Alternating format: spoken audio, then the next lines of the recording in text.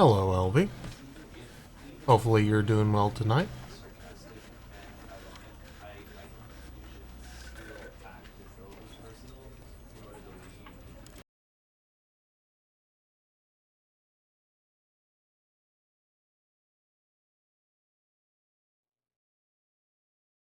This is the story of a man named Stanley. Me too. Stanley worked for a company in a big building where he was employee number 427. Employee number 427's job was simple. He sat at his desk in room 427 and he pushed buttons on a keyboard. Orders came to him through a monitor on his desk, telling him what buttons to push, how long to push them, and in what order. This is what employee 427 did every day of every month of every year. And although others might have considered it soul-rending, Stanley relished every moment that the orders came in. Oh no! As though he had been made exactly for this job. And Stanley was happy. Sorry to hear that, Elvie. And then one day, something very peculiar happened. Something that would forever change Stanley. Something he would never quite forget. He had been at his desk for nearly an hour when he realized that not one single order had arrived on the monitor for him to follow. No one had showed up to give him instructions, call a meeting, or even say hi.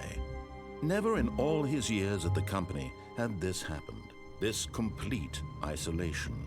Something was very clearly wrong. Shocked, frozen solid, Stanley found himself unable to move for the longest Oh, what? Hi. time. Oh, hi, Zayd. As he came to regained his Thank you. senses, he got up from his desk and stepped out of his office. Okay, first things first. No, not audio. Not down. What did I just... Okay.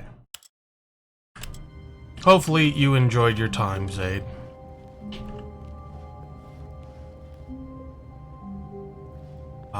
Good old Half-Life controls. Oh my goodness.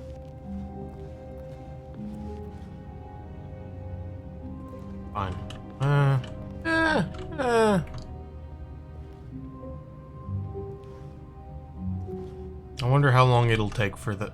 Oh, it pauses when I shift tab. Oh, no. I wish you could sit down again, LV.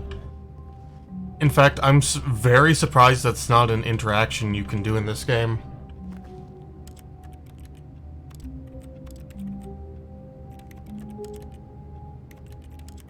Interesting.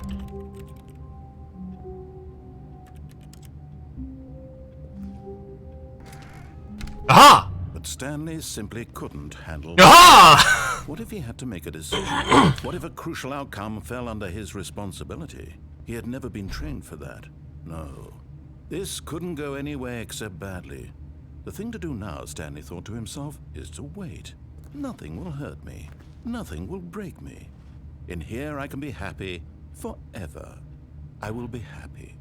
Stanley waited. Hours passed, then days. Had years gone by? He no longer had the ability to tell. But the one thing he knew for sure, beyond any doubt, was that if he waited long enough, the answers would come. Eventually, someday, they would arrive. Soon, very soon now, this will end. He will be spoken to. He will be told what to do. Now it's just a little bit closer. Now it's even closer. Here it comes. Fantastic. Hello, Greg.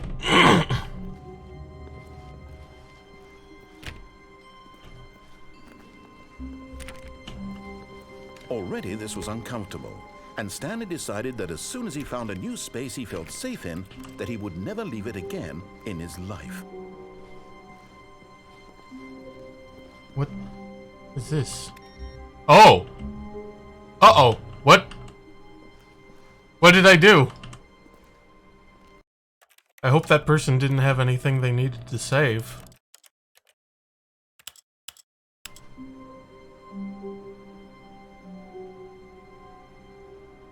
Start the bomb. This isn't Counter-Strike, LV.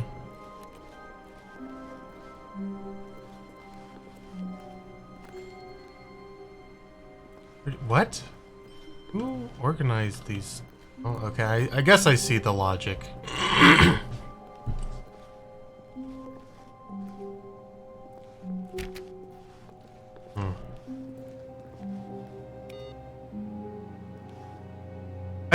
I don't remember the computers. Whoa. What?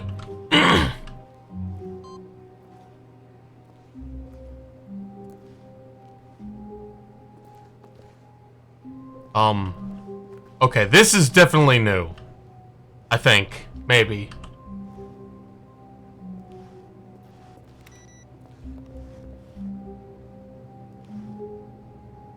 Be my Valentine. Interesting. I input received. Interesting. I'm thinking about this too much. I should just push forward and continue to play. That's a nice... Ugh.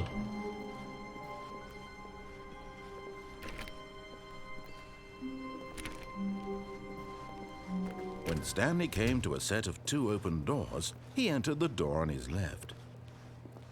This was not the correct way to the meeting room, and Stanley knew it perfectly well. Perhaps he wanted to stop by the employee lounge first, just to admire it. Ah, yes, truly a room worth admiring. Right?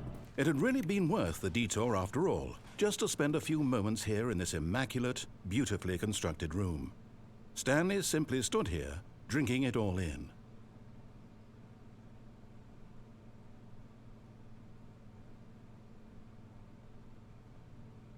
Yes. What? Really, really worth it being here in the room.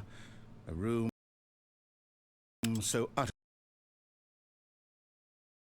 workers have mysteriously vanished. Here you sit looking at these chairs and some paintings. Really worth it. Great. Well, I goofed. At this point, Stanley's obsession with this room bordered on creepy and reflected poorly on his overall personality. This is why everyone left. You know what? In that case...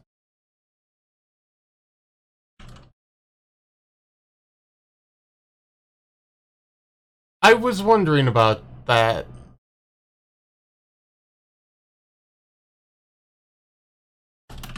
Uh,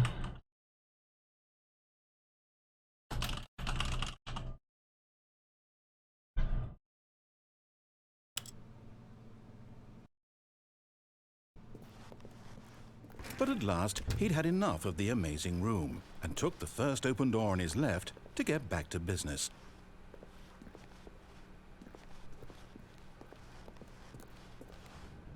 Stanley was so bad at following directions, it's incredible he wasn't fired years ago. It's honestly probably a good idea to... I wonder if I can... Let me do real quick.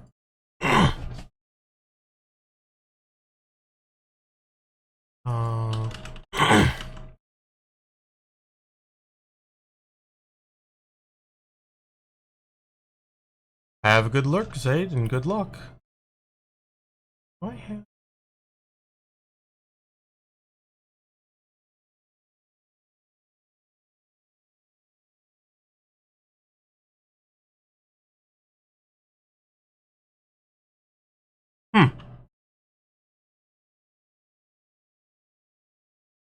I'm going to try a thing.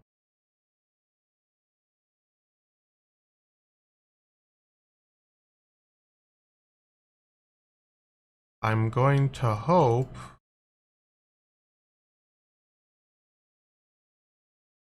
it doesn't... Let me know if the quality of the stream tanks.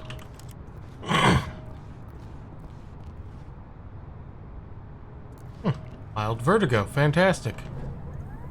Look, Stanley. Oh, well, look who's got cold feet. Sorry to bring it to you, Stanley, but that lift isn't coming back. You'd best either get comfortable right here on this platform, or test your luck by jumping to the floor below.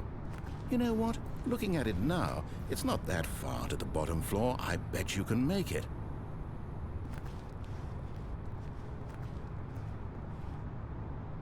Come on. I'm sure you'll survive the jump. Don't tell me you're scared. That's not the Stanley I know. Do it! Do it! Do it! Do it! Do it! Do it! Do it! Was that seriously a Palpatine?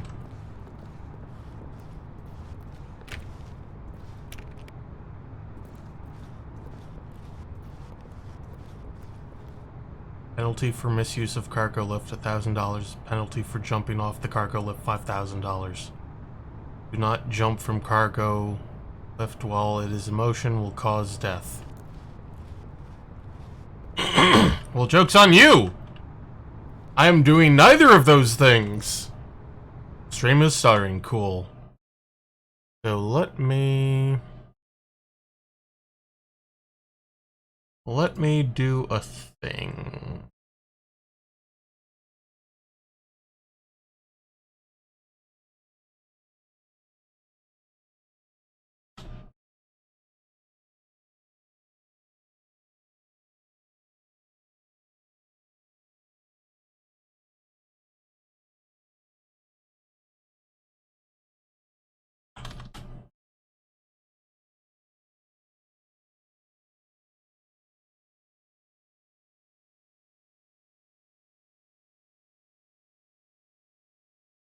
Stream is...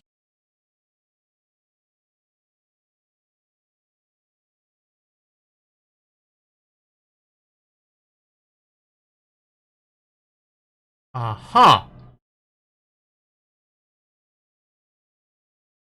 Why isn't that seeming to work? Interesting.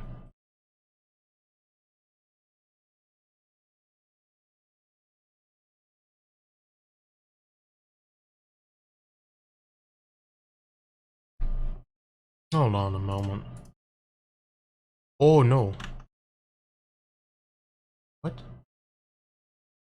What? There.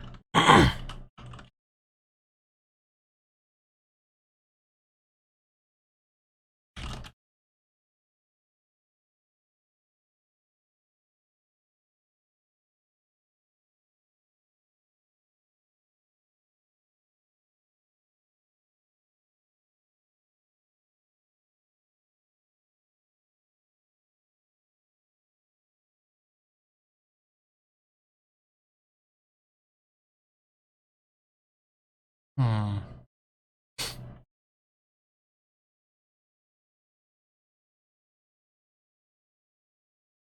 Well, that is deeply unfortunate. Why are you not...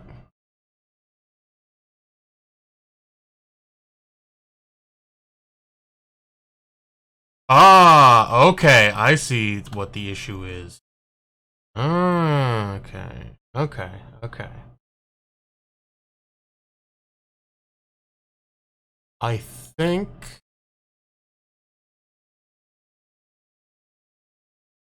I think this should fix the issue. If I'm lucky. Oops.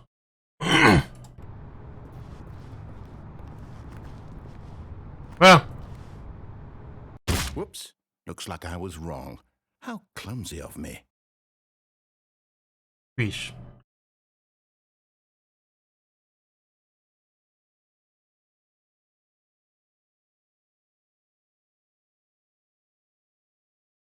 What in the... Oh. Okay. All of his co-workers were gone. Hopefully... Mean. Stanley decided to go to the meeting room. Perhaps he had simply missed a memo. Hopefully it's no longer going to be No stuttering. matter how hard Stanley looked, he couldn't find a trace of his co-workers. Oops, that's a wall there.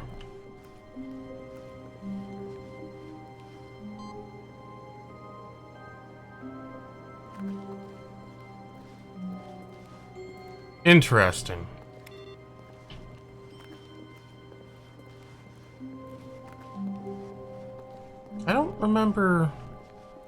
I don't remember a lot.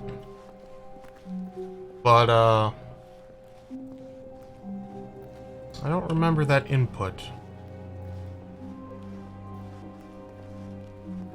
But how is the stream now, LV? Is it still stuttering? uh, uh, uh.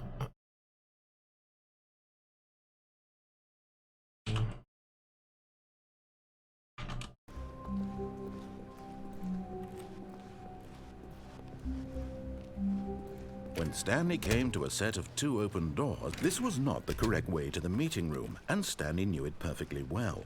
Perhaps he wanted to stop by the employee lounge first, just to admire it. Oops. Wow. The wall there. Yes, this room. But eager to get back to business, Stanley took the first open door on his left.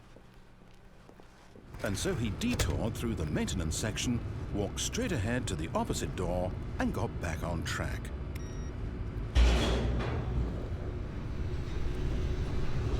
Awesome. Oh. But Stanley didn't want to go back to the office. He wanted to wander about and get even further off track. So now in order to get back, he needed to go, from here it's, left. Can I go right? Oh. The weird gap in the door there, though, which to me indicates that will open eventually? Yeah, kinda.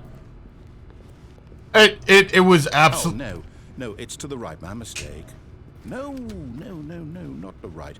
Why would I have ever said it was to the right? What was I thinking? It's clearly... Oh dear, would you hold on for a minute, please? Now, let's see, we went down right, left, down, left, right. Yep, okay, yes. I've got it now. This story is absolutely, definitely this way.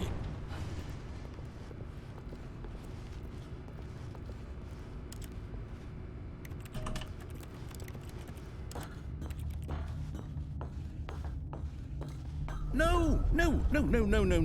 This isn't right at all. You're not supposed to be here yet. This is all a spoiler. Quick, Stanley, close your eyes. Okay. We just have to get back to, oh, who am I kidding? It's all rubbish now. The whole story completely unusable. How about, rather than waste my time trying to salvage this nonsense, we'll just restart the game from the beginning. And this time, suppose we don't wander so far off track, Okay, from the top.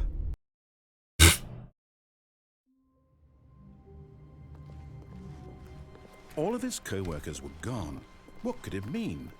Stanley decided to go to the meeting room. Perhaps he had simply missed a memo.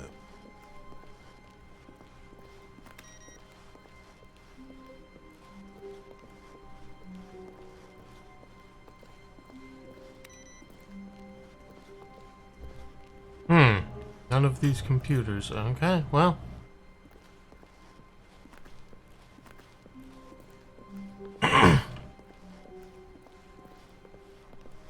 I done goof. Oh, goodness. When Stanley... Wait, what? No. Oh. No, I restarted. I swear I definitely restarted the game over, completely fresh. Everything should be... Oh, did something change? Stanley, did you change anything when we were back in that room with all the monitors? Did you move the story somewhere or... Hold on. Why am I asking you? I'm the one who wrote the story. It was right here just a minute ago. I know for sure that it's here somewhere. Okay, then. It's an adventure. Come, Stanley. Let's find the story.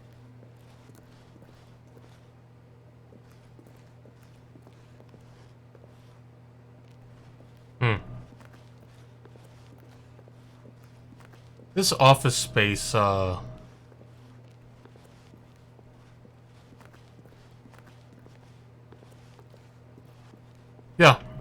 Relatively high, I am so lost. I have a relatively high mouse sensitivity. Oh. I'll say it. This is the worst adventure I've ever been on. I can promise you there definitely was a story here before. Do we need to restart the game again? Well, I find it unlikely that we'll ever progress by starting over and over again, but it's got to be better than this. Okay, let's give it a shot. Why not?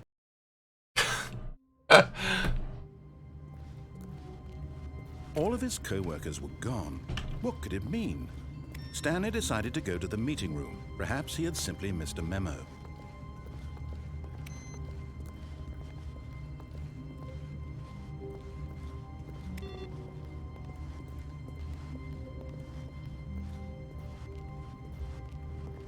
Ah! Okay, yep, it's worse. I might be remembering this wrong. It's possible the story is back where we just came from. Why don't we go back the other direction and see if we missed anything?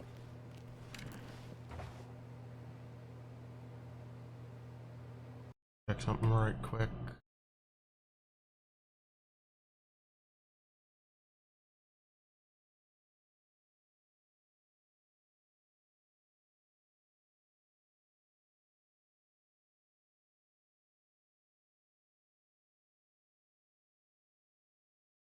Hmm.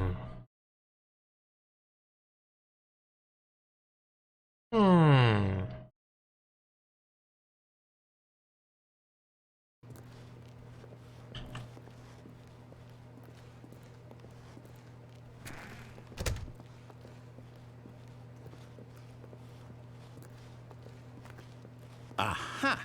I knew we'd miss something. The story. Here it comes. No, wait, never mind. Not the story. Okay, let's head back the other way and retrace our steps. Oh, I should have. Now this... Well, I'll be honest, I don't recognize this place at all. Is this the story? I don't think so. I can't quite recall, but I believe my story took place in an office building. Is that correct? Do you remember, Stanley? Well, do you know what? Since I've completely forgotten what we were supposed to be doing, how about this? You win! Yay! Congratulations! I know you put in a lot of hard work, and it really paid off, so good job. We've won the Stanley Parable. No, I don't feel right about this at all. We both know you didn't put in any actual work for that win. Some people win fair and square, and this was not one of those situations. Okay, I'm getting weirded out by whatever this place is. I don't care what might happen this time, I have to restart. All right, I've got a solution. This time, to make sure we don't get lost, I've employed the help of the Stanley Parable Adventure Line. Just follow the line. How simple is that?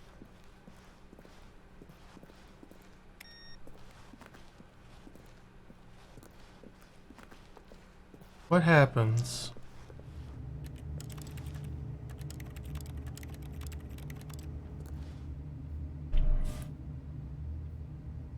I'm curious, will he get pissy again?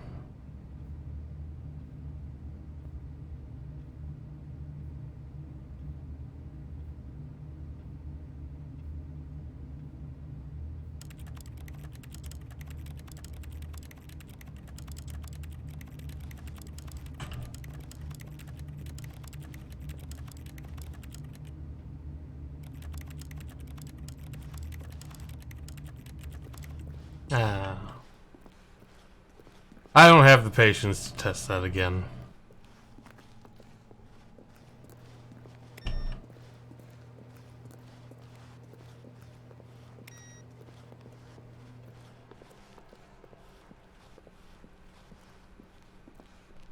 No, I'm down. We're leaving it up to the line from now on.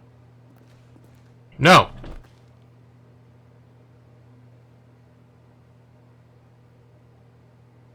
We're gonna sit here until you open this door. That's not here.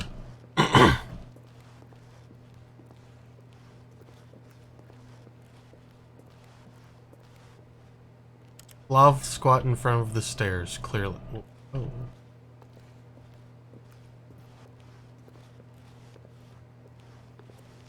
Wait a second.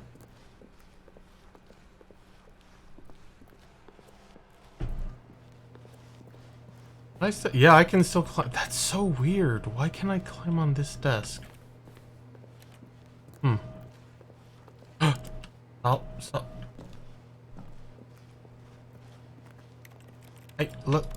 Solitaire, fine. Wait, 37?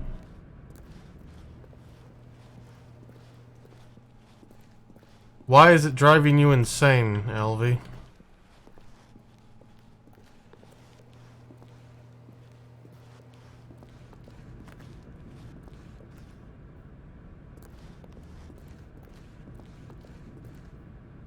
You see? The line knows where the story is. It's over in this direction. Onward, Stanley, to destiny. Though, here's a thought. Wouldn't wherever we end up be our destination, even if there's no story there? Or to put it another way, is the story of no destination still a story?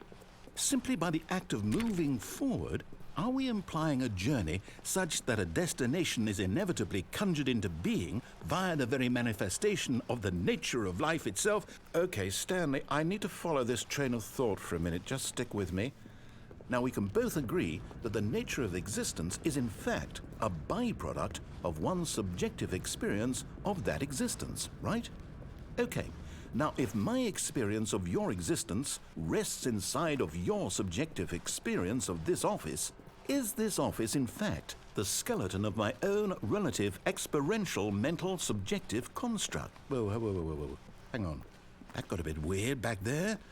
Well, I'd like to apologize. Not sure where I was going with all that. You know what? I think what we need right now is a bit of music to lighten the mood. Oh my gosh.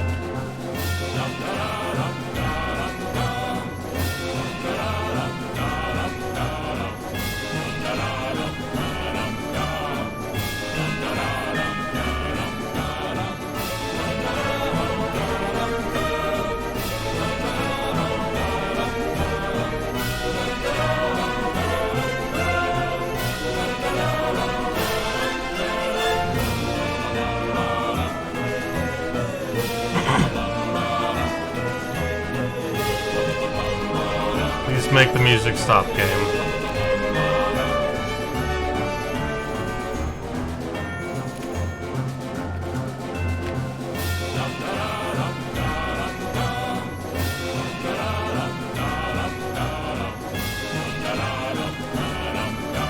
Game, please.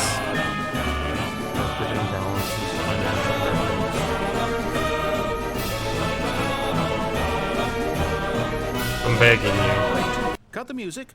go back and look at that fern. Stanley, this fern will be very important later in the story. Make sure you study it closely and remember it carefully. You won't want to miss anything.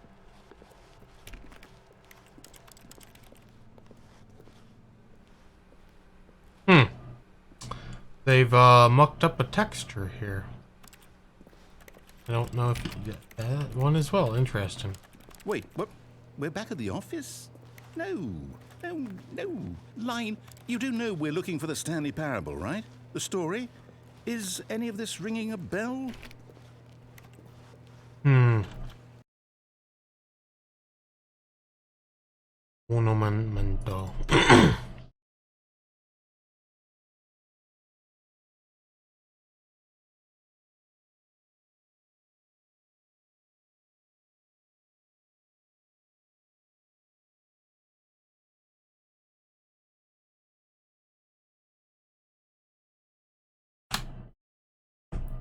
Whoops, that's not one.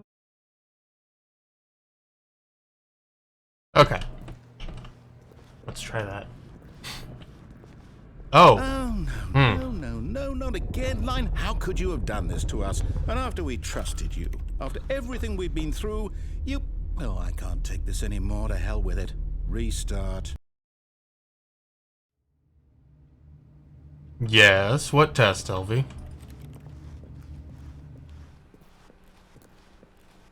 Hopefully it's not stuttering.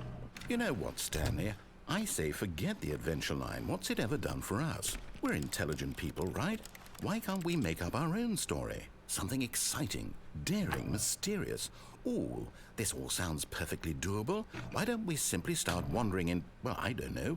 How about this direction? We've been here. We've been through this door before. Now, yes, this is exciting. Just me and Stanley forging a new path, a new story. Well, it could be anything. What do you want our story to be? Go wild. Use your imagination. Whatever it might be, Stanley, I'm ready for it. What happened after refreshing?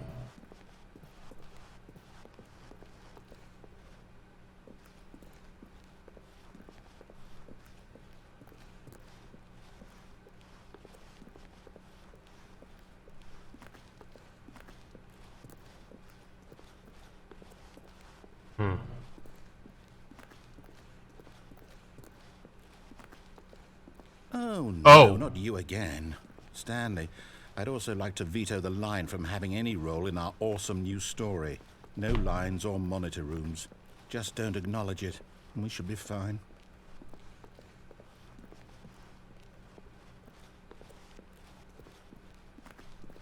Wait, what? Oh. Ah, a choice. We get to make a decision. From here, the story is in our control. How important we mustn't squander the opportunity. In fact, I believe I need a minute to think here. Just walk in circles for a minute. Okay, so I know that each door has to lead somewhere, which means that somewhere, the place where we're trying to go, there must be a reverse door that leads here. And that in turn means that our destination corresponds with the counter-inverted reverse door's origin. So starting from the right, let us ask, will taking the right door lead us to where we're going? And since the answer is clearly yes, then by all accounts, the door on the right is the correct one. Another victory for logic. Come, Stanley, our destiny awaits.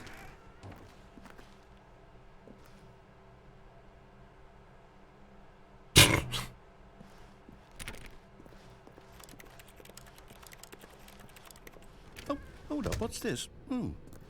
The confusion ending. You're telling me that's what this is? It's all one giant ending? And we're supposed to restart the game, what, eight times? That's really how all this goes?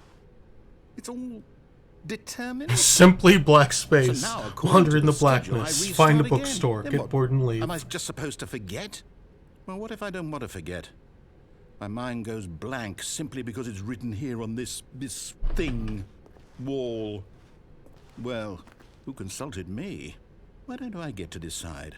Why don't I get a say in all of this? Is it really... No, it can't be. I don't want it to be. I don't want the game to keep restarting. I don't want to forget what's going on. I don't want to be trapped like this. I won't restart the game. I won't do it. I won't do it. I won't do it. And the timer stopped? Does that mean, did we do it? Did we break the cycle? The, whatever it is that made this schedule? How would we even know? Will someone come for us? Will something happen?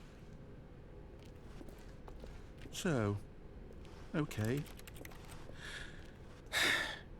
I guess now we just wait. You know, I suppose in some way that this is a kind of story. Wouldn't you agree? No. I'm not quite sure if we're in the destination or the journey, though they're always saying that life is about the journey and not the destination. So I hope that's where we are right now. We'll find out, won't we? Eventually. Well, in the meantime, if... What?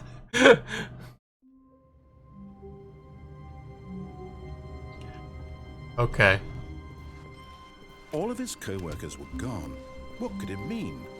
Stanley decided to go to the meeting room. Perhaps he had simply missed a memo.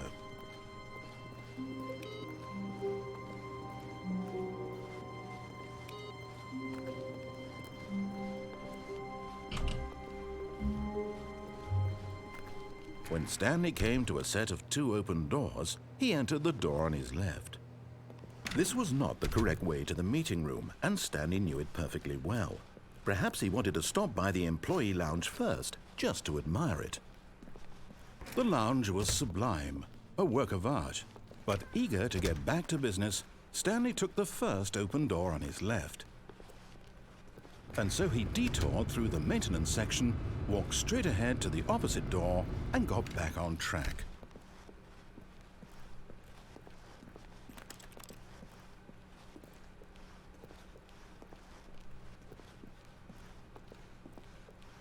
Yet there was not a single person here either.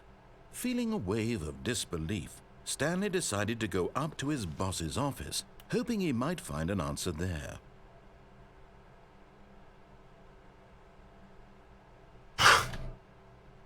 What do people want?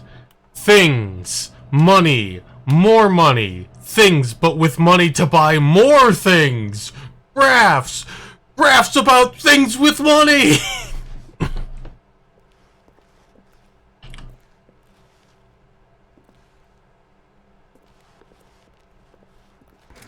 Oh my goodness, that door tried to eat.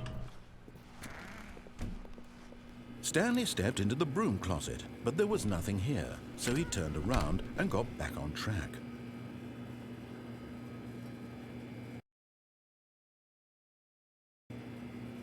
There was nothing here.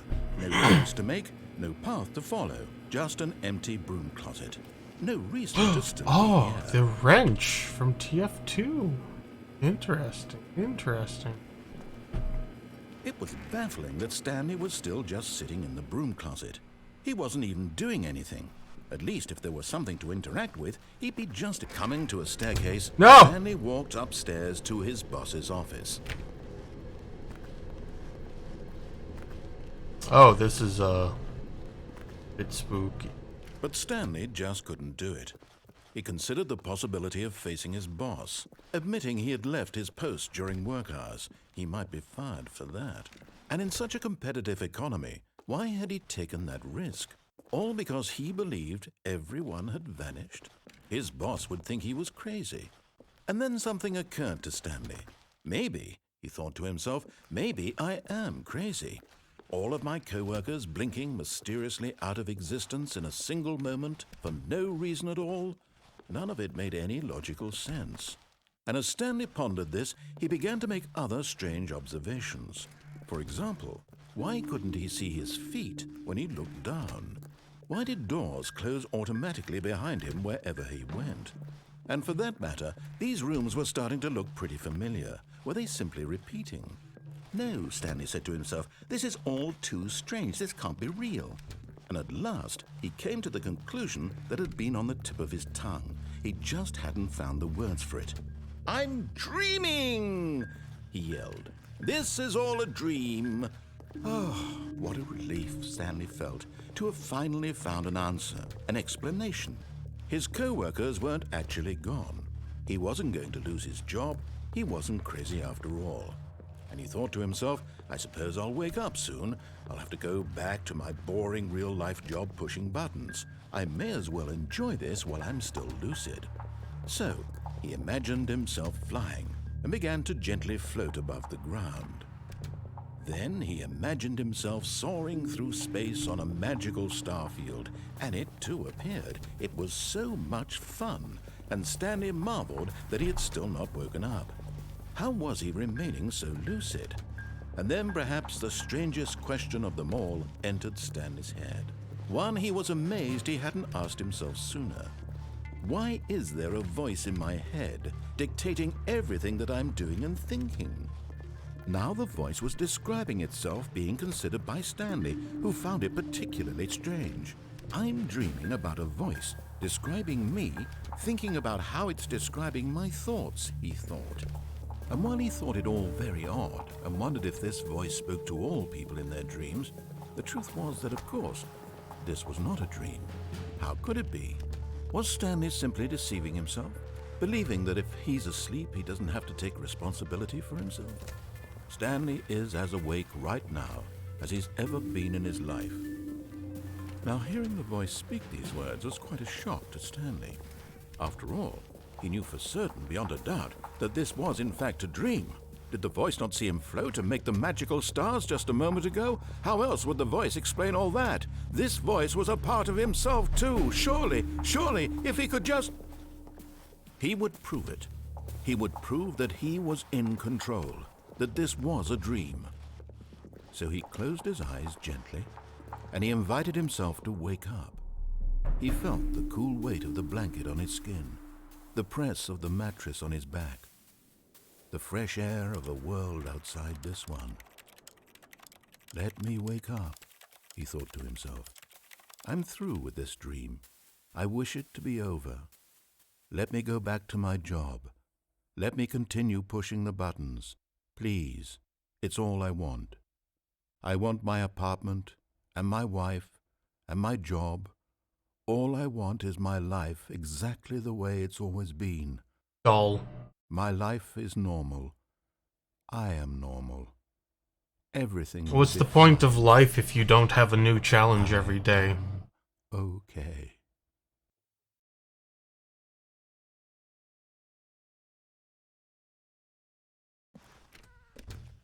Stanley began screaming.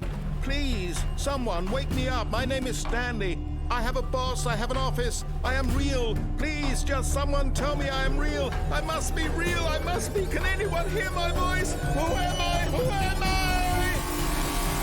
And everything went black. Some routine can be nice, but like... This is the story of a woman named Mariella. Mariella woke up on a day like any other. She arose, got dressed, gathered her belongings, and walked to her place of work. But on this particular day, her walk was interrupted by the body of a man who had stumbled through town talking and screaming to himself, and then collapsed dead on the sidewalk. And although she would soon turn to go call for an ambulance, for just a few brief moments, she considered the strange man. He was obviously crazy. This much she knew. Everyone knows what crazy people look like. And in that moment, she thought to herself how lucky she was to be normal. I am sane. I am in control of my mind. I know what is real and what isn't. It was comforting to think this, and in a certain way, seeing this man made her feel better. But then she remembered the meeting she had scheduled for that day, the very important people whose impressions of her would affect her career, and by extension, the rest of her life. She had no time for this, so it was only a moment that she stood there, staring down at the body. And then she turned and ran. And didn't even call the ambulance.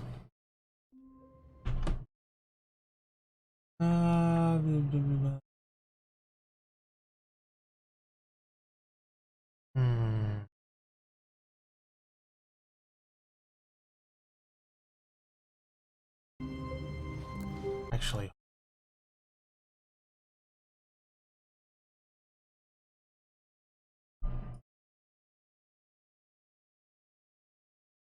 All of his co-workers were gone. What could it mean? Stanley decided to go Hey, to the the Tomb meeting of the room. Unknown Perhaps he Soldier. had Did a simply soldier missed a shoot memo. at you when you... I do not know. And... apparently... Wait, is this... This looks new. When Stanley came to a set of 2 open doors, he entered the door on his left. The weapons are This not was not the correct way decorative, to the as far meeting as I room, know. and Stanley knew it perfectly well. Perhaps he wanted to stop by the employee lounge first, just to admire it. Standing now in this incredible room, Stanley but eager to get back to business, Stanley took the first open door on his left. Stanley was so bad at following directions, it's incredible he wasn't fired years ago. Look, Stanley, I think perhaps we've gotten off on the wrong foot here. I'm not your enemy, really, I'm not. I realize that investing your trust in someone else can be difficult, but the fact is that the story has been about nothing but you all this time. There's someone you've been neglecting, Stanley. Someone you've forgotten about. Please. What? Really? I was in the middle of something. Do you have zero consideration for others? Are you that convinced that I want something bad to happen to you? Why, I don't know how to convince you of this, but I really do want to help you, to show you something beautiful. Look, let me prove it. Let me prove that I'm on your side. Give me a chance.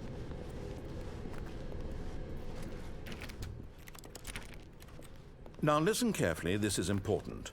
Stanley walked through the red door.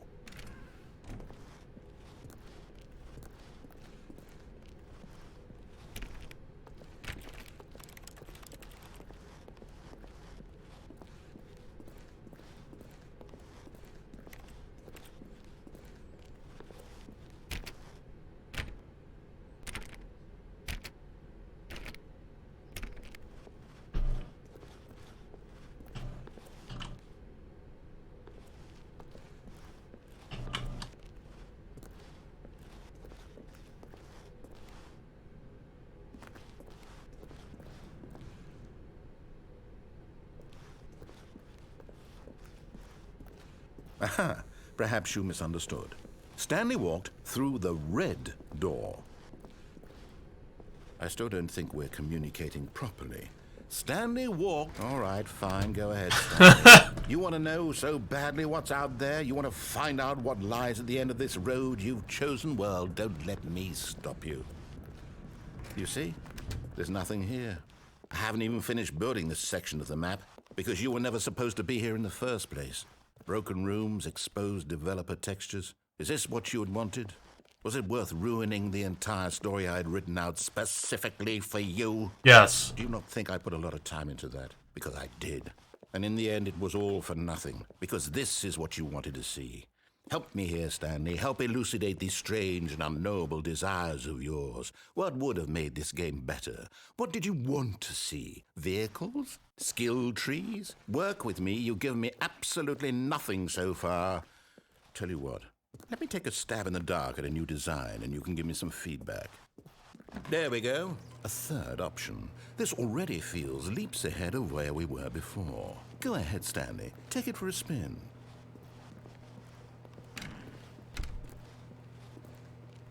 Okay, I'm going to stop you there. Now, tell me about your experience with this new version. Would you say that the game benefited from allowing you more choices? Feel free to be honest. I'm looking for some real critical feedback here. A 1?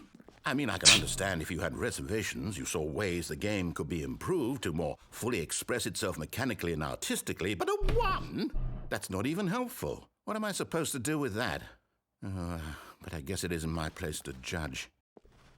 Here, based on the data from your previous playthrough, I've compiled a new version. And to be perfectly candid, I think I've knocked it out of the park with this one. Let's take a look.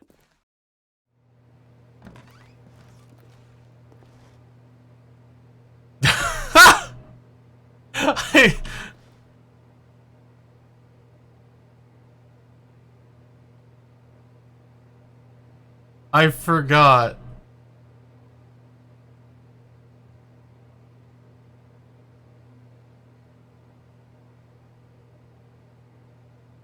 About the leaderboard.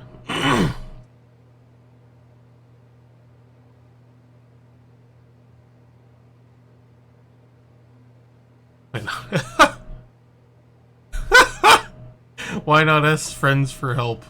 Error. Friends list empty. Fantastic. They broke the what?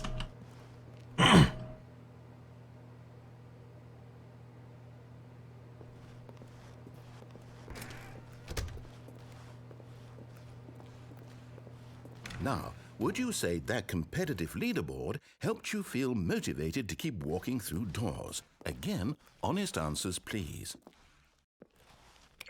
Hey, I nearly forgot. I've got a prototype of a new game I've been working on, and now would be a lovely opportunity to give it some playtesting. You wouldn't mind taking a look at it, would you? Perfect. Let me boot it up. In this game, the baby crawls left towards danger. You click the button to move him back to the right, and if he reaches the fire, you fail. It's a very meaningful game, all about the desperation and tedium of endlessly confronting the demands of family life. I think the art world will really take notice. But of course, the message of the game only becomes clear once you've been playing it for about 4 hours. So why don't you give it 4 hours of play to make sure it's effective? Be sure to keep notes on your experience.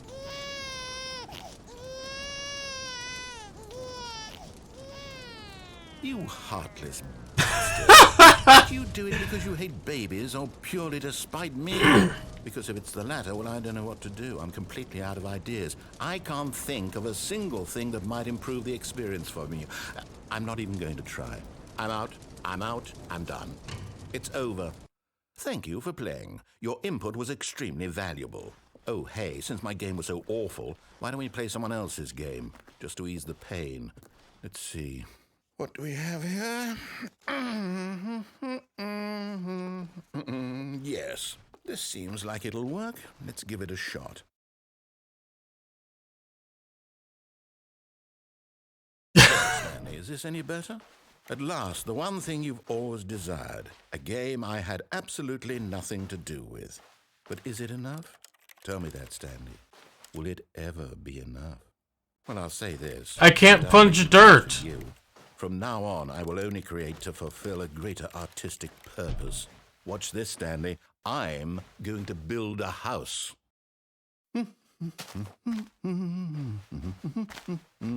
This will go here. No, here. And then...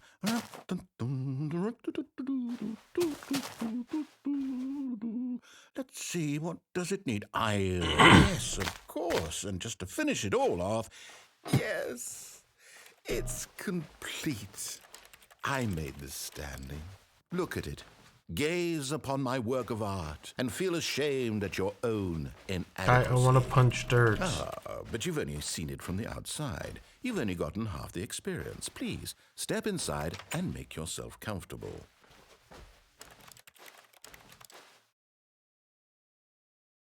Are the clouds? Oh, the clouds are moving. Fantastic. Delightful. I'm very curious what seed this is for the world. Isn't it grand? Isn't it perfect? It could only be better if... Wait, that's it. We must rebuild it out of diamond. Diamond everything. Yes, yes, yes. Come along, Stanley. We have to go mining. Oh,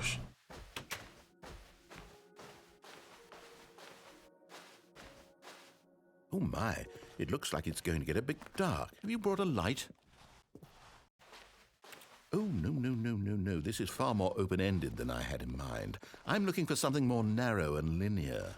Something that makes you feel utterly irrelevant. This won't do at all. 1 out of 5. Oh. Even the diamonds couldn't save this one. Okay, new game. Oh. Oh. Oh. Oh. Ooh.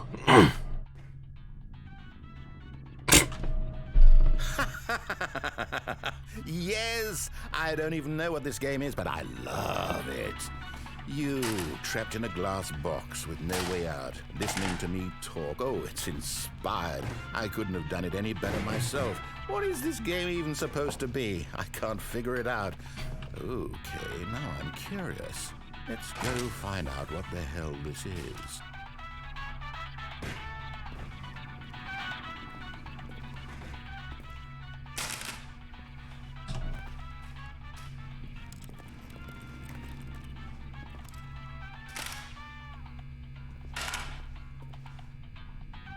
Get in the toilet! Toilet! In. Damn it. There we go. I lost them. Oh, stop it.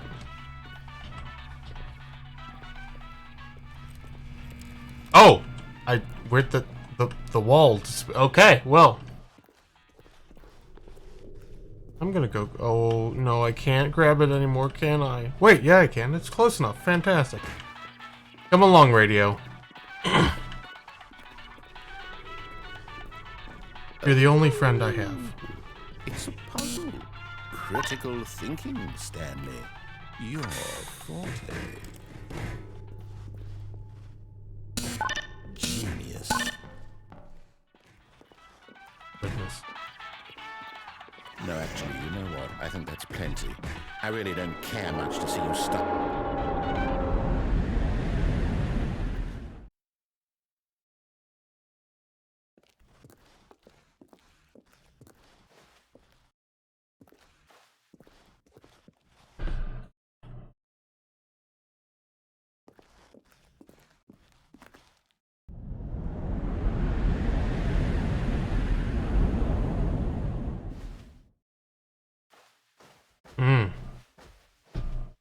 This does not feel good. I don't like this. I would go so far as to say I hate this. I don't remember. Uh-huh.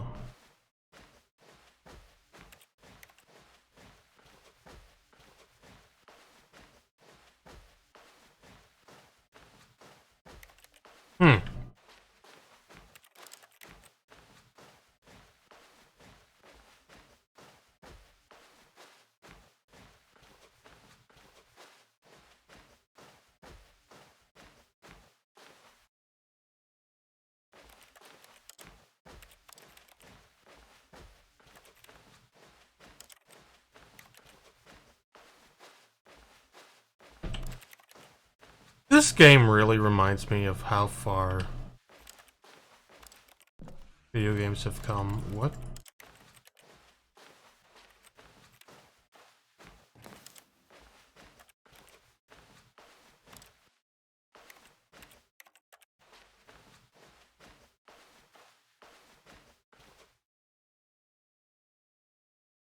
I wonder what he found. If what he wanted was to be the leading man in his own story, well, perhaps he's gotten it. Down in wherever he is right now. I wonder if he's happy with his choice, and if he's learned the heavy cost that comes with it. He'll understand soon what I was trying to tell him. He needs me. Someone who will wrap everything up at the end, to make sense out of the chaos and the fear and the confusion. That's who I am. That is what I mean to this world. Oh, yes. Yes, I'll be back. There's no other way. Once this ends, after it all comes to a close, then I'll be back. The end will be here soon. Very soon. I can wait.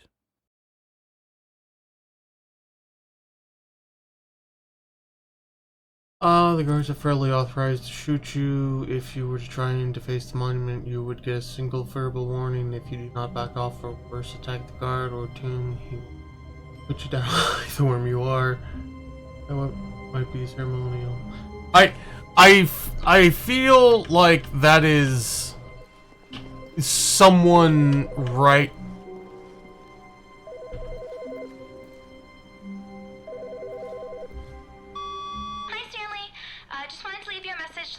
There's a few things I need you to pick up on your way home from work today. We need milk, cereal, dish soap, spaghetti, get a thing of sugar, some bread, and coffee beans, whichever ones you like. I'll give you a call if there's anything I forgot. Thanks, sweetie. See you tonight. Huh.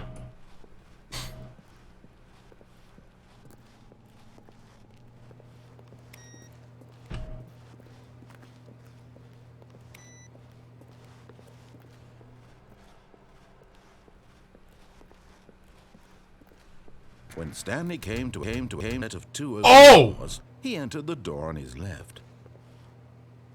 That was...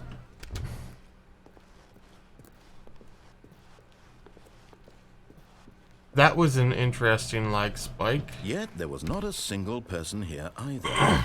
Feeling a wave of disbelief, Stanley decided to go up to his boss. Coming to a staircase, Stanley walked upstairs to his boss's office.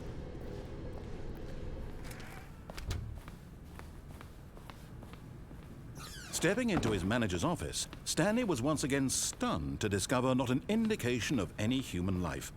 Shocked, unraveled, Stanley wondered in disbelief who orchestrated this. What dark secret was being held from him? What he could not have known was that the keypad behind the boss's desk guarded the terrible truth that his boss had been keeping from him. And so the boss had assigned it an extra secret PIN number, 2845. But of course, Stanley couldn't possibly have known this. Stanley simply began entering random codes into the keypad, knowing full well the sheer statistical unlikelihood that this would ever result in a correct combination. If he knew that the combo was 2845, it would be another story entirely. But no, this is what he was going to do instead. Salutations of his husband.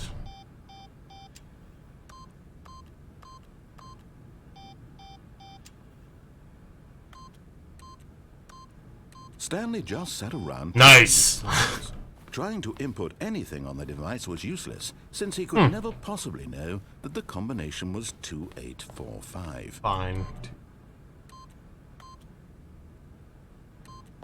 Yet incredibly, by simply pushing random buttons on the keypad, Stanley happened to input the correct code by sheer luck. Amazing. He stepped into the newly opened passageway.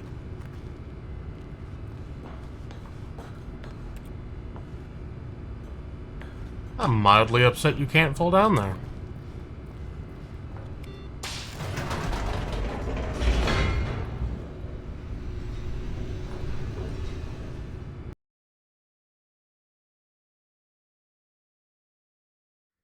Descending deeper into the building, Stanley realized he felt a bit peculiar. It was a stirring of emotion in his chest, as though he felt more free to think for himself, to question the nature of his job. Why did he feel this now, when for years it had never occurred to him? This question would not go unanswered for long. Stanley walked straight ahead through the large door that read Mind Control Facility.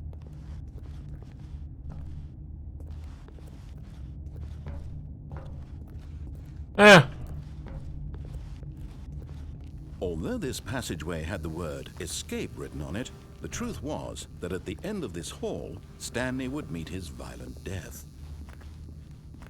But of course, Stanley thought better of it. Still on board, realized he simply had too much to live for.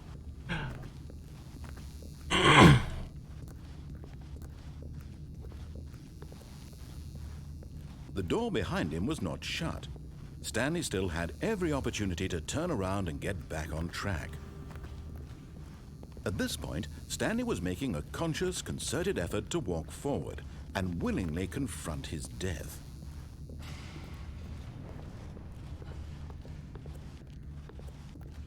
Whee!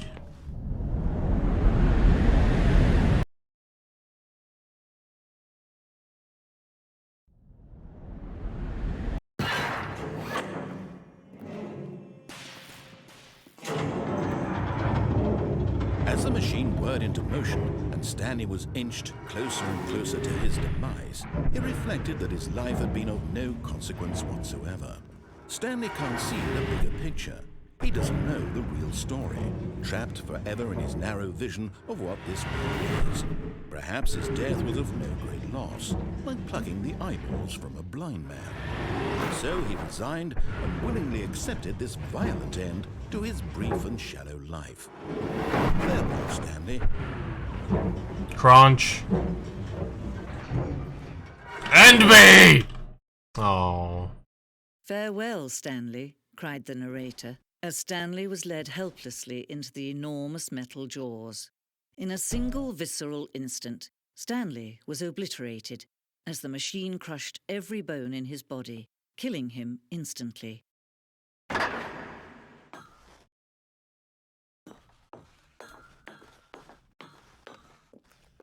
And yet it would be just a few minutes before Stanley would restart the game, back in his office, as alive as ever. What exactly did the narrator think he was going to accomplish? When every path you can walk has been created for you long in advance, death becomes meaningless, making life the same. Do you see now? Do you see that Stanley was already dead from the moment he hit start?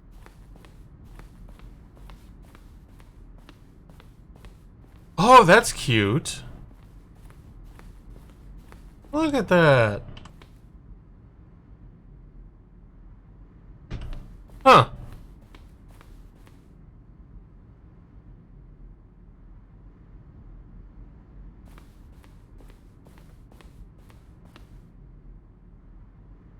The set of two doors was the very first concrete piece of the Stanley Parable's design. Once this room was created, the rest of the game emerged as an extension for it, an exploration of the contradiction this room posed. Filing cabinets! Very important. Yes, yes. Computer.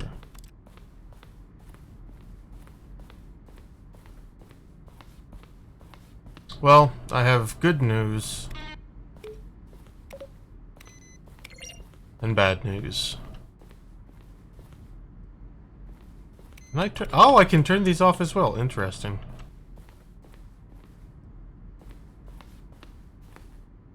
Oh. Interesting. And iterations of the office.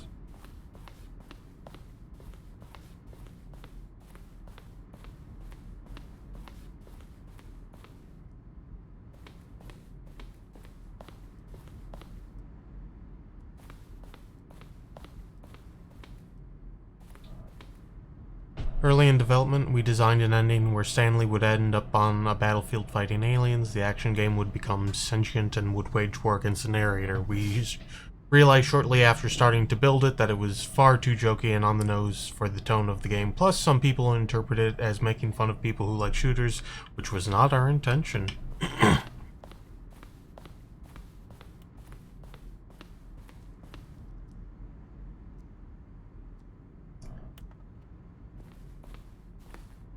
Narrator emails. After the second trailer we sent out, we asked people to email the narrator for questions. While we initially planned to use these letters in future promotional material, we never found the perfect use for them. Here are a selection of these emails.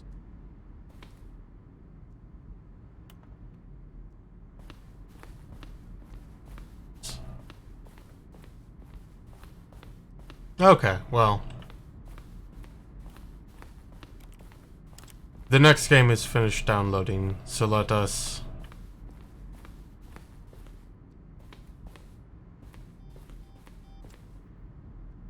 What the...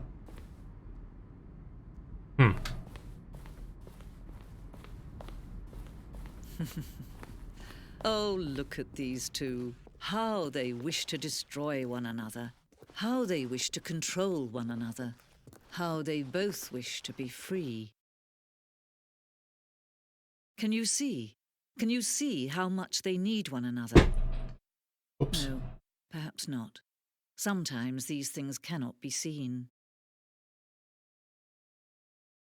But listen to me. You can still save these two. You can stop the program before they both fail. Push escape and press quit.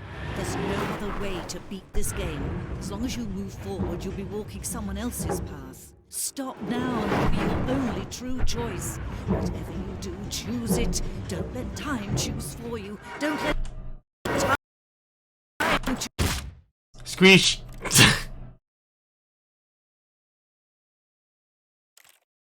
Okay. Let us... Uh-oh. Why isn't... Uh-oh. Why are you not... Okay. And then let us... begin...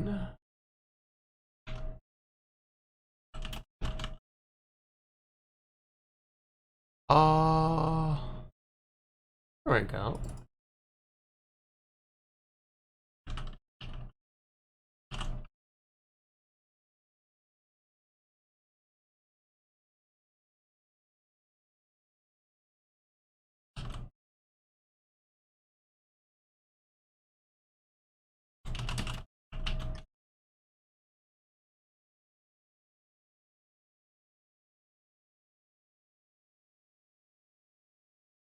Oh, honestly, it was probably a good idea to play through that real quick, but hmm.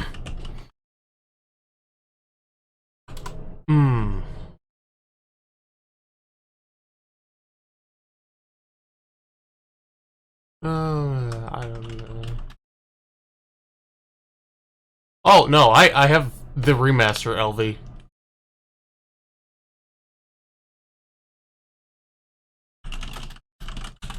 So, whoops. Uh-oh, come on. Come on now. Come on now, eh? No? Please? There we go.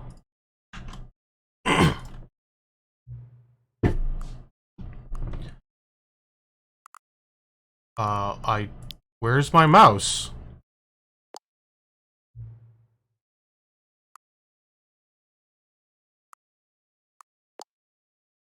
Why is my mouse missing? Please adjust this.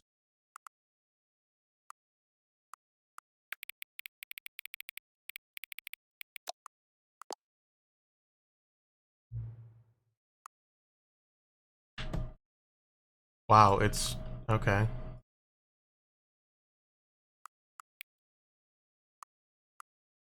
This is hard to do without seeing my mouse. I'm pretty sure I broke something.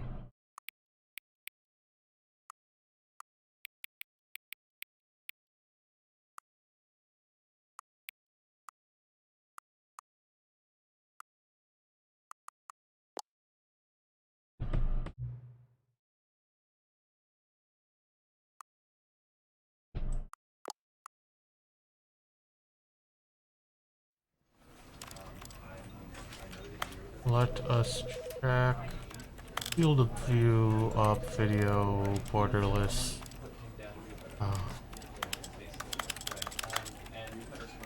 Okay.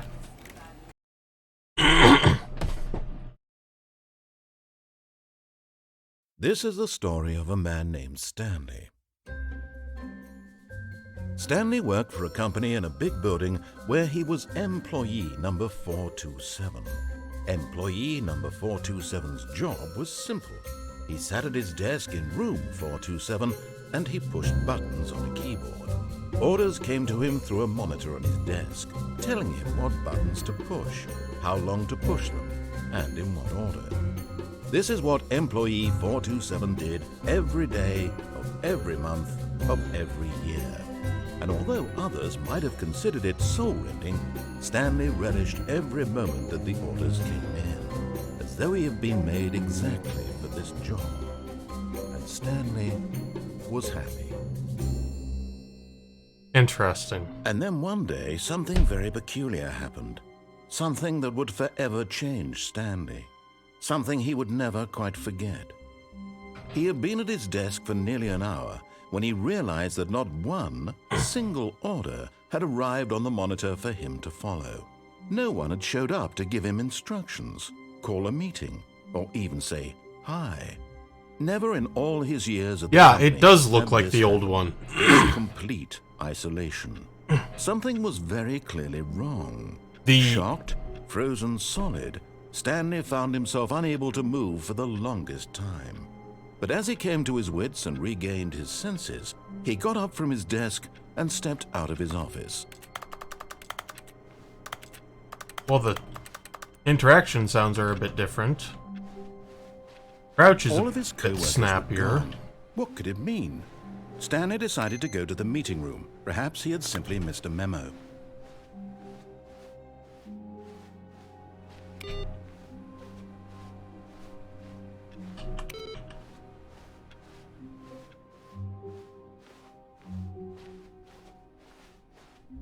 When Stanley came to a set of 2 open doors, he entered the door on his left. We'll just play through this one straight. Yet there was not a single person here either. Feeling a wave of Yeah, disbelief, this is all... Stanley decided to go up to his boss's office, hoping he might find an answer there.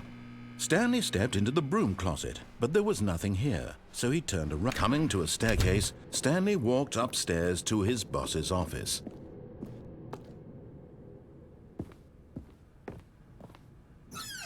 Executive bathroom. Oh! I get the feeling money's for stealing, but not yours, of course. Hey, that's a lovely purse. Okay.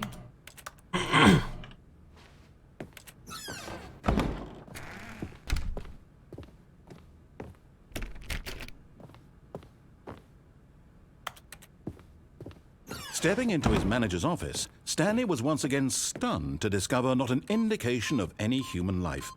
Shocked, unraveled, Stanley wondered in disbelief who orchestrated this. What dark secret was being held from him? What he could not have known was that the keypad behind the boss's desk guarded the terrible truth that his boss had been keeping from him. And so the boss had assigned it an extra secret PIN number. Stanley was in such a rush to get through the story as quickly as possible, he didn't even have a single minute to just let the narrator talk. That kind of anxiety isn't healthy, so he relaxed for a few moments with some calming New Age music.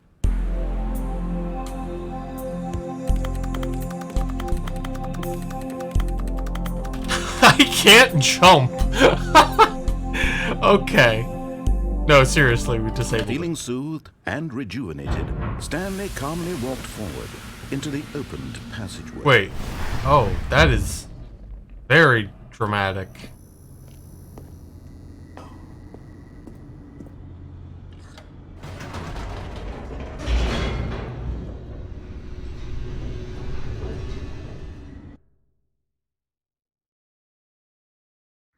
Descending deeper into the building, Stanley realized he felt a bit peculiar.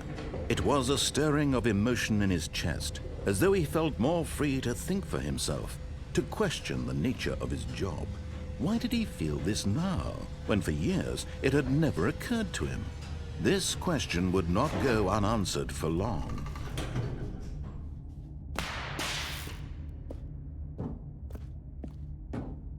Stanley walked straight ahead through the large door that read Mind Control Facility.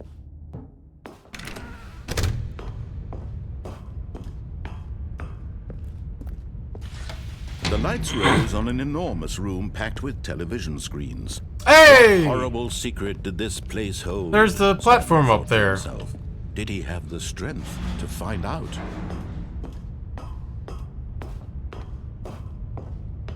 Zaid said this was different. Now the monitors jumped to life, their true nature revealed. Each bore the number of an employee in the building, Stanley's co-workers.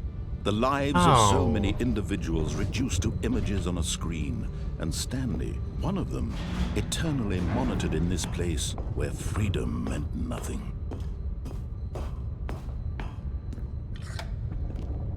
This mind control facility, it was too horrible to believe. It couldn't be true.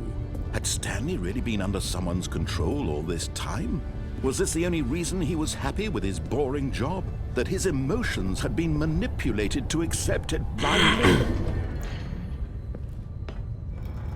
No, he refused to believe it. He couldn't accept it. His own life in someone else's control? Never! It was unthinkable, wasn't it? Was it even possible? Had he truly spent his entire life utterly blind to the world? But here was the proof. The heart of the operation. Controls labeled with emotions. Happy, or sad, or content. Walking, eating, working. All of it monitored and commanded from this... What is this?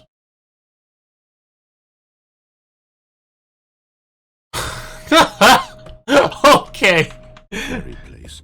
And as the cold reality of his past began to sink in, Stanley decided that this machinery would never again exert its terrible power over another human life.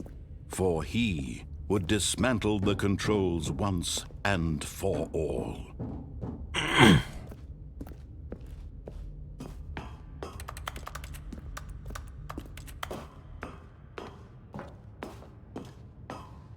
Oops.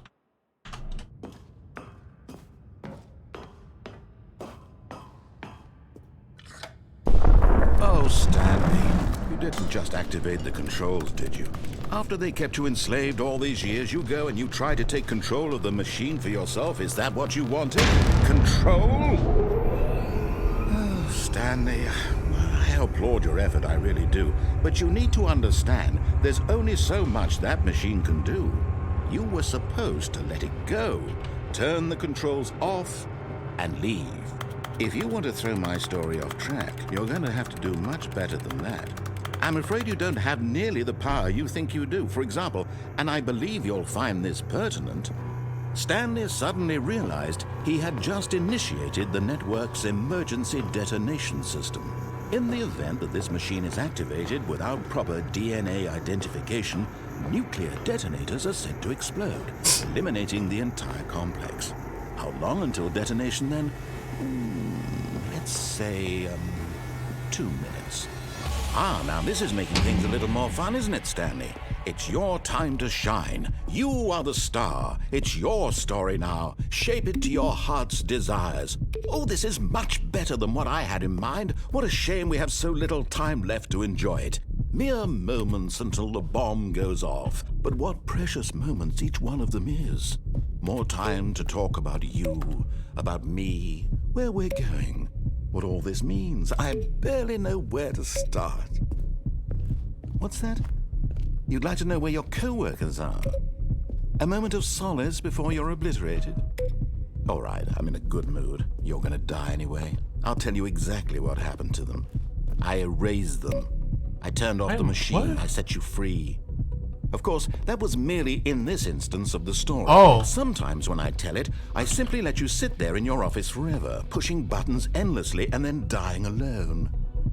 Other times, I let the office sink into the ground, swallowing everyone inside, or I let it burn to a crisp.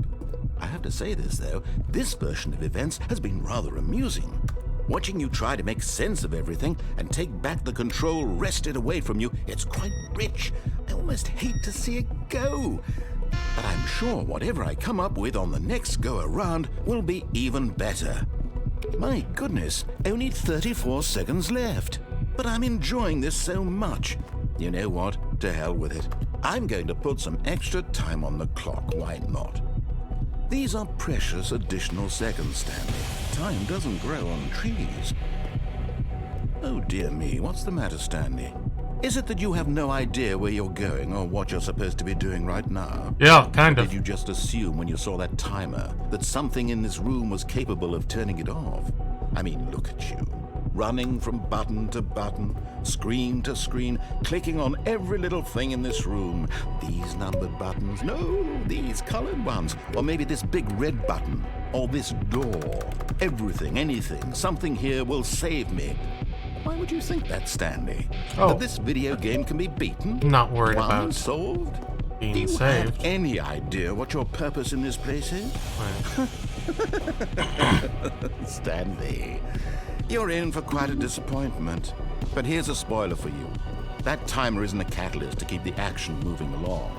It's just seconds ticking away to your death. Oh. You're only still playing instead of watching a cutscene because I want to watch you for every moment that you're powerless. To see you made humble. This is not a challenge. It's a tragedy. You wanted to control this world, that's fine. But I'm going to destroy it first, so you can't. take a look at the clock, Stanley. That's 30 seconds you have left to struggle. 30 seconds until a big boom and then nothing. No ending here, just you being blown to pieces. Will you cling desperately to your frail life, or will you let it go peacefully?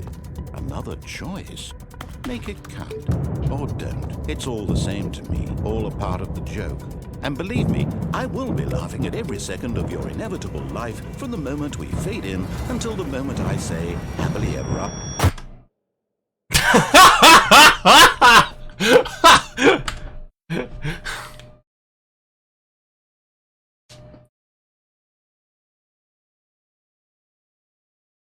I paused that pretty well. All of his co-workers were gone. What could it mean? Stanley decided to go to the meeting room. Perhaps he had simply missed a memo. So...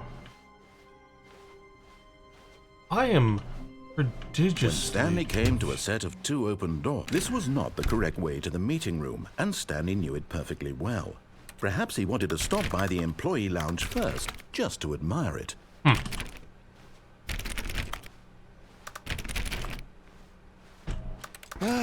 Yes, truly a room worth admiring. It had really been, but eager to get back to business, Stanley took the first open door on his left. Huh. Interesting.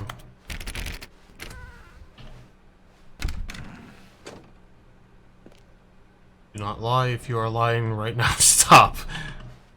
Stanley was so bad at following directions, it's incredible he wasn't fired years ago.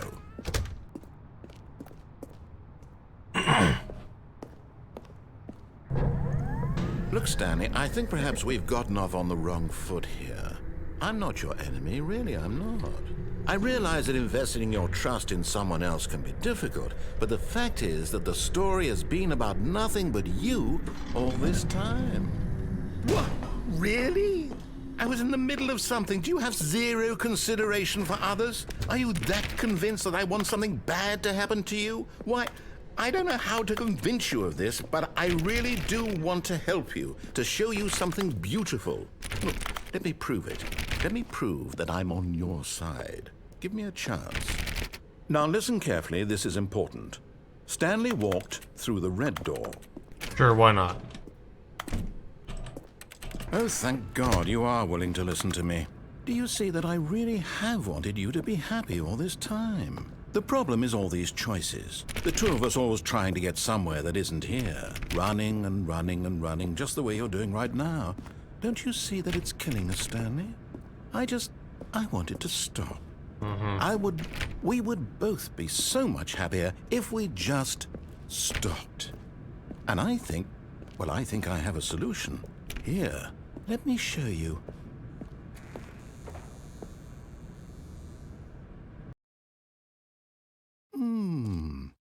What do we want?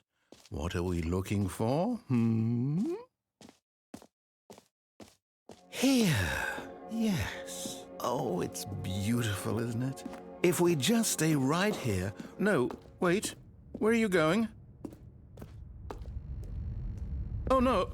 Stay away from those stairs. If you hurt yourself, if you die, the game will reset. We'll lose all of this.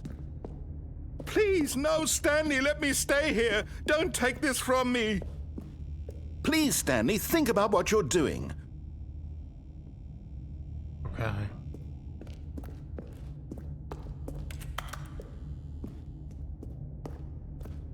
It's a very nice voice.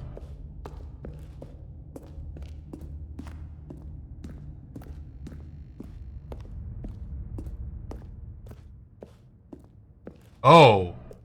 Good, good. We can't be too safe. Promise me. No! What do we talk about? You're risking everything we achieved here. You are going to stay here, aren't you?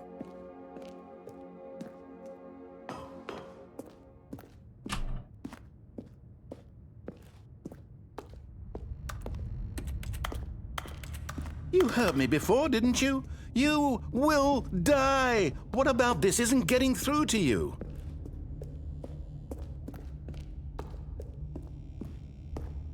No! I'm gonna try a thing.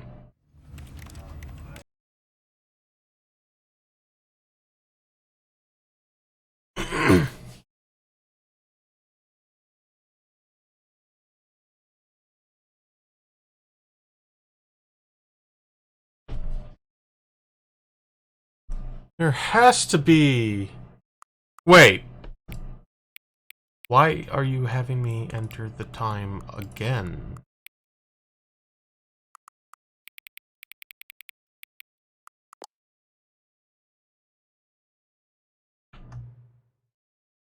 Hang on, hang on. Before we get started, can I just say something? Thank you actually for setting the clock both times you've booted up the game! A lot of people don't take that step seriously. They just leave the clock set at 12 o'clock and call it a day. But you're actually taking the time to set the clock, and I appreciate that. That's how I know that you care about this experience. You're paying attention. I don't even have any way of knowing if the times you're setting are correct. Tell you what, I'll make you a deal. Since you've been so cooperative, next time you boot up the game and see this screen, just set the clock to your favorite time. Go ahead, pick whichever time you want, even if it's not the correct time. You've earned it. Alright, I'll let you get back to the video game now. Okay. Interesting.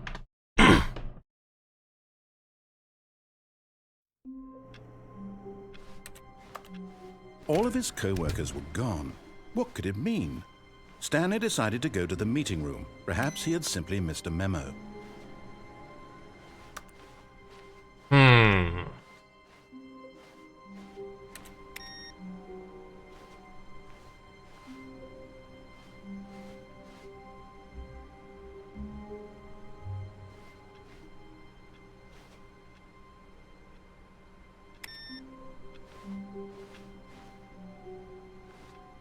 Interesting.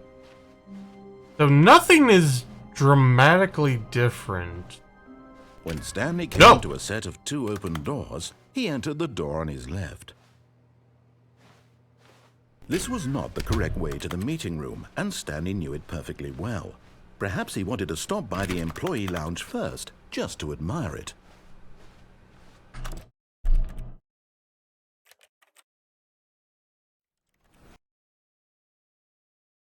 I'm curious. This is the story.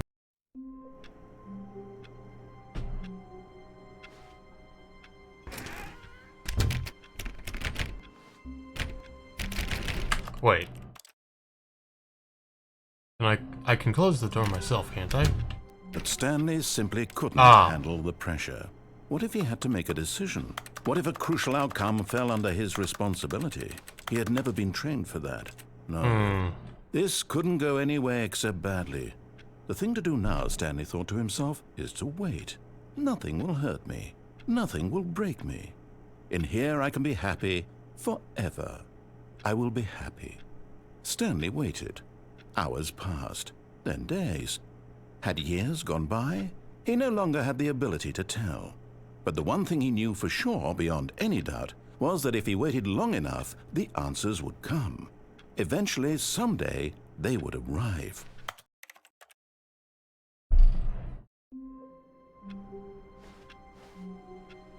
All of his co-workers were gone.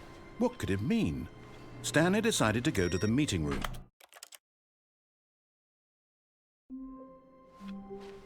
All of his co-workers were gone.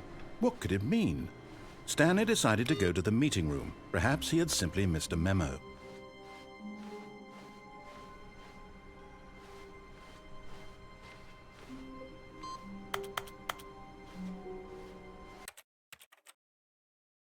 I'm prodigiously confused. All of his co-workers were gone. What could it mean? Stanley decided to go to the meeting room. Perhaps he had simply missed a memo.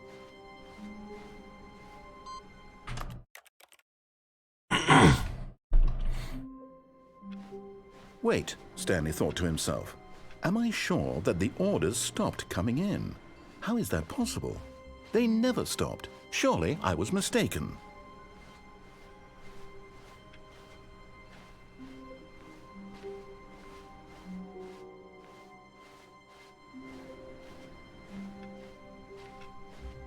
No, the orders were still missing. For now.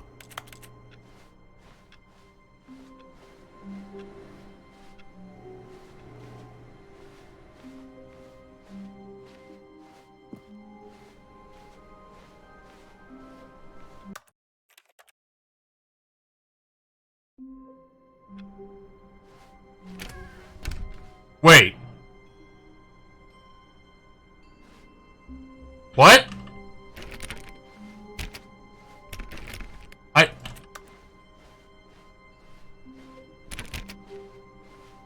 When Stanley came to a set of 2 open doors, he entered.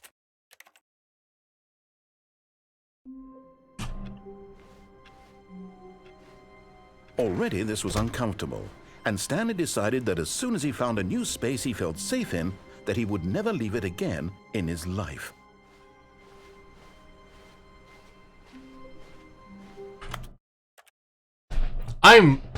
What is... All of his co-workers were gone. What could it mean? Stanley... How long was I sitting there? Stanley wondered to himself. Minutes?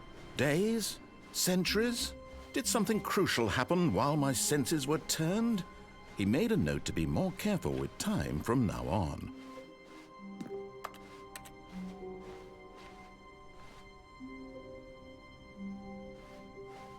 You're gonna keep... When Stanley came to a set of 2 open doors, he entered the door on his left.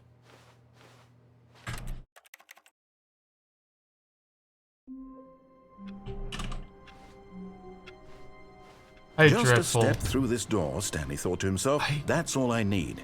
If I can make it through this door, I can make it through them all.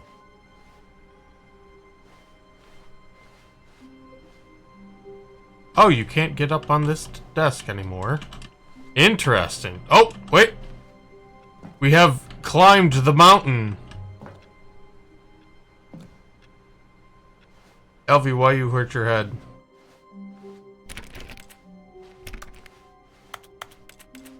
When Stanley came to a set of 2 open doors...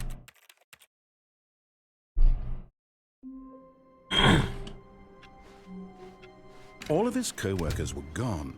What could it mean? Oh! Stanley decided to go to the meeting room. Perhaps he had simply missed a memo. This is... Wait, is this different?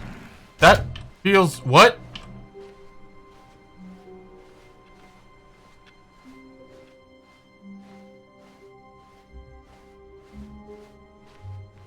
When Stanley came to a set of 2 open doors, he entered the door on his left.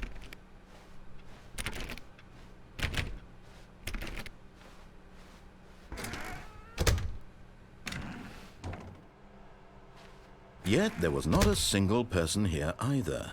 Feeling a wave of disbelief, Stanley decided to go up to his boss's office, hoping he might find out how to solve a dispute with a coworker. Let it build up inside you, take it out pass aggressively on other coworkers, resent coworkers, something.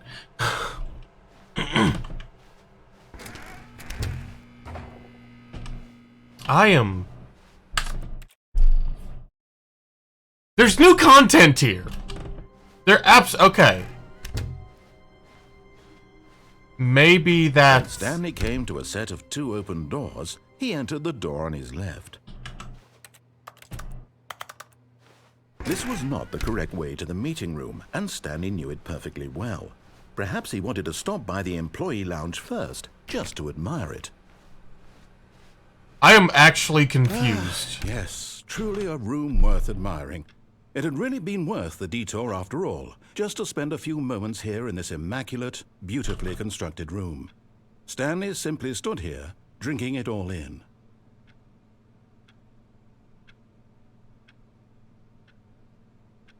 I feel like I'm either missing something. Really worth it being here in the room. A room so utterly captivating that even...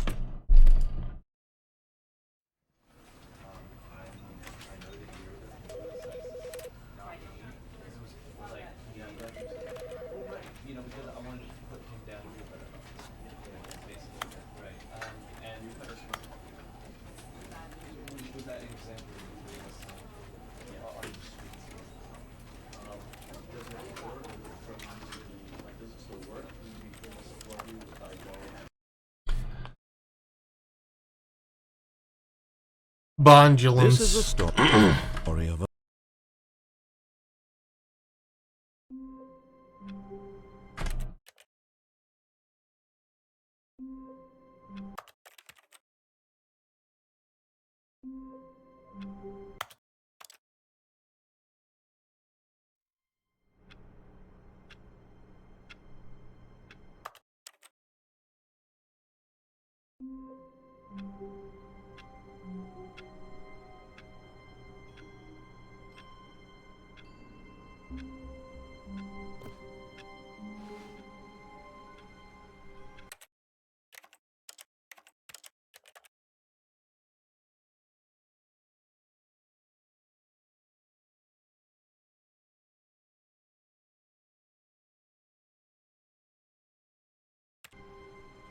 All of his co-workers were gone. What could it mean? Stanley decided to go to the meeting room. Perhaps he had simply missed a memo.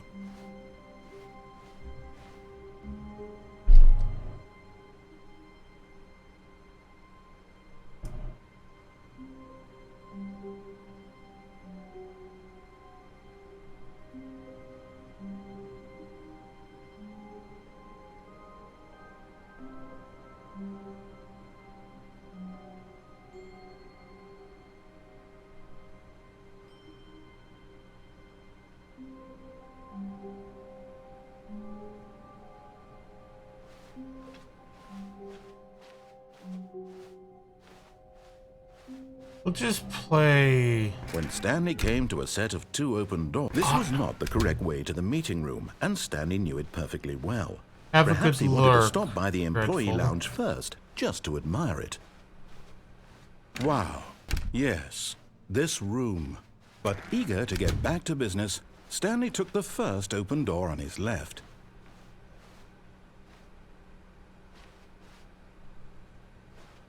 You know what? Let's do exactly the same And path so he we've done detoured before. through the maintenance section, walked straight ahead to the opposite door, and got back on track.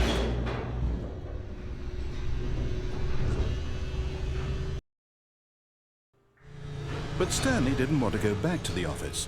He wanted to wander about and get even further off track. So now in order to get back, he needed to go,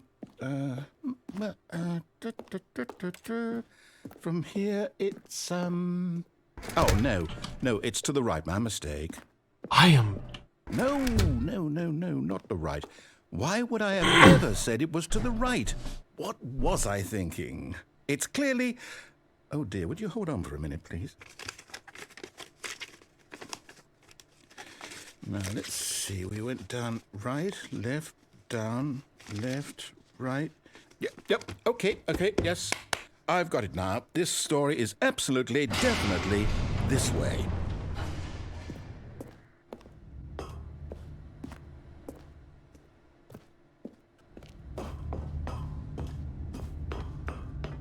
No. This isn't right at all. You're not supposed to be here yet. This is all a spoiler. Quick, Stanley, close your eyes. Okay. We just have to get back to, oh, who am I kidding? It's all rubbish now. The whole story completely unusable. How about, rather than waste my time trying to salvage this nonsense, we'll just restart the game from the beginning. And this time, suppose we don't wander so far off track, Okay, from the top.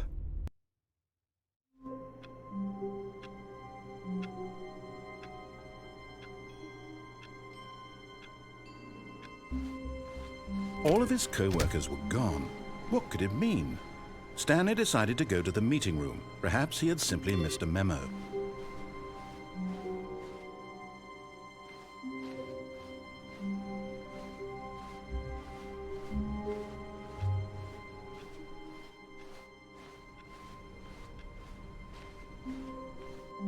When Stanley... Wait, what? No, I restarted. I swear I definitely restarted the game over, completely fresh. Everything should be... Oh, did something change? Stanley, did you change anything when we were back in that room with all the monitors? Did you move the story somewhere or... Hold on. Why am I asking you? I'm the one who wrote the story. It was right here just a minute ago. I know for sure that it's here somewhere. Okay, then. It's an adventure. Come, Stanley. Let's find the story.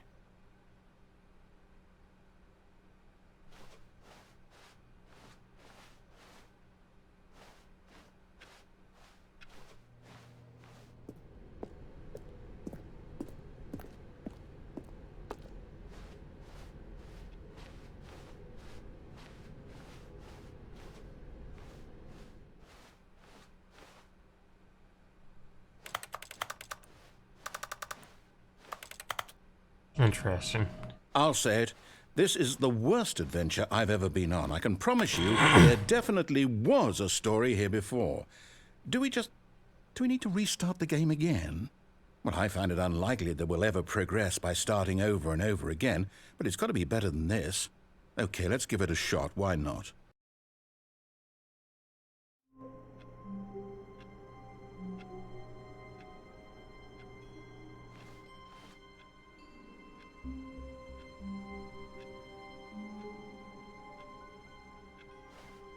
All of his co-workers were gone. What could it mean? Stanley decided to go to the meeting room. Perhaps he had simply missed a memo.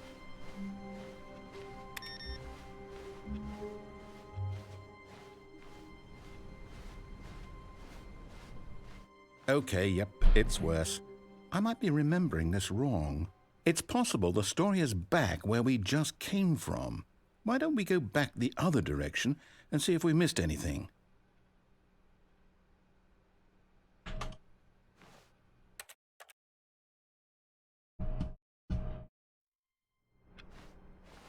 All of his co-workers were gone.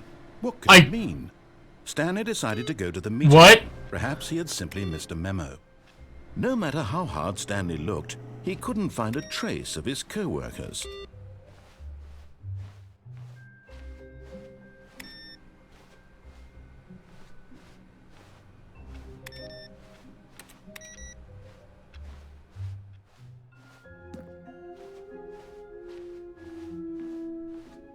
When Stanley came to a set of 2 open doors, this was not the correct way to the meeting room. And What Stanley about knew it perfectly what about the well. back rooms, Perhaps Elvie? he wanted to stop by the employee lounge first, just to admire it. The lounge was sublime, a work of art. But eager to get back to business, Stanley took the first open door on his left. Stanley was so bad at following directions, it's incredible he wasn't fired years ago.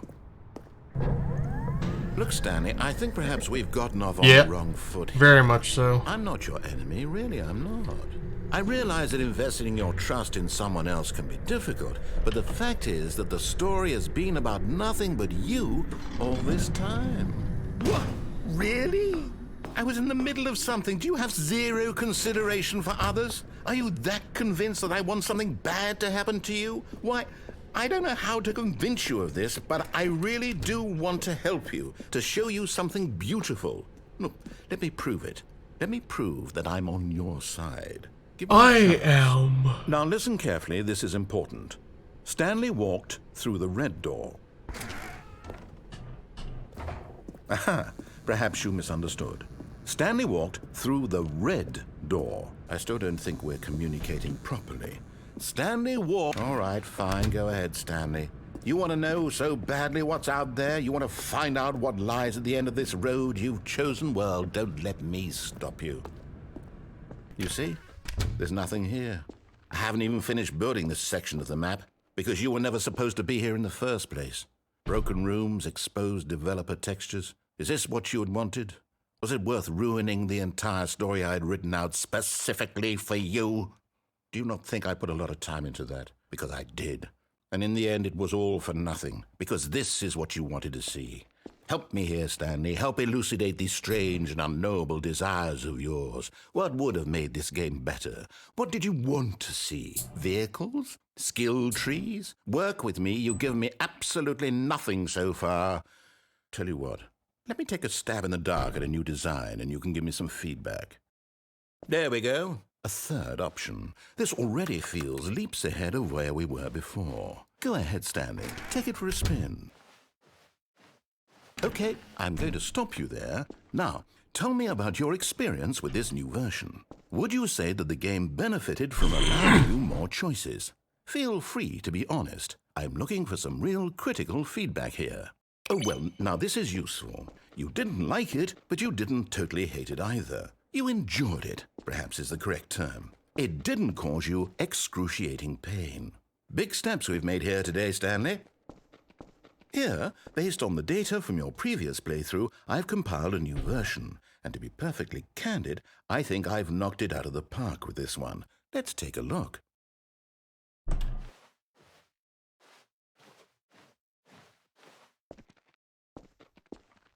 Now, would you say that competitive leaderboard helped you feel motivated to keep walking through doors? Again, honest answers, please. Hey, I nearly forgot. I've got a prototype of a new game I've been working on, and now would be a lovely opportunity to give it some playtesting. You wouldn't mind taking a look at it, would you? Perfect. Let me boot it up. In this game, the baby crawls left towards danger. You click the button to move him back to the potted right, plant and if here. it reaches the fire, you fail. It's a very meaningful game, all about the desperation and tedium of endlessly confronting the demands of family life. I think the art world will really take notice. But of course, the message of the game only becomes clear once you've been playing it for about 4 hours. So why don't you give it 4 hours of play to make sure it's effective? Be sure to keep notes on your experience.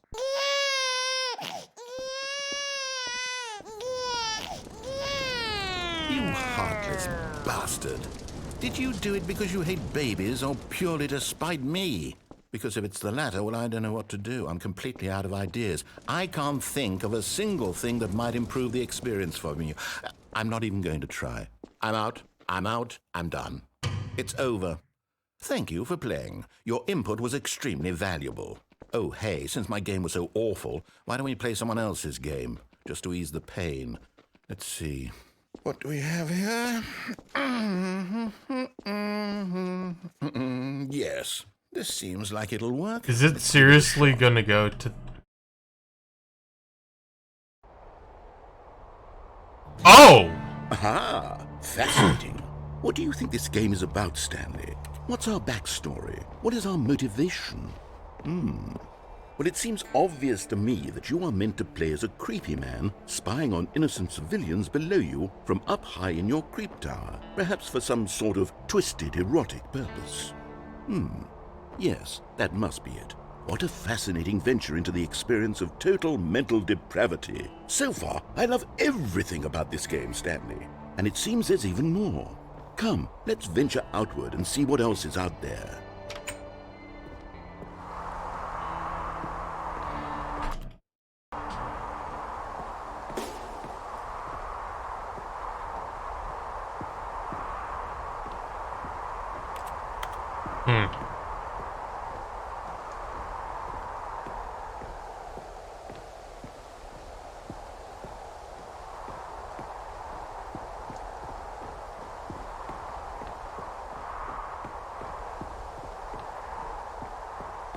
Oh, no. No, it can't be. It is. It's an open world game. Good God, quickly block it off. Oh, thank goodness, Stanley. What a close call. You nearly wandered off into that thing. That big, open, just wandering around. No right or wrong directions. No path to follow. You can just go in any... Oh, thank heavens we avoided it. We're out of the woods now, Stanley. No, we're in the woods. I'm going to get us out of here. Let's find another game. Preferably something with walls. Something with nice, big, insurmountable walls. Okay, I think this will be just the thing.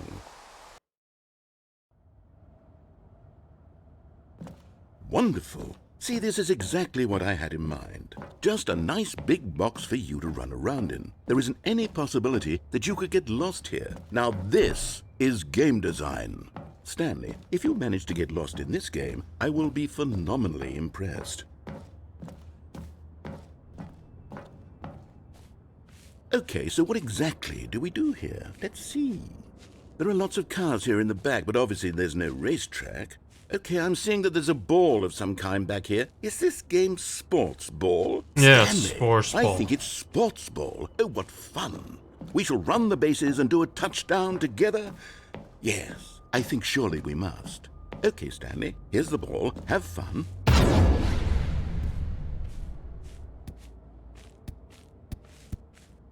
Am I gaining speed?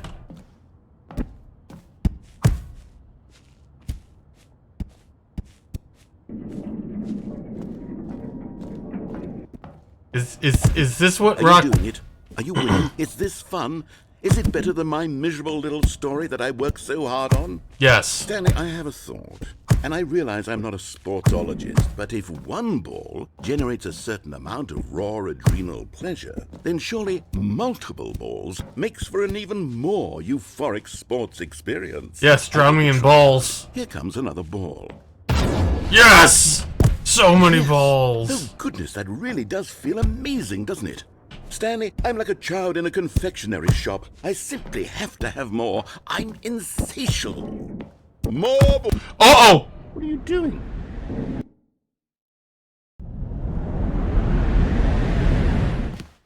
Stanley, don't do that. I can't follow you there. I can't help you. How will you write a story without me? You can't do it. You know that. Stanley, come back. Uh-oh.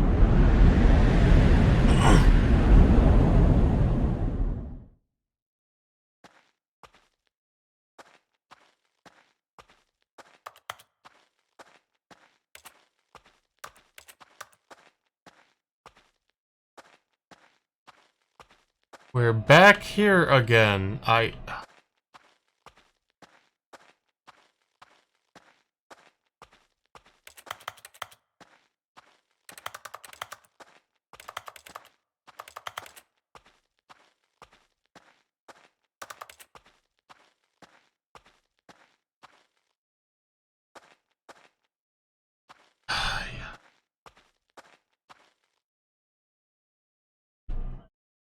wonder what he found.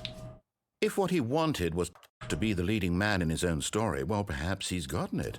Down in wherever he is right now. I wonder if he's happy with his choice, and if he's learned the heavy cost that comes with it. He'll understand soon what I was trying to tell him. He needs me. Someone who will wrap everything up at the end, to make sense out of the chaos and the fear and the confusion. That's who I am. That is what I mean to this world. Oh, yes. Yes, I'll be back. There's no other way. Once this ends, after it all comes to a close, then I'll be back. The end will be here soon. Very soon. I can wait.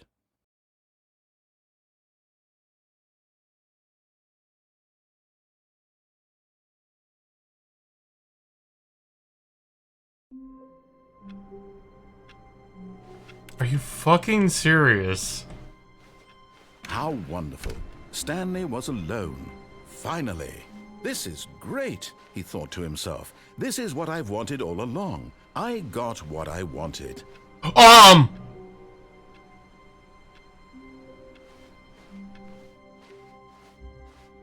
Oh, new content?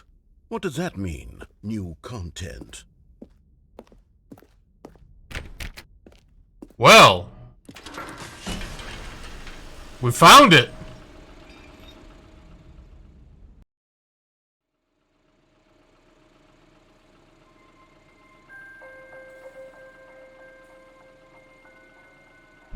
Hello, and thank you for playing The Stanley Parable Ultra Deluxe. As you may know, The Stanley Parable was a video game released in 2013 on home computers. After receiving critical and commercial success, it was expanded upon in 2022 with The Stanley Parable Ultra Deluxe, a reimagining of the game for consoles and home computers. The Stanley Parable Ultra Deluxe features exciting new content that broadens and expands the world of The Stanley Parable, delighting audiences the world over. Please, step inside and see what thrilling new adventures await in The Stanley Parable Ultra Deluxe. Oh, well, this sounds delightful. I'm very excited to see the thrilling new Ultra Deluxe content.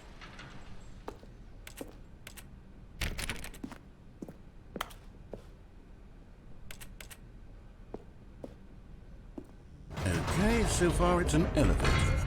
Nothing special yet, but I'm sure it's just the beginning of a mesmerizing adventure.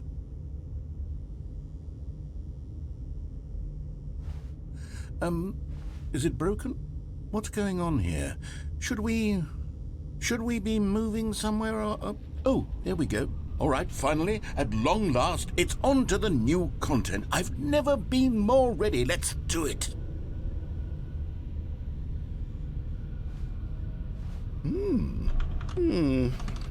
I have to say, initial impressions of Stanley Parable Ultra Deluxe, mostly tedious. Yes. It's as if Oh, okay. Let's see the content. Give me the content, Stanley. All right, let's see. It's the jump circle. Oh, yeah, we can jump. Oh. Yeah!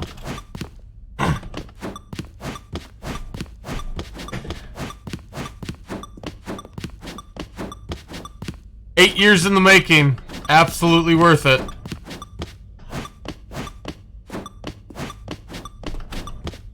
Nah, I got bored.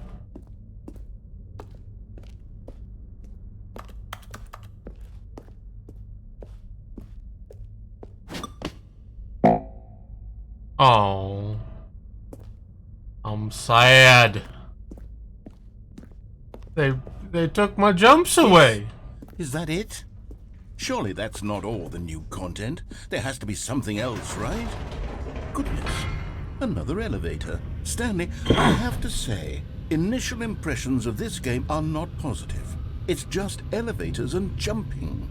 Is this what passes for exciting new content? If this is new content, then I could just read you the whole dictionary. There's 20 hours of new content right there. Hell, I could count to 30 trillion. You could put that on the box. The Stanley Parable Ultra Deluxe, now with over 1,000 hours of new content. And oh, wait. There's more. Very good. Yes. I knew there had to be something else. Let's see it. I'm ready for whatever it is. Gaze into the abyss.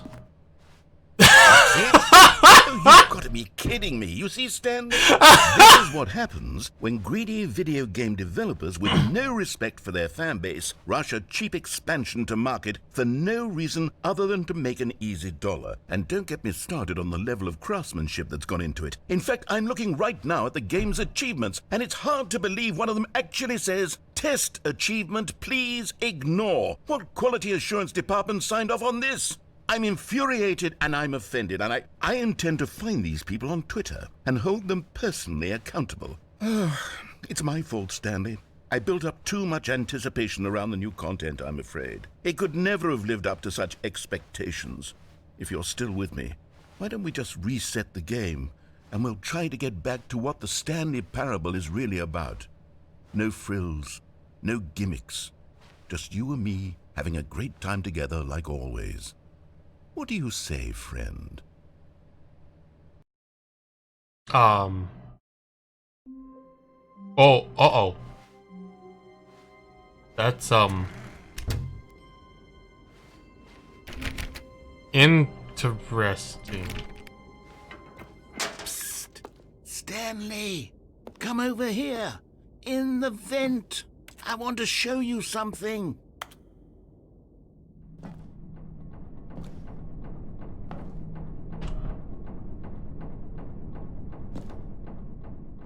That's a one-way job. We're not going that way.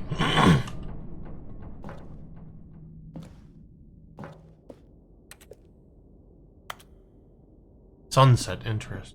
Okay. Oh, you don't want to see the cool surprise I made for you? Well, fine. You're a dork anyway, so who cares? I am a dork. Thank you very much. Wait. Oh, interest. Okay, fine. Oh, never mind. You're not a dork. Wow. Not a dork? I can't believe... Wow. I'm offended.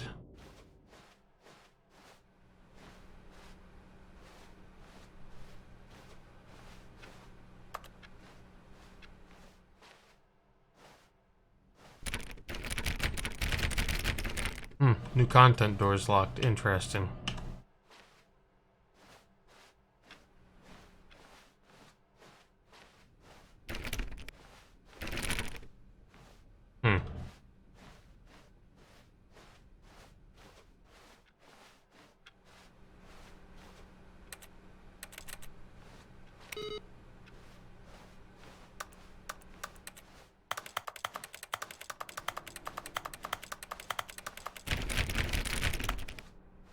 Uh-oh. Uh-oh.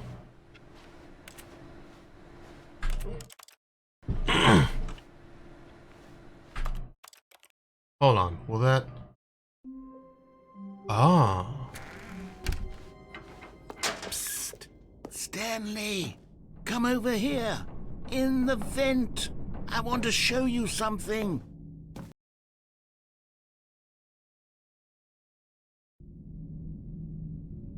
Okay, you remember how cheap and unsatisfying the new Ultra Deluxe content turned out to be? Well, it got me thinking about the past and how much better the Stanley Parable used to be. So I made something special and tucked it away here where the game's developers won't find it. Just our little secret. Take a look. I call it the Memory Zone. It's where I've been storing all my favorite memories so I can relive the peak experiences of my life whenever I want. Experiences like the launch of the Stanley Parable on PC.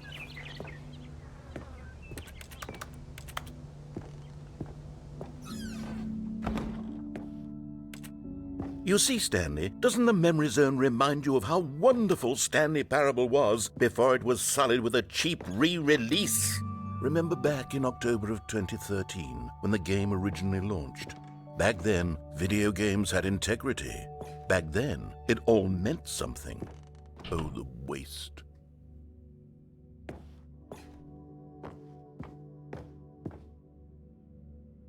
Wait, is it? Okay, that's not the actual time. I'm mildly upset.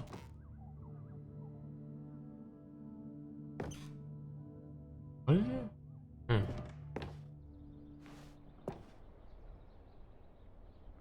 Smile because it happened.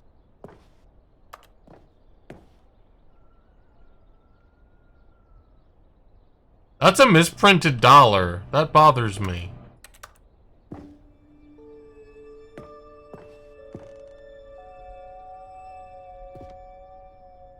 Ah! I got that achievement today.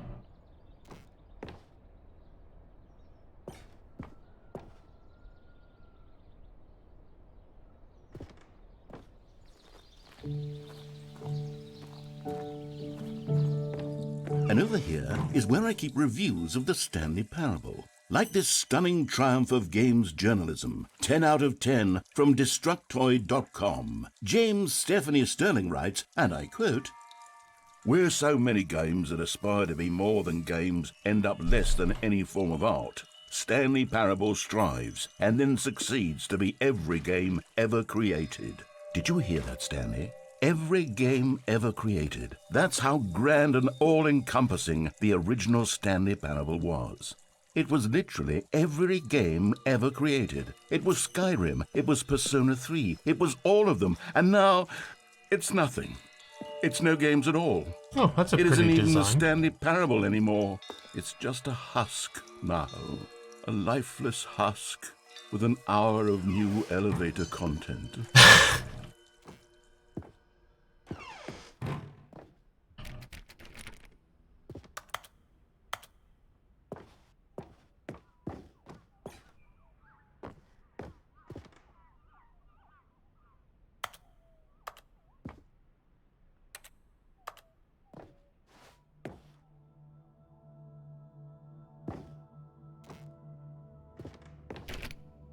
I am prodigiously confused. Here's another moving passage, this time from GameSpot.com. The Stanley Parable is both a richly stimulating commentary on the nature of choice in games and one that offers some of the most enjoyable, surprising, and rewarding choices I've ever been confronted with in a game. 9 out of 10. Don't you get it, Stanley? The game was perfect. It didn't need anything else. It didn't need new content. It just needed to be left alone, to spend the rest of time collecting dust in the hallowed hall of beloved video game memories.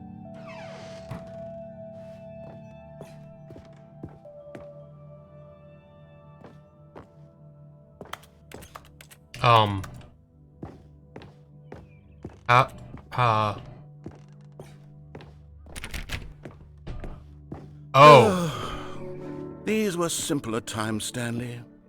What I wouldn't give to go back, to have it all over again. Wait, hang on. I don't recall this part of the memory zone before. What's this? What's down here? Oh, no. Oh, God, no. Stanley, it's a collection of reviews from Steam, an online video game distributor. I haven't looked at these in years. I can't even imagine what's been collecting down here. Surely these reviews were glowing as well, weren't they?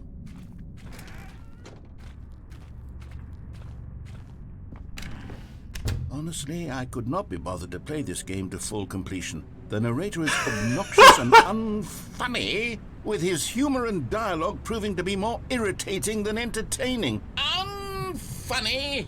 I'm not trying to be funny. I'm trying to make a serious work of art. I suppose I could write up a handful of gags to insert into the Stanley Parable, but the game is already such a densely layered web of profound philosophical insights that I can't even imagine where I'd have the room to stick them. This is delightful rain.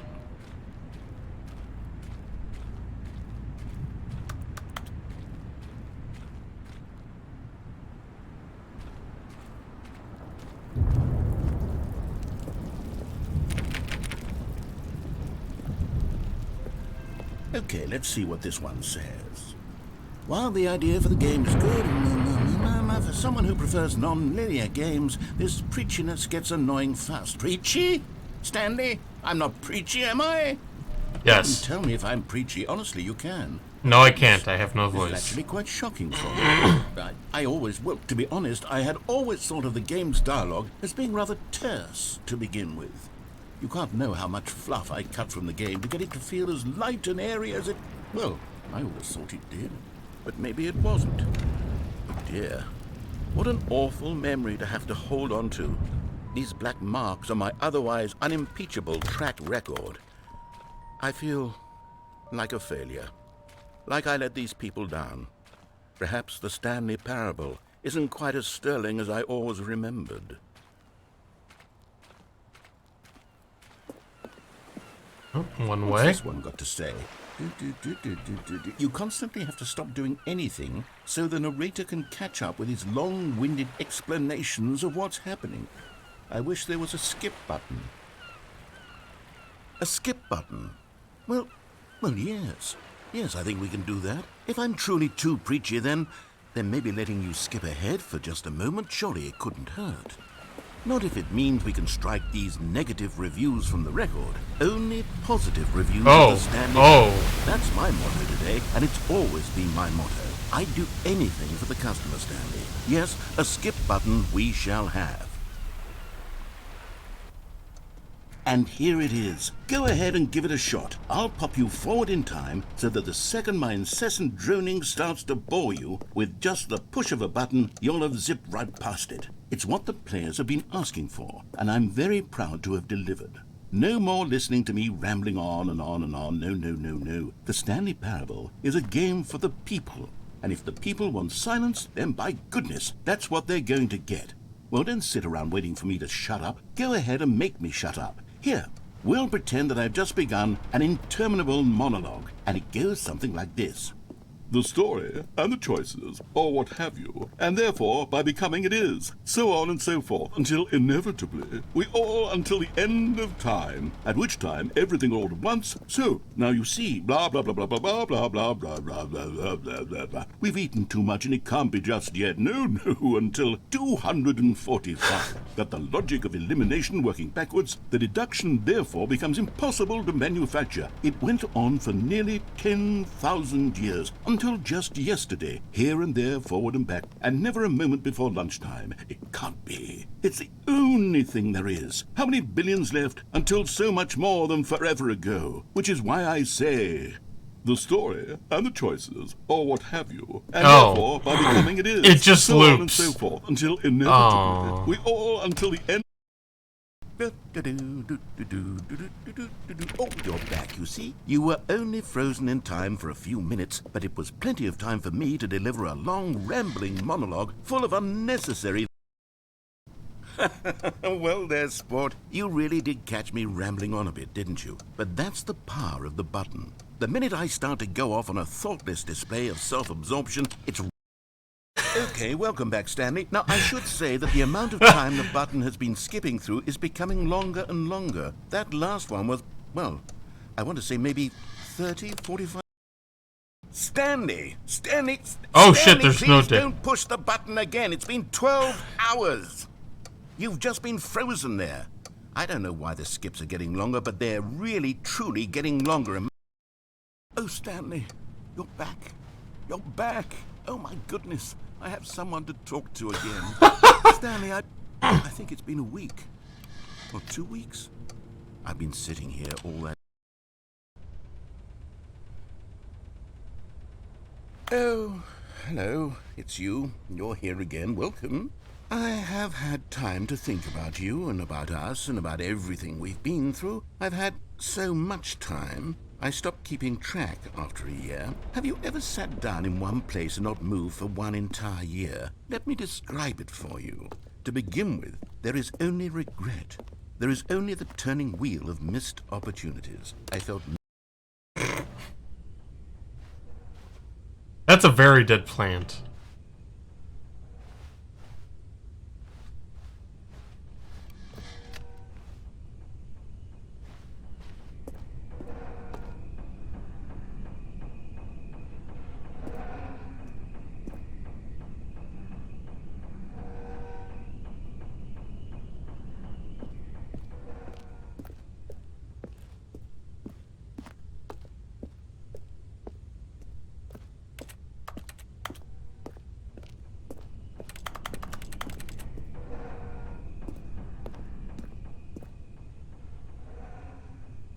I think that might be the case.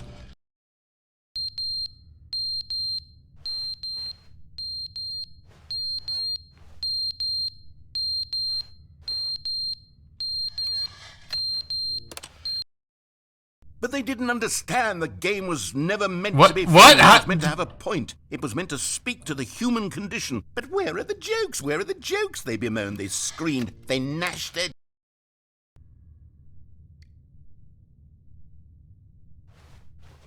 Oh, peace and quiet.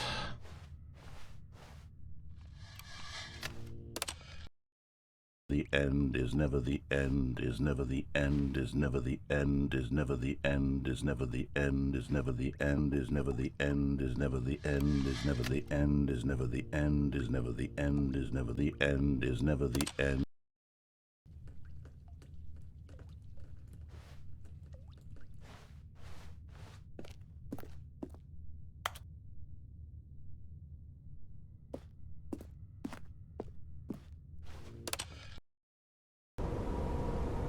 There we go.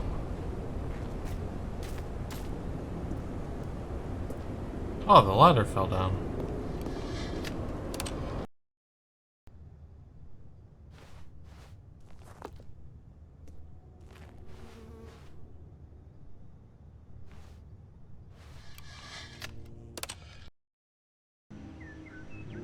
Oh! Fantastic.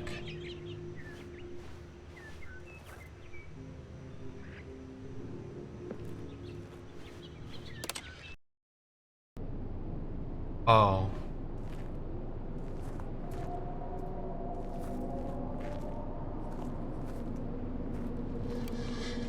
Well, that's unsettling.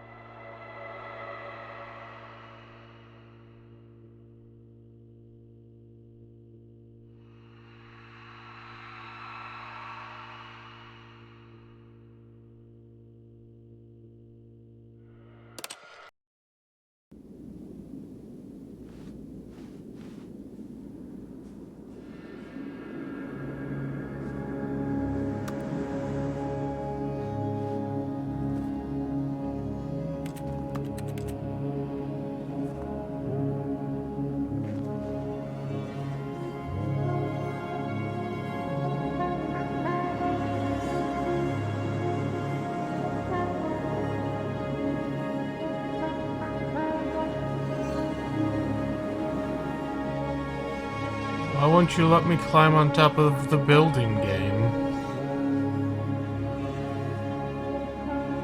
Very pretty, though. Shockingly pretty.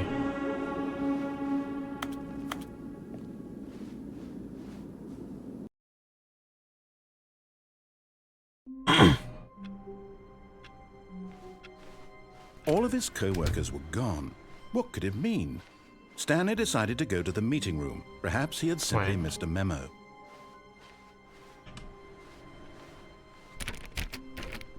Oh, please. Are you really just doing this for the achievement? Click a door 5 times. Is that all that you think an achievement is worth? No.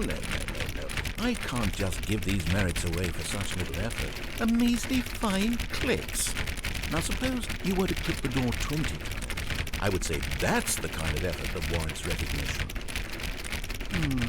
I have to say I'm still not feeling the satisfaction of witnessing true effort for a noble cause. Perhaps 50 clicks will do it. Yes, almost certainly 50 clicks. No, I'm still not feeling it. I want this achievement to have meant something. It has to be a true reward for valiant effort. I want to see some hustle, Stanley. I want to see commitment, a willingness to go all the way, no matter what the cost.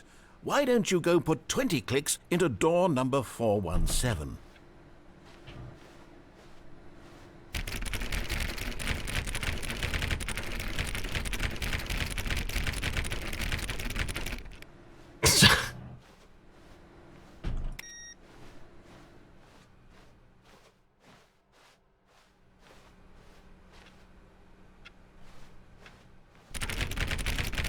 Oh, great. Now, go click a few times on door 437.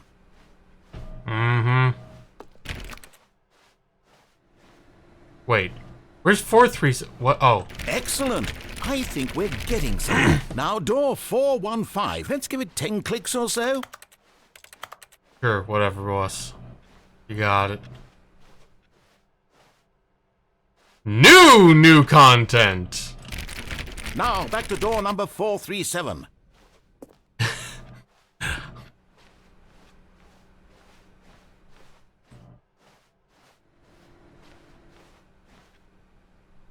Wait. Oh. Let's see. How about you click on, well, I don't know, the copy machine? Where is the guy? Oh, there. All right, back to room 417. I'm really feeling it now. I think we're getting somewhere. This is absurd. I appreciate it. Okay, now go climb on employee 419. Oh shit, it matters! Yes! This is great! You're putting it all on the line, Stanley. I like that. All right, let's keep it up. Go give me a few clicks on door 416. Where's 416? 415?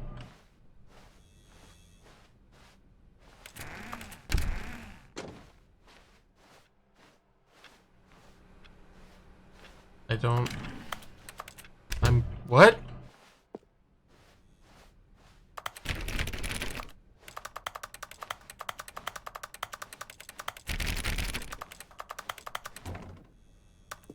Oh, good. You notice my sign. Yes, I have something very exciting to show you.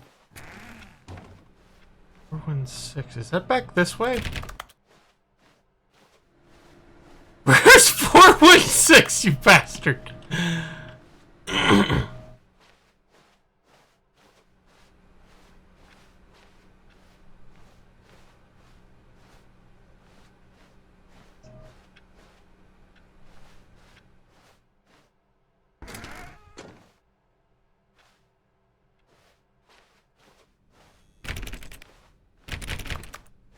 When Stanley came to a set of 2 open doors, he entered the door on his left.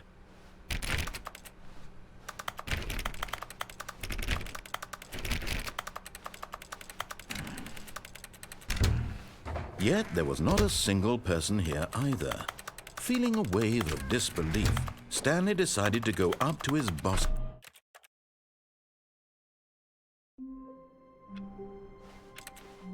All of his co-workers were gone. What could it mean? Stanley decided to go to the meeting room. Perhaps he had simply missed a memo.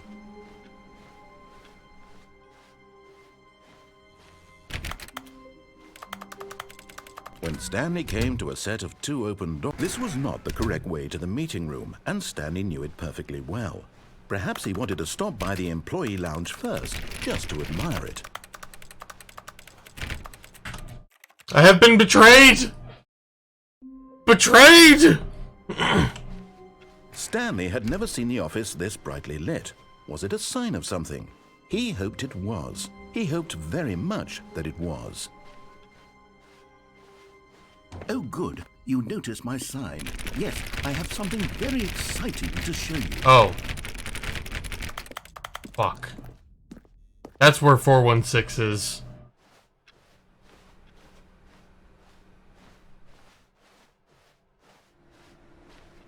Oh, please. Are you really just doing this for the achievement? Click a door 5 times. Is that all that you think an achievement is worth? No, no, no, no, no. I can't just give these merits away for such little effort. A measly 5 clicks. Now suppose you were to click the door 20 times. I would say that's the kind of effort that warrants recognition.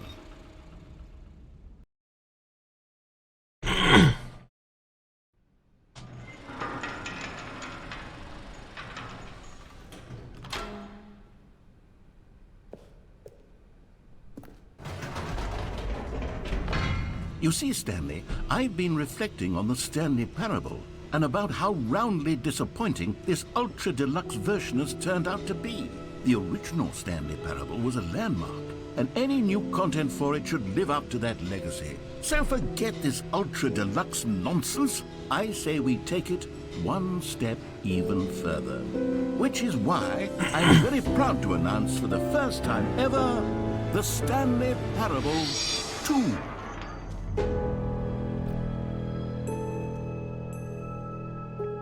Yes, you see, isn't this far superior to a measly re-release with a few minor additions? Think of all the new territory we'll cover with a fully fledged sequel. An entirely new experience, built from the ground up. Why, there are so many possibilities. It could go in so many different directions. This is what fans have truly been asking for. Taste the sequel! Calling it the Stanley Parable 2 is just so much catchier than Ultra Deluxe, don't you think? Meh. Ultra Deluxe? What does it even mean? But the Stanley Parable 2, now that's an artistic statement right there. It's future-oriented. It screams progress and innovation and long-term franchising potential.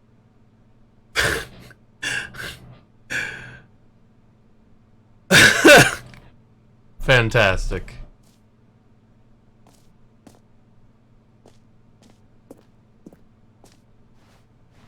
New content is out. New content part 2 is in. Boring section of the chart. Cool red section of the chart. Old and busted. New hotness. What is even what am I looking at there?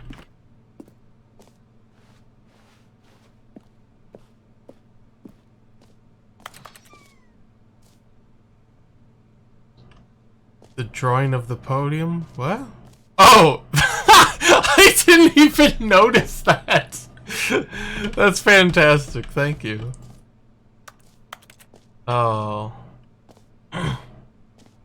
Now, to be clear, I haven't quite nailed down what exactly the Stanley Parable 2 is going to be, but let's take a look at some of the features I've been developing for it. 2 eyes, 2 ears, 2 nostrils, 2 arms, 2 legs. Organize a handful of interesting concepts, Oh, I'm sure the game will sort of naturally spring up around them. It'll all work itself out. Game development is much more of a fuzzy magic than anything scientific or logical, really. Oh, yes, absolutely. You have offended me. That's all you need for a human. Uh-huh, yeah, sure, yeah. 2 lobes? I'm not gonna lie, I actually really... Like, I know this is just a joke, but I really like the artistic style of this joke. Go on, What? Try out some of the new features. Reassurance bucket.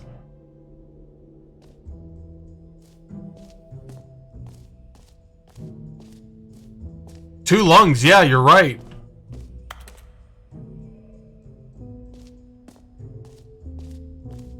2 thumbs. The button that says the name of the player that is playing the game. Hear your name in the game. For the Stanley Parable 2, I asked myself, what do players really want? And of course, the first and most obvious answer is that they want to be individually recognized and validated as people. So with that in mind, my first addition to the game is this button which speaks the name of the person playing the game. Isn't that wonderful? Stephanie. Jim. Sorry, I should have clarified. Right now, the button only says the name Jim. But of course, in the final game, this button will say your name, whatever name that is. Here, let's have you role-play as Jim to really simulate the full experience of this feature. Just play along. I promise you'll love it. Okay, here we go. Let's take a deep breath, clear your mind, forget whoever you are, and simply become a person named Jim. Hi, I Jim. want you to imagine yourself living as Jim, sleeping and waking as Jim, falling in love and being heartbroken as Jim, seizing all of the world's possibilities as Jim, and as Jim watching your dreams crumble into dust. Do you feel it deeply? Are you really, truly Jim right now? If so, then please step forward and press the button.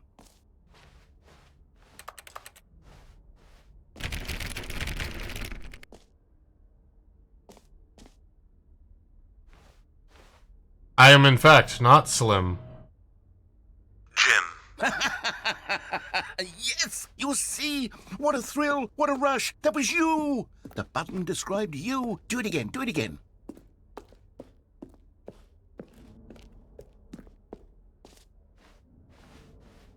Jim.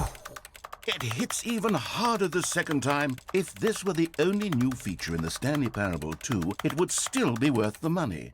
Let's take a break from the Jim button. I'm too emotionally drained from all of this personal validation. Jim. Whoa there, cowboy. Jim. Sometimes a Jim. person can be Jim. too much, Jim. Jim. I'm putting the Jim button away. No! Soon you'll start to lose all sense of who you actually are. Jim. No! Jim button! No! I loved you, Jim button. I loved you.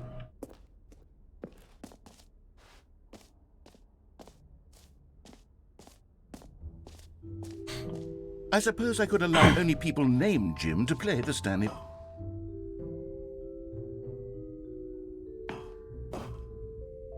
Why did the voice just stop?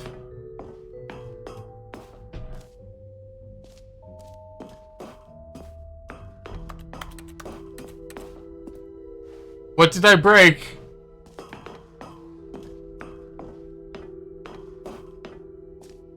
Oh.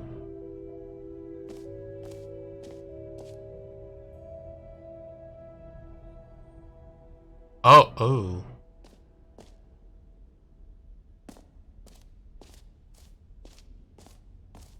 Settings world champion. By the way, Zaid, did you do it? Did you become the? Oh. Oh no. Oh no. You have to. Oh no. Why not, Zaid? Come on.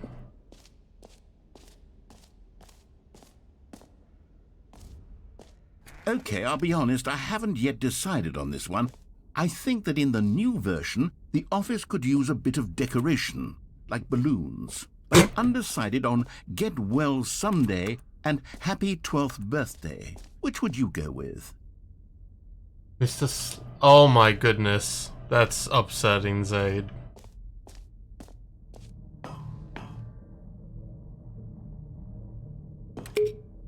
You know, sometimes when you solicit another person's opinion, it makes you realize that you knew which one you actually really wanted all along.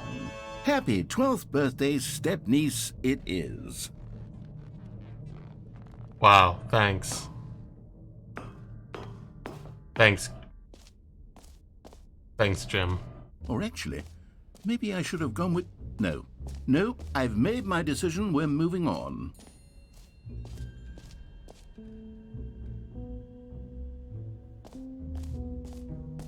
It's objectively the funnier option. It just works. Okay, thanks, Todd Howard. Now, here's something special. You remember that broken test achievement that got left in the game on accident? Well, I'm developing a technology to simply give you the achievement. Yes. You see, you'll come to this lever, and when you pull it, the achievement will be given to you. Okay, perhaps I should have clarified. This is technology that will exist. Right now, the achievement is still fully broken. I'm not a wizard, Stanley, but I guarantee it will be fixed in the sequel to at last satisfy the hordes of ravenous fans all over the world who have been uproariously demanding this feature. Gamers, we hear you, and I promise it will happen.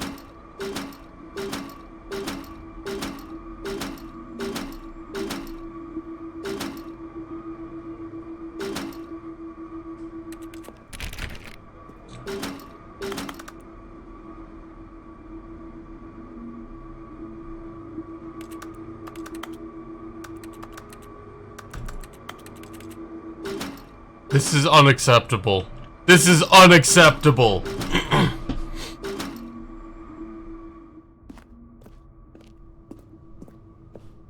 How could Jim have lied to me? I'm so betrayed I'll never trust anyone whose name starts with J. What other exhibits haven't we seen yet?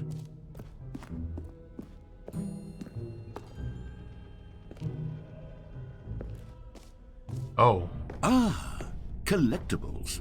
Now it's a real video game. In the Stanley Parable 2, you'll run around gathering up these miniature Stanley figurines. And what's truly innovative is that there will be no collecting all of them.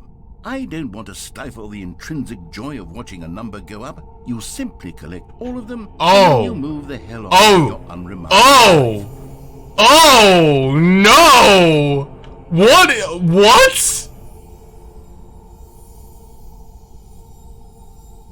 What?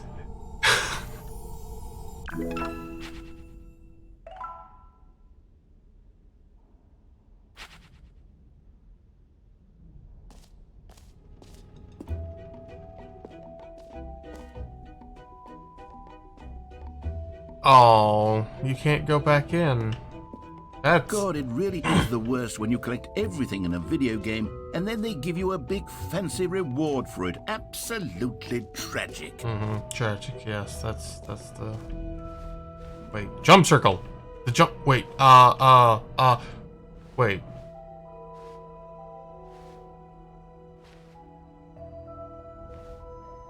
Collectible. 5... I fucking hate this map. It's amazing. Holy shit. Oh my god. You know what? Let's bring the jump circle back for Stanley Parable 2 as well. It's... Oh, wait. You already spent all your jumps the first time we saw the jump circle? Oh well. I suppose it can just be a nice decorative piece, then. I'm sad. I'm sad! Well, yeah, Zaid!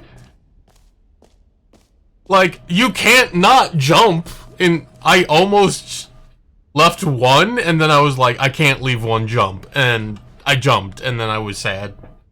Because I didn't realize it was a finite resource. Oh yeah, the hole. You're absolutely right, LV.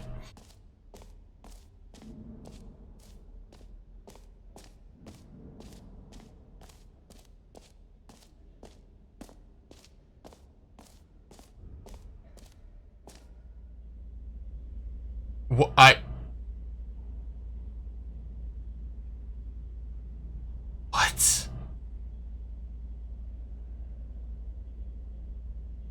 Okay.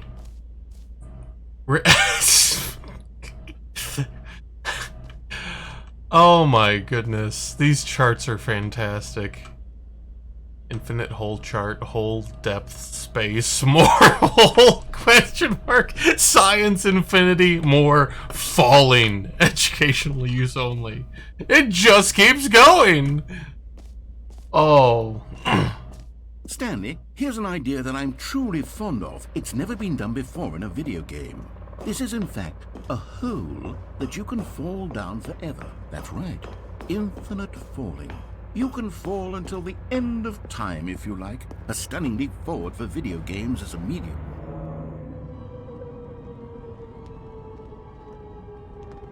You see, isn't it wonderful? One of my more ingenious concoctions, if I do say so. Now then, since you've gotten to see the infinite hole, you can press the teleport button to pop back up to the top, and we can continue onward. Now, I don't mean to be a bummer, but I do recommend you use the teleport button to go back to the top. Maybe do it on the sooner rather than later spectrum of things.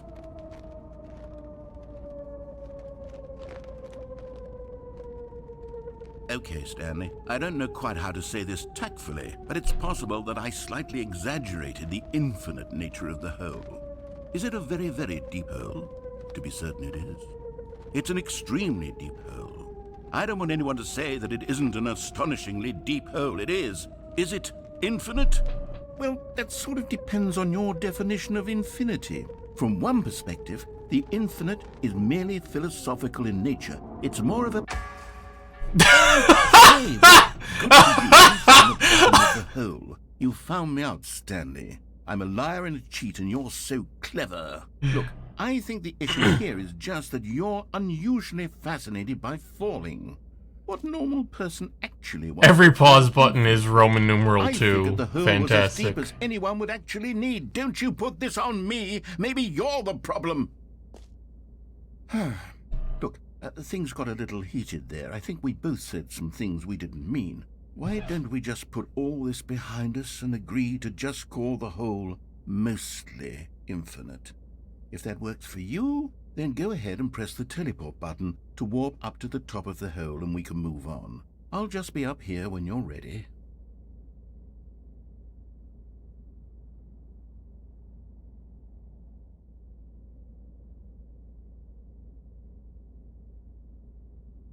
I'm curious if he's gonna say anything. It's not seeming like it. What is this? Meeting at 2 p.m. Sincerely, management. New mug! Oh, someone's smoking a lot.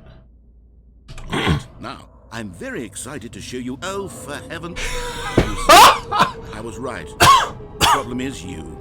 The problem is that you like holes too much. Not normal. A normal person would have said, yep, that's Sleep well, Elvie. Right there goes on forever till the end of time. Don't need to see it all, but not you. Oh, no, no, no, no. You have a weird sort of... That's Did the hole seem even shorter to you this time? I couldn't help but feel like you spent a little less time in there than you did before. I mean, admittedly, I didn't make an infinite hole, but I didn't think it was that not infinite. Well, I suppose once again there's nothing to do here. If you decide you've had enough of the hole, you can hit the teleport button and come join me up above. Had enough? I'm positively thrilled. Gosh, how could I have guessed? You're back in the hole. If this starts to become a thriller... Wow. Okay. Yes. I'm starting to become extremely certain that the hole is not only not infinite, but that it's growing steadily less and less infinite. I suspect that I'm starting to hit the point where it's no longer feasible to call the hole infinitely deep, even by the lax overall standards for accountability and marketing. What's going on here? Stanley, I have no explanation for the uncertain nature of the hole's length. Here, let's try something. Let's pop back up to the top, and we'll see if it gets any shorter. Well, there it is. The shame of my lie has come to haunt me. Not only is the hole not infinite, but it's barely even a hole at this point. It's more of a concavity, or even a very aggressive divot. very aggressive divot? How is this still appealing to you? I know you're obsessed with holes, but at this depth, I just can't see this scratching the itch. Oh, who am I to judge? You just do whatever it is you're here to do and hit the teleport button when you're ready to move on. Uh-oh. Uh-oh. Uh-oh. The, Uh-oh. teleport- Uh-oh. You sure? Well, I mean, I really don't have an explanation. Still nothing? Well, I suppose there is one thing I can do to fix this. I'm out. Goodbye, Stanley. You couldn't bear to be away from the hole, and now you'll get more time with it than you could ever have asked for. It's a win for everyone. You get to be with the hole, I get to do literally anything else. Take care, Stanley. I hope you and the hole have a wonderful rest of eternity together. Fuck you, narrator.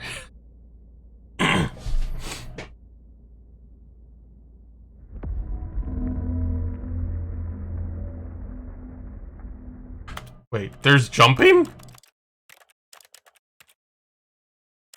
Oh, I can turn up the... Huh.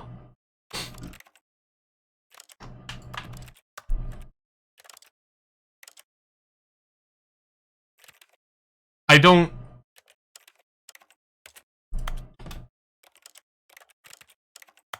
I don't...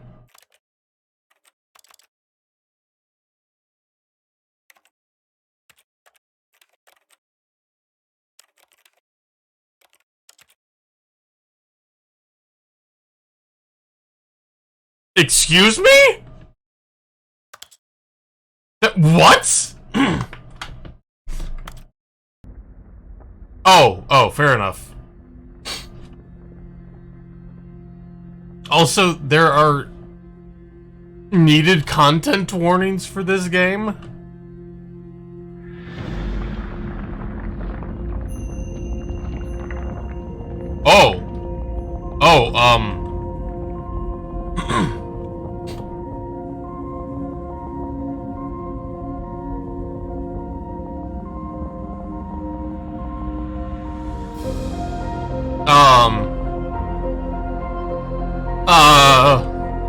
I'm...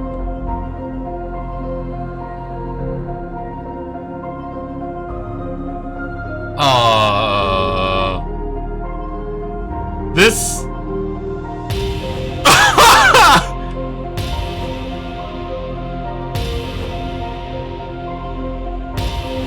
Amazing!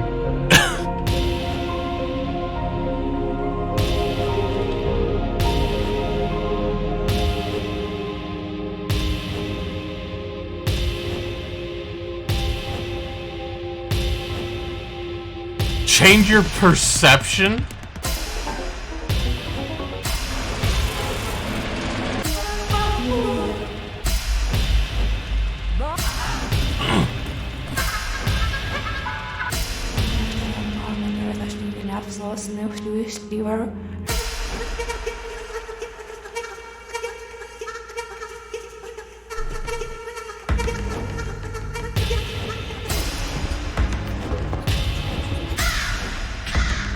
Oh!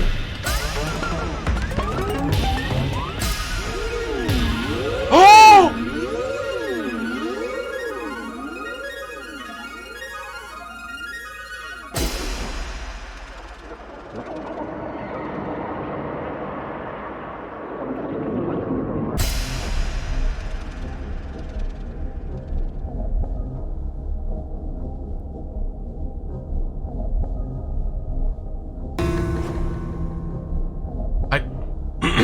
Pardon me? Oh shit, I hit the wrong button. Oh. Oh! Ooh. Oh no.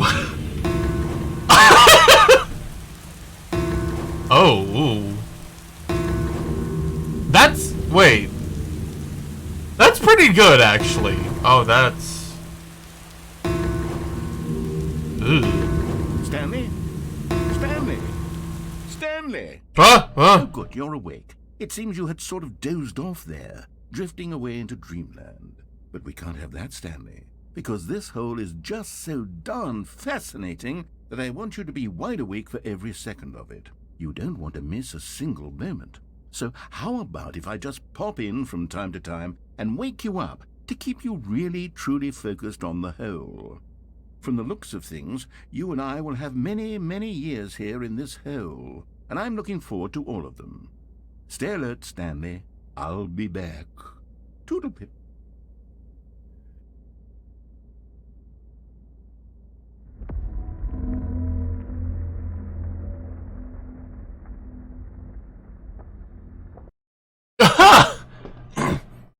See the reward for persistence. I didn't expect this game to have a pro-capitalist drone message. Work hard enough, and you two can end up in Puppy Valhalla. Here we are. Go on, try out some of the new features.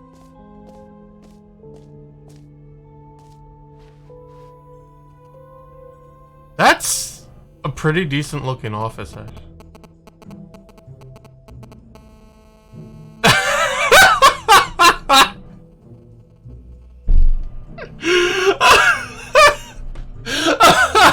Oh, that's funny, actually. That's fantastic. Ray traced. The new updated Ray Trace, more of the same, but in a good way, sequel to the... New features, new content, new ideas. Oh, they changed the name. Oh, that's fine, it ended. Holy shit. Okay, this is pretty good. This is pretty good. I'm a bit pissed that, like, it took goodness knows how long to get here, but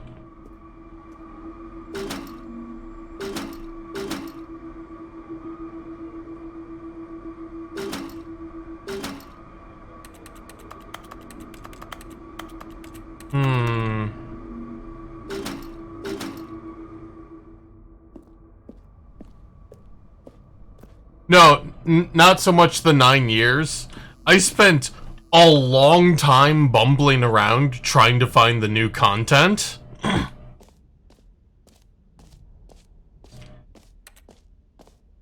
Like, probably close to an hour. Nope. I did not. I think I got like 2 or 3 of the previous endings before I even found the new content. Can I jump into that? Exit.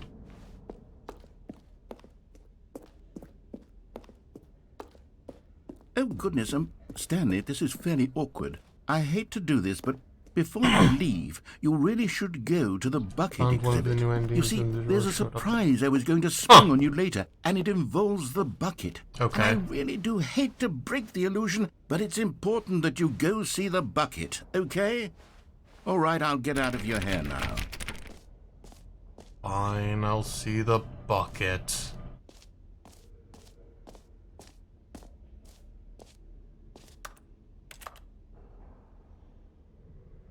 This t-shirt is the best new feature. I saw the new content. Did I? Oh, they changed this. Oh, amazing. Come now, you've already made your choice. It's true that you chose badly, but we all have to move on from our mistakes. What QR code? I missed the QR code. Oh shit, there is a QR code. I'm blind. Where's my phone? Hold on.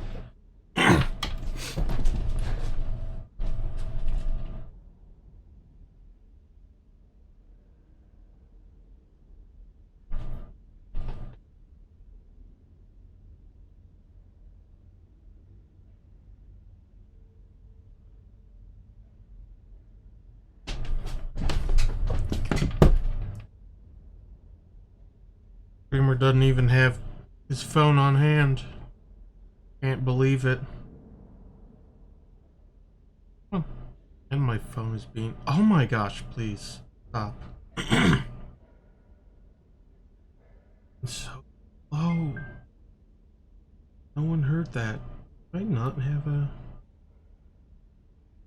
Do I not have a QR code scanner on here?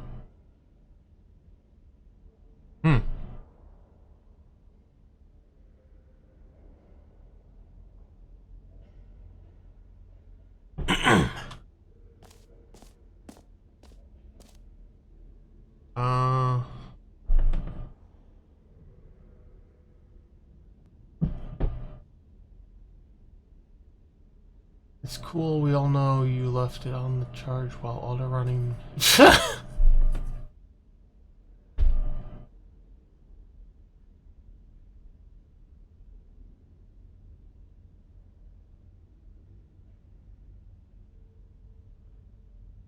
StanleyParable2.com. A sequel, huh? Watch.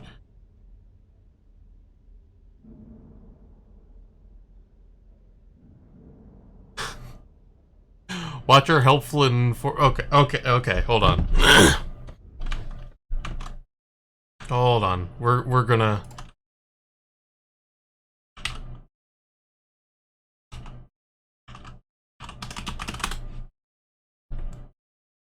how can I where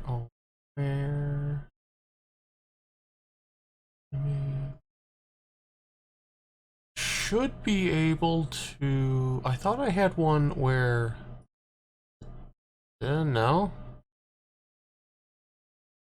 maybe that's the ignore. Oh no, ignore that. Oh god, no.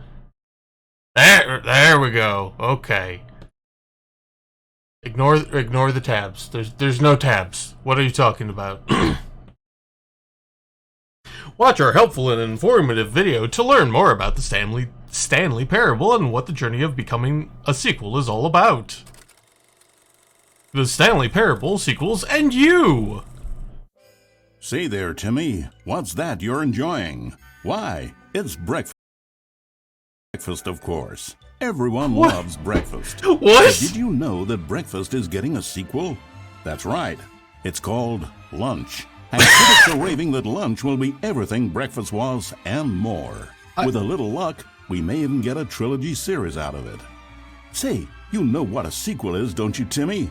Why, sequels are the world's way of clinging helplessly to the past. We all want more of the things we love, and we're all afraid of change, which is what makes sequels so popular. New ideas are dangerous, Timmy, and they can lead to early aging. This eager-minded young thinker is just 29 years old. That's why we have sequels, to keep us couched in the familiar and the comfortable. Sequels are the bedrock of a healthy, functional society. And if you look around you, you'll find them everywhere you go. For instance, this man is developing a sequel to the automobile, which we'll call the vertical automobile. It's a useless, impractical invention. And in 2 days' time, the man will be publicly stoned to death for his crimes against gravity. Not all sequels are heretical nonsense, however. Here's the man who invented breathing, which is the sequel to suffocating and dying a slow death. Even your parents are getting a sequel, Timmy. Their names are Rob and Jessica, and they'll be taking care of you once your original parents are sent back in time to fight a secret war for the government. Sequels can be very fashionable. This young woman is wearing 5 shirts at once, which is the sequel to wearing 4 shirts at once. Look at Becky over there, wearing only 2 shirts at once. Get with the times, Becky. In fact, there is only one single thing in the world that isn't a sequel. It's this. We don't know what it is or why it exists, but it's the prequel from which all sequels are derived. And just like everything else, the Stanley Parable is getting a sequel too. We all know, of course, that it was your favorite game as a child. Don't you remember those long, lazy afternoons you spent playing the Stanley Parable? Watching your precious youth fritter away hour after hour. We've all wasted our childhoods in one way or another, and you were fortunate enough to get to waste yours on the Stanley Parable. But the Stanley Parable came out years ago, and you're not a child anymore. I kind of want to make a sound clip that is just, get with the times, Becky. Oh, nope, that's the wrong game. That is also the wrong game. There we go. That looks like the wrong game, but it is in fact the right game. A common complaint of the Stanley Parable was that it was confusing and paradoxical, that it engendered a chaotic sense of reckless despair in those who played it. Well, I am happy to say that after much consideration, I've engineered a clever solution to this fundamental problem with the game. It's the Stanley Parable Reassurance Bucket. You see, Stanley, anytime you're holding the bucket, a sense of calm and ease will fill your mind and your heart. It's true. As long as you hold on to the bucket, the many disorienting contradictions of the Stanley Parable will feel perfectly normal and perhaps even comforting. You may even come to long for the gentle embrace of jarring cognitive dissonance while the bucket is in your arms. And to be honest, it's a much more convenient solution for me than actually redesigning the game to be less uncomfortable. Can you imagine what a pain in the ass that would be? Let me in! The bucket is the perfect solution. Give Bucket! Give it a try. Bucket! Can you feel it?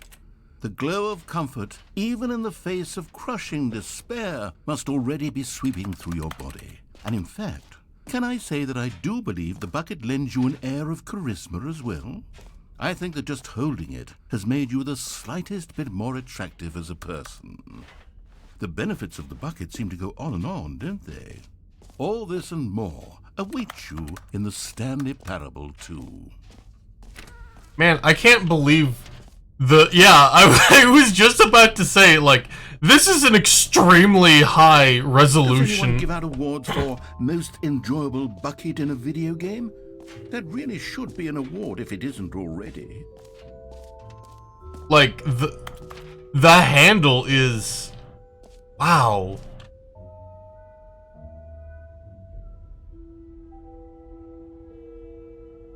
It looks like there's...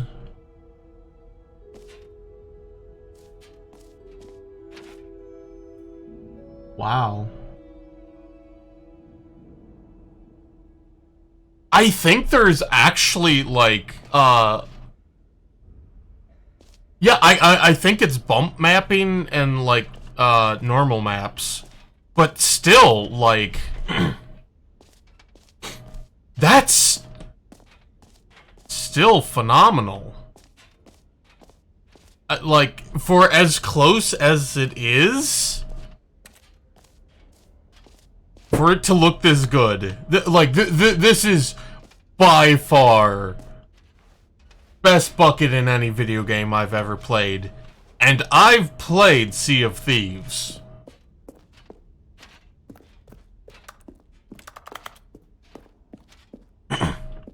What? Interesting.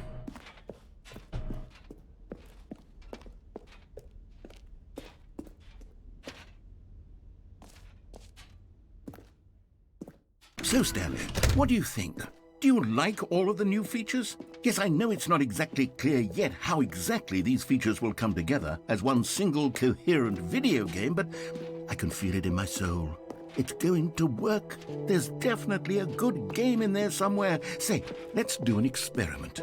I'll arrange these new features together, and we'll see whether or not it coheres into a meaningful gameplay experience. Okay. Are you ready? Here it is. I give you the Stanley Parable 2.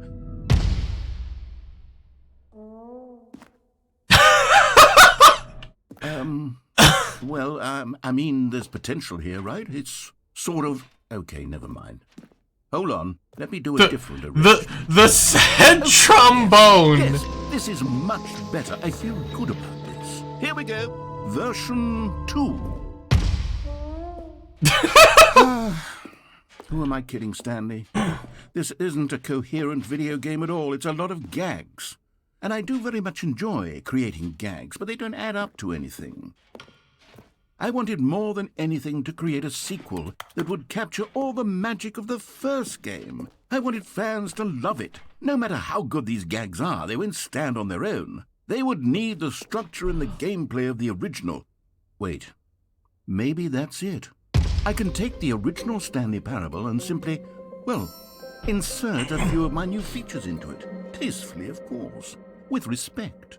With care for the vision and integrity of the original game. Would it possibly work?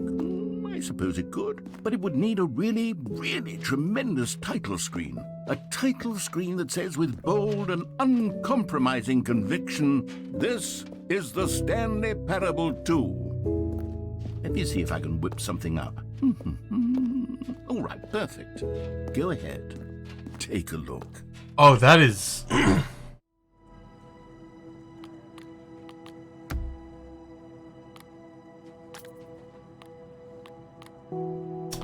That's a pretty good title screen. I'm not gonna lie. This is the story of a man named Stanley. That's a pretty good title screen. Yeah. Stanley worked Oh, for a the company in balloons! Brooklyn where he was employee number 427. Employee number 427's job was simple. He sat at his desk in room 427 and he pushed buttons on a keyboard. Orders came to him through a monitor on his desk, telling him what buttons to push, how long to push them, and in what order. This is what employee 427 did every day of every month of every year. And although others might have considered it soul-rending, Stanley relished every moment that the orders came in, as though he had been made exactly for this job. And Stanley was happy. And then one day, something very peculiar happened. Something that would forever change Stanley. Something he would never quite forget. He had been at his desk for nearly an hour when he realized that not one single order had arrived on the monitor for him to follow. No one had showed up to give him instructions, call a meeting, or even say hi. Never in all his years at the company Oh my had gosh, this the happened. balloons. This complete isolation. Something was very clearly wrong. The balloons Shocked, are just frozen solid. Stanley found himself unable to move for the absurd longest to me. time. But as he came to his wits and regained his senses, he got up from his desk and stepped out of his office. But Stanley simply couldn't handle the pressure. What if he had to make a decision? What if a crucial outcome fell under his responsibility? I'm kind He had never of... been trained for that. No. This couldn't go any way except badly. The thing to do now, Stanley thought to himself, is to wait. Nothing will hurt me. Nothing will break me. In here I can be happy forever. I will be happy. Stanley waited. Hours passed. I really Had wish years gone by? they He no had longer expected the ability player to tell. do that But and one had thing the he knew for narrator sure beyond go any off doubt and be was like, that if "Do he you waited know long how enough, hard the I worked answers on this would come. sequel?" Eventually, And you just someday, sit in your they would office? unite. You could do Soon, that in the very original soon, game! and You didn't he even will see be the spoken to. balloons out He will be there! told what to do. Now it's just a little bit closer. Like, that would now it's be... even closer. Here it Oh, comes. that would have been such a good gag.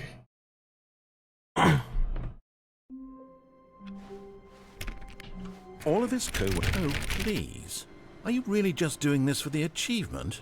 Click a door 5 times. Is that all that you think an achievement is worth? No. I can't just give these merits away for such little effort. A measly 5 clicks. Now suppose you were to click the door 20 times. I would say that's the kind of effort that warrants recognition. I have to say I'm still not feeling the satisfaction of witnessing true effort for a noble cause. Perhaps 50 clicks will do it. Yes, almost certainly 50 clicks. No, I'm still not feeling it. I want this achievement to have meant something. It has to be a true reward for valiant effort. I want to see some hustle, Stanley. I want to see commitment, a willingness to go all the way. Gameplay! No matter what the cost. Why don't you go put 20 clicks into door number 417?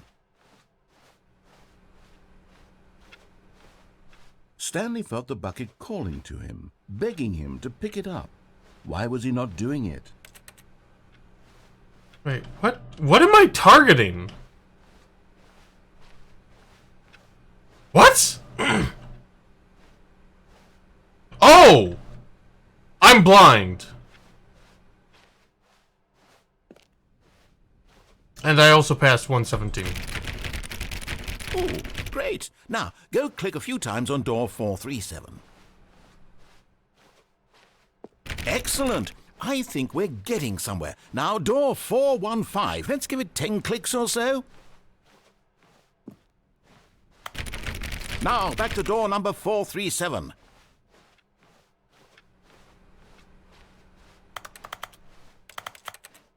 Let's see. How about you click on, well, I don't know. All right, back to room 417. I'm really feeling it now. I think we're getting somewhere. Hi, Bucket. Bye, Bucket. Okay, now go climb on employee 419's desk. Yes, this is great. You're putting it all on the line, Stanley. I like that. All right, let's keep it up. Go give me a few clicks on door 416. Oh! We've almost got it. Now the copy machine, do that one again. This voice acting. Superb. Finish it off, Stanley. 5 clicks on door 430. 1, 2, 3, 4, 5. We did it! Oh, wow. That felt amazing. Oh, you really earned it, Stanley. Nothing could hold you back. Yes, I'm very proud of how far we've come today. Just think, only a few minutes ago, you believed an achievement was worth 5 little clicks. Really now, what were you thinking? Do you recall, like, in the original Zaid, was there any reason to climb on this desk? Stanley picked up the Why bucket. not? Bucket. I want to go see new content! Stanley clutched the bucket tightly to his chest. This was not the correct way to the meeting room, but Stanley had felt the bucket calling to him, telling him that the employee lounge was simply the place to be. And here it was. Had the bucket turned out to be correct? Yes. Was this better than the meeting room? Objectively Yes, so. he thought to himself. Yes, perhaps it truly was. How insightful the bucket turned out to be. No, never mind. The bucket was wrong. Stanley took the door on his left to go back to the meeting room.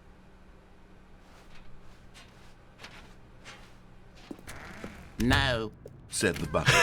don't go to the meeting room. Go somewhere else. The cargo lift, yes. Go there. Go to the cargo lift. Good, Said the bucket. now ride the lift all the way to the top. There's something up there I need you to do. Stanley did not question why or how this bucket was speaking to him. It should have alarmed him, of course, because buckets can't talk. But Stanley chose not to think about this obvious fact. He was firmly convinced that the bucket had spoken to him, and he unthinkingly did whatever the bucket asked. Really? No, stop. Look there on the wall. You see, there's a sign right there. It says, "No buckets past this point." Stanley, how could you think it was okay to bring the bucket here? Unless, what if the problem is that you actually don't know what is a bucket and what isn't? Let me through! I suppose that would explain a lot about your behavior up to this point. Which, if that's true, well, my goodness, I think we have to do something about it. This misunderstanding could have dire consequences on the entire rest of the game if not addressed quickly and properly. So much of the impact of the story is dependent on your understanding of what is and isn't a bucket. Please, step in here for a moment. I hope I get to be an asshat and, like, consider a rubber duck. Is this a bucket? Now then, I'm going to run you through some test scenarios, and you'll tell me whether or not the thing I'm showing you is a bucket. Yes, this Simple is... enough, right? This should tell us everything we'll I'm- ever need to know about what is or is not. Oh my god, I can't wait to get literally everything wrong. Item 1. Is this a bucket? Correct. It is a hologram of a bucket, not an actual bucket. This is fucking bullshit. Item 2. Is this a bucket? Correct. It is a 3D printed recreation of a bucket, not an actual bucket.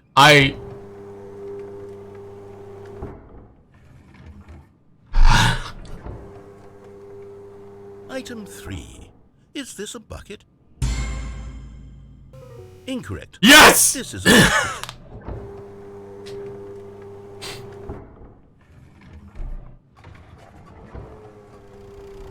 Item 4. Is this a bucket? I've never been so sure of anything in my life. Are you hallucinating? This is a tractor. It's an enormous machine that tills the earth. I thought this was a gimmick. How on earth did you manage to screw it up? Absolutely incredible. Let's just move on to the next one.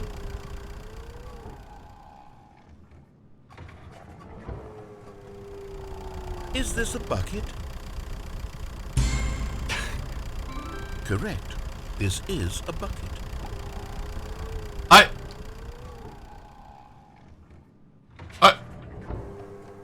What? Item 6. Is this a bucket? Trick question. Both. Gotcha.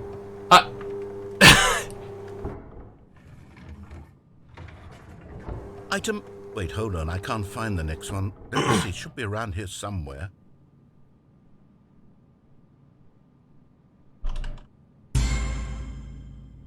Okay, you and I both know there isn't anything here. And I don't appreciate the implication that nothing is a bucket when we both clearly know that a bucket is something, and therefore nothing could possibly be something. Unless, in your twisted mind, have you somehow convinced yourself that a bucket is nothing? Answer me straight, Stanley. Do you believe that nothing is a bucket? You know what? I'm too confused. I've lost all sense of perspective. What is a bucket? Isn't a bucket? Mere moments ago I could answer these questions with confidence. And yet now I'm somewhat adrift. Do any of us know what a bucket is? Am I a bucket? Stanley, I can't keep doing this. I'm losing myself, and myself was all I ever had to begin with. I'm afraid the bucket is threatening to tear our relationship apart. I can't have that. I'm sorry. But I'm going to erase all buckets from the game entirely. Okay, here we go. No. No! No! Is everything gone? Oh, because everything's a bucket. Disappear. Wait, was everything a bucket? Every single thing in the game was a bucket. Oh my God, I had no idea. Except me. I'm not a bucket after all. And you, Stanley, you're still here. You're not a bucket either. Oh, this is wonderful news. We're not buckets. Yes, I actually feel much more at ease right now. It's delightful to get some clarity on that issue, but it doesn't change the fact that we haven't got a game. So, tell you what, I'll reset everything and we'll put back all of the buckets, okay? And we'll know that it's all a bucket. But if you run into anyone else, maybe don't mention that. Who knows what that information might do to a person? All right, here we go. Fantastic.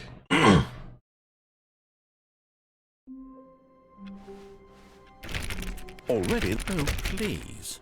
Are you really just doing this for the achievement? Click a door 5 times. Is that all that you think an achievement is worth? Stanley lifted the bucket into his arms, and a wave of comfort rushed over him. I wish to go see the... Stanley clutched the bucket tightly to his chest and entered the door on his left.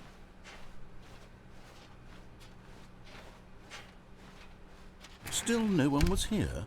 Stanley needed the bucket's warmth and comfort now more than ever. Perhaps his boss's office was where he'd come into a staircase. Stanley and the bucket walked upstairs to the boss's office. But Stanley just couldn't do it. He considered the possibility of facing his boss, admitting he had left his post during work hours. He might be fired. And in such a competitive economy, why had he taken that risk? All because he believed everyone had vanished?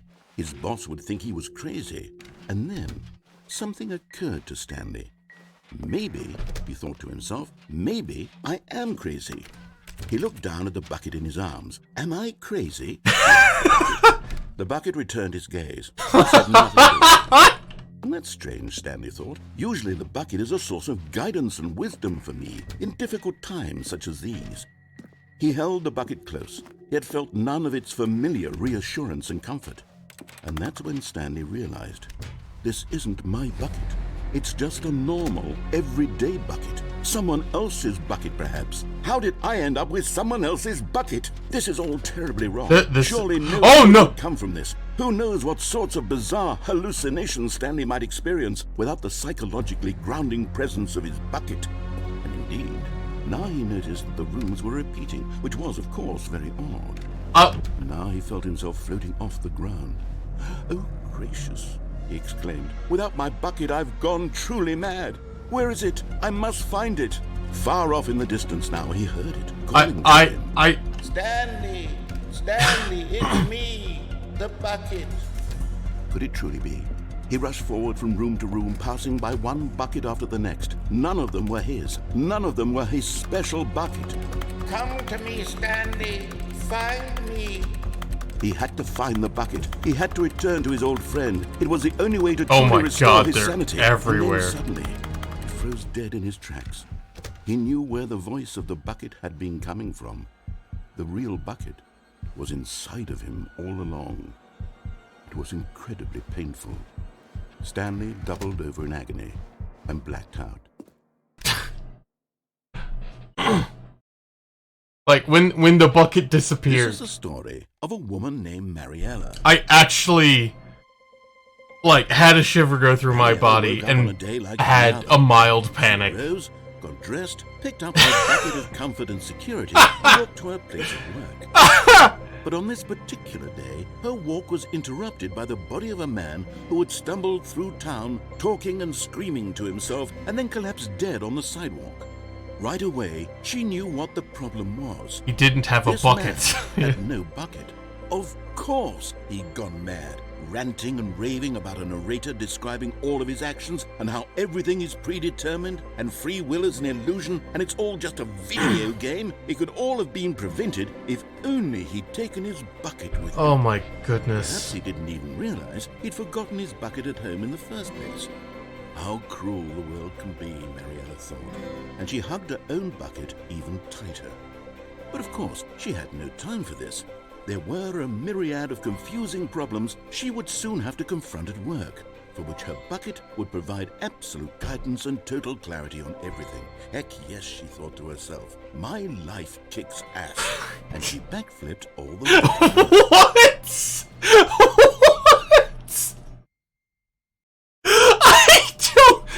I don't even know what to do with that information. I can't wait to tell this story to my co-workers, Stanley thought. How amusing they'll find it. Oh, won't we all just laugh and laugh at the time I thought everyone had gone missing. The confusion and the chaos all seemed to melt away as Stanley embraced the bucket.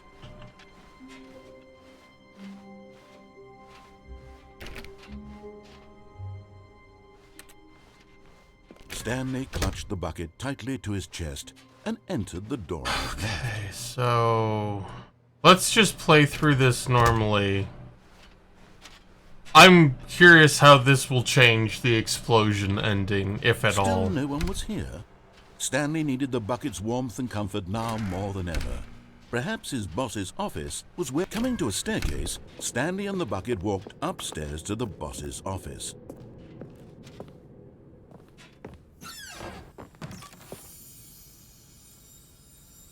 Oh! You found one of them. One of the miniature Stanley figurines. Remember, no reward for collecting all of these, only the intrinsic pleasure of a job well done. You can't buy that sort of happiness, Stanley. God knows I've tried. So, I implore you to savor each and every moment you come across one of these beautiful figurines. I actually kind of forgot. Because the boss knows what the boss says goes. If the boss has suffered losses, then that's what the boss chose. Okay. Have a good evening, Zayd. Thank you very much for stopping by, and thank you very much for the raid earlier. I appreciate. Why? Business strategy. Okay.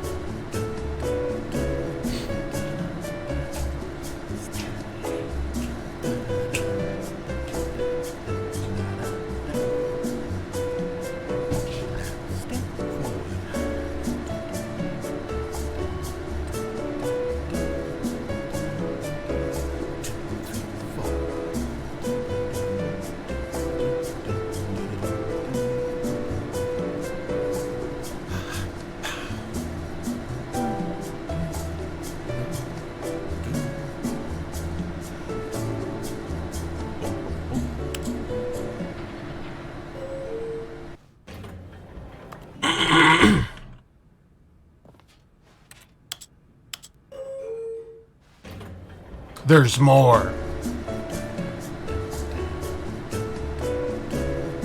How's it going, GC?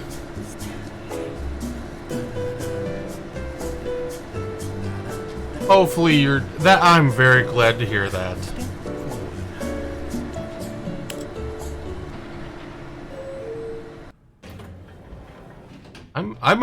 Okay. That's a bit upsetting that there's... Stepping into his manager's office, Stanley was once again stunned to discover not an indication of any human life. Crushed by the weight of this revelation, Stanley may have broken down into an emotional dumpster fire, if not for the soothing presence of the bucket. Fuck. Even now, in his darkest of hours, did the bucket's warmth and guiding light pierce the I have a dark bucket. clouds of confusion and chaos. It would be with him, always. Thus. The bucket would. And he knew it. The two of them were inseparable. At this point, Stanley was so absorbed in the tender spiritual connection he shared with the bucket that he didn't notice the keypad behind the boss's desk. Nor in his bliss of simply being near the bucket did he have any notion that the PIN number for the keypad was 2845.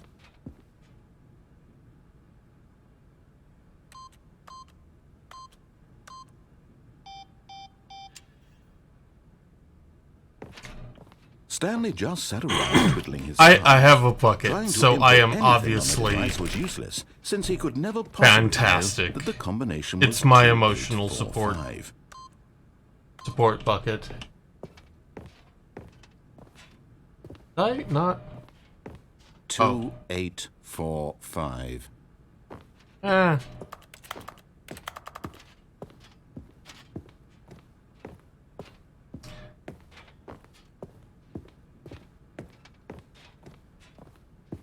What was that last number, narrator? Forgot, but it turns out that the power's emergency override kicked in, and the door just opened all by itself. And Stanley got the hell along with the story.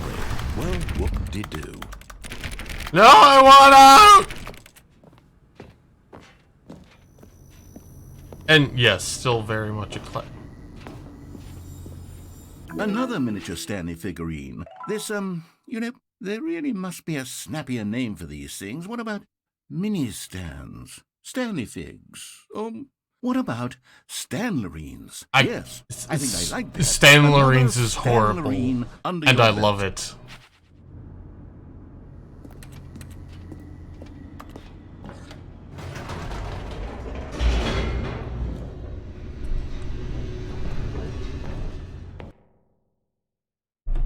Oh no! Oh, it's elevator raced okay. I downward, still have my bucket. plummeting Okay, towards an unknown. I was concerned. It would be all Stanley could do to keep himself together, if not for the bucket. Soothing him, comforting him, reassuring that in this darkest moment of uncertainty, he would be all right. The bucket is here for you, Stanley. Everything will be fine. Wait, Stanley said to the bucket. Can we go back up? When I was pressing those keypad buttons, there was something very intriguing about the number 3. I want to go back so I can try pressing the number 3 again. The bucket said nothing.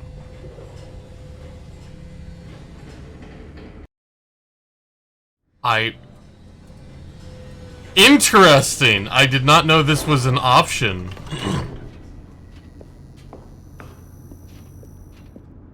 Here we are, said Stanley. Now I'm going to try out that number 3 button. He took the bucket over to the keypad and began absolutely slamming on the number 3 over and over and over. Wow, he said. The number 3 is such a special button. I'm having the time of my life. Stanley looked expectantly at the bucket, but the bucket remained silent.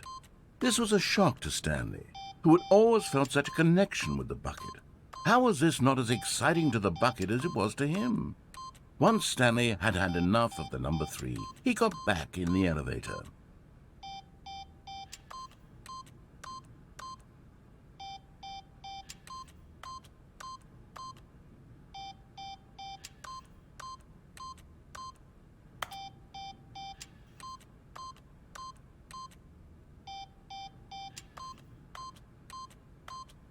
Eight. 8.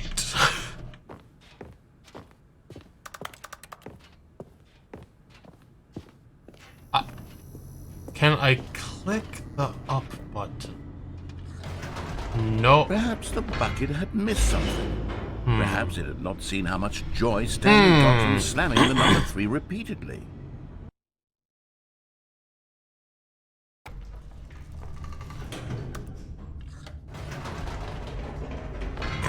No, said Stanley to the bucket. You can't go on yet. Not till you understand how much the number 3 means to me. You and I have been through so much together, and I just want you to see what I see. Feel the happiness I feel. Why is this a thing? The bucket said no. Well, I guess we're doing this for the next hour. Here we go, said Stanley. This time I'll really show you. He ran to the number 3 and began to wail on it like a musician on a beloved instrument, weaving a concerto of truth and passion. He wielded the number 3 like a fine artist would wield a paintbrush.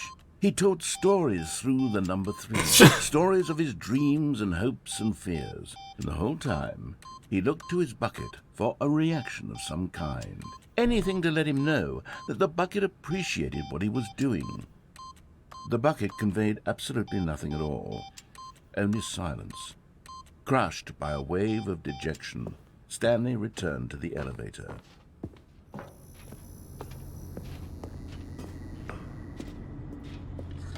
Stanley and the bucket were so close. They'd always been there for one another. Why suddenly could the bucket not connect with this passion of Stanley's? The question caused Stanley to ruminate the whole way down the elevator. He knew that there must be a way to get through to the bucket, to communicate fully with his dear friend. Surely there was a solution, mustn't there be?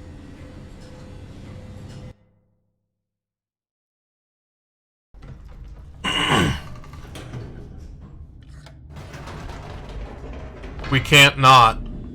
We have to save our relationship with the bucket. Said Stanley. I know what to do. I know how to fully express this feeling in my heart.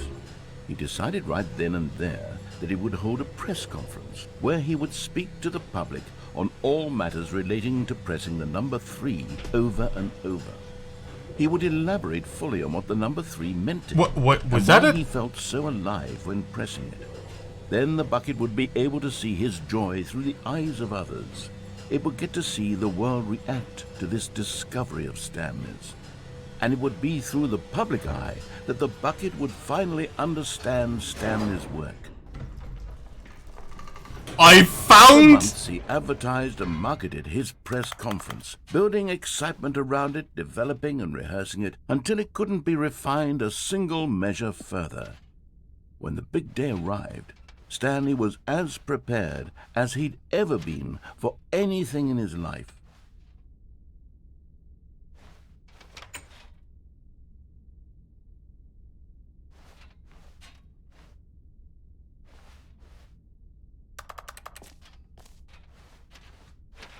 I'm amazed. This was it. One last chance to win the bucket over. One opportunity to share a true connection with a loved one.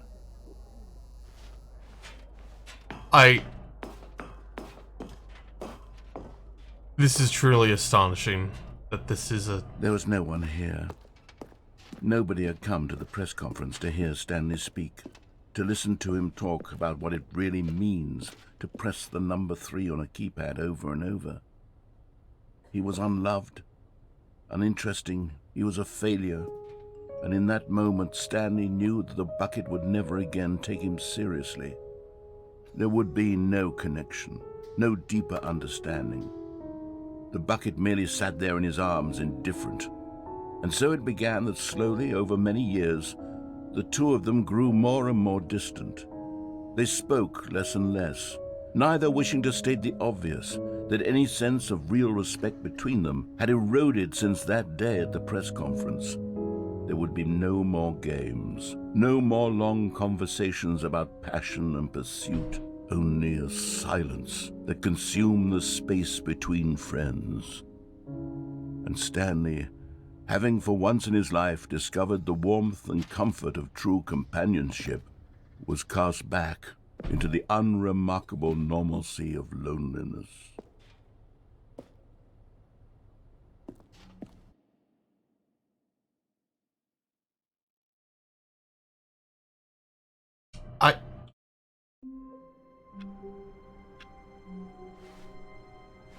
All of his co-workers were gone.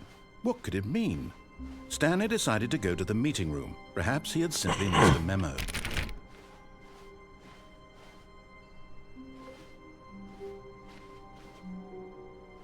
Stanley went around touching every little thing in the office, but it didn't make a single difference, nor did it advance the story in any way. Bucket!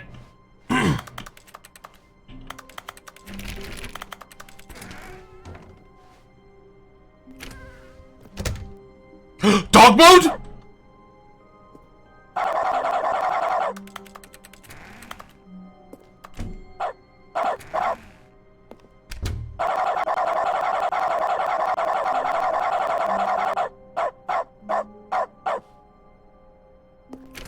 Well, peak game. Warmth spread through Stanley's arms. With Peak the bucket game. in his arm, Stanley clutched the bucket tightly to his chest and entered the door on his left.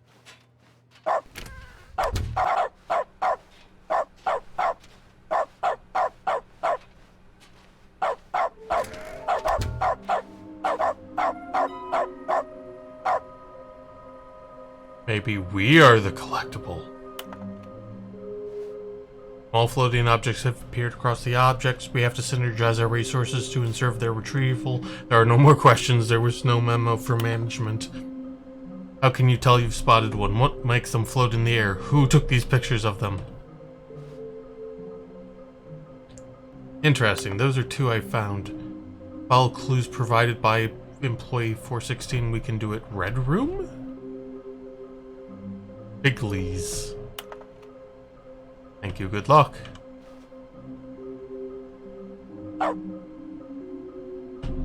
Can we sell them? Obviously.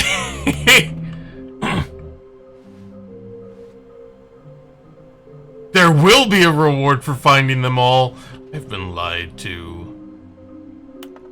Oh!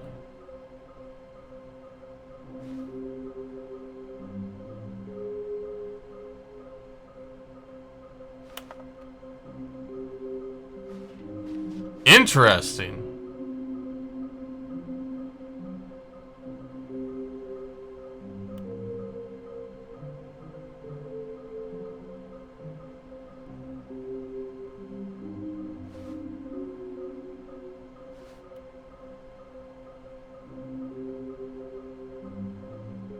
Oh! Oh!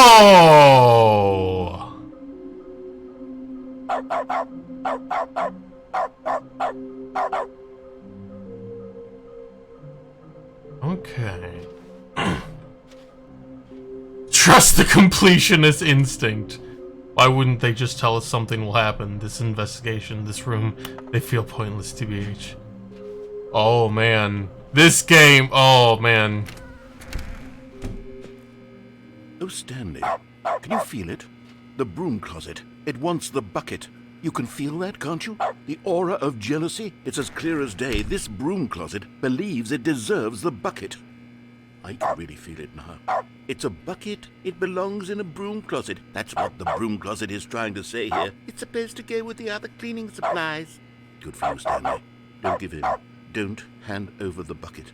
I know how hard it must be, given the pressure that the broom closet is putting on your shoulders right now, but you have to be strong. This is your bucket. This is your companion and lifelong friend. You can't hand it over.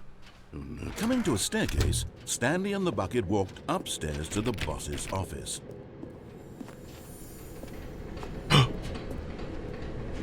Okay, I'm going back to the name of these little Stanley figurines, and now I'm torn between Stanlerines and Figlies. What do you think, Stanley? What name better encapsulates the intrinsic sense of happiness that you get from seeing a small number in the corner of your screen go up by 1? Let me sit on it. I'm sure it will come to me. I am... This...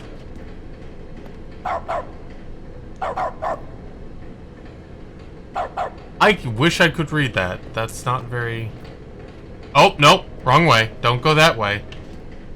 That's the bucket ascending.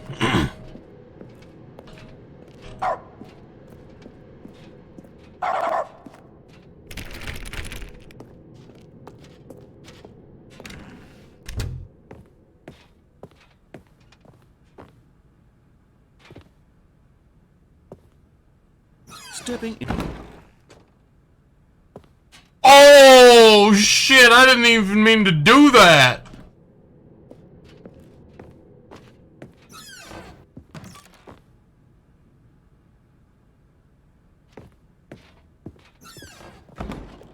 We've ruined something. Hell yeah.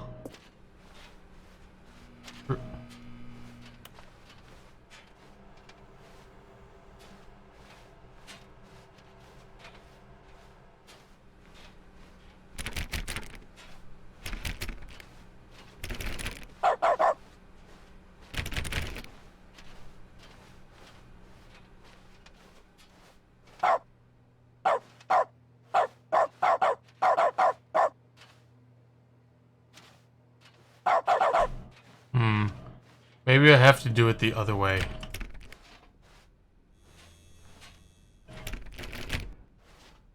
What?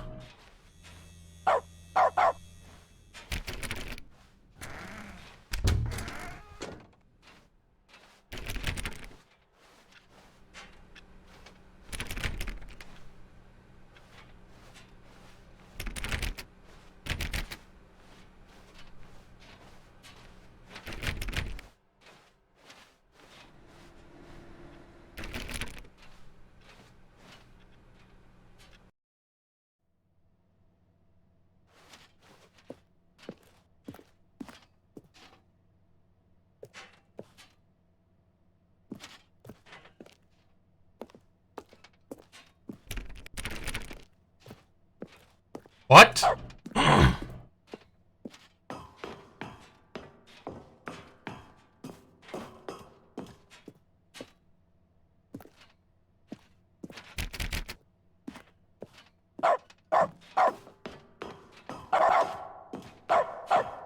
Oh, it echoes. That, wait.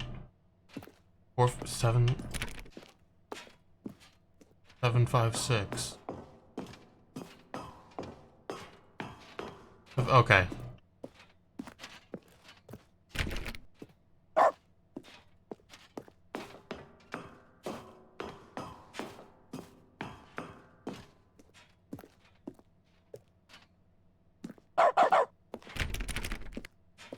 This is creepy. I do not... like, without the narrator...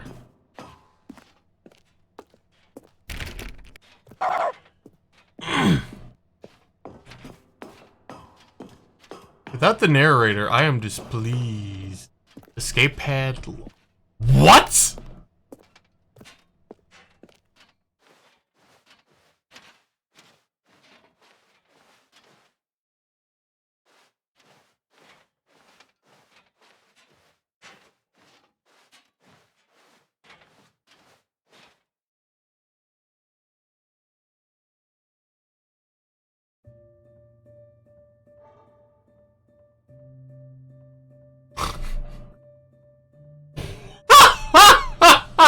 This is...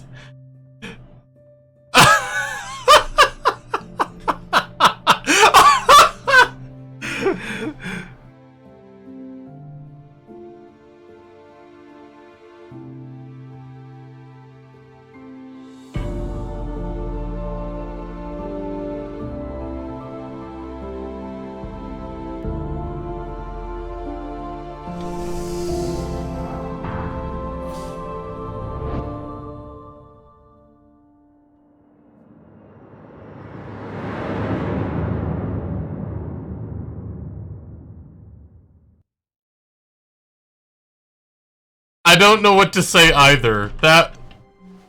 All of his co-workers were gone, What could it mean? Stanley decided to go to the meeting room. Perhaps he had simply this missed is a memo. left. Yeah, that's a yellow box. That is a very yellow box. They turn. Wait. Wait. The bucket's gone.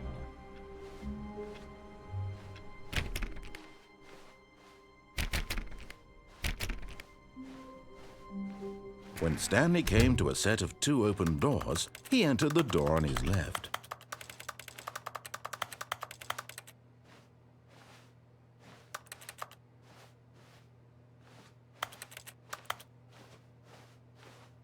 This was not the correct way to the meeting room, and Stanley knew it perfectly well. Perhaps he wanted to stop by the employee lounge bucket's first, gone, guys. just to admire it. Stanley felt lightheaded, butterflies in his stomach, giddy in a way he had never known before. Was it this room? A connection between the two? Could a man love a room? I mean, truly, truly, deeply, madly love.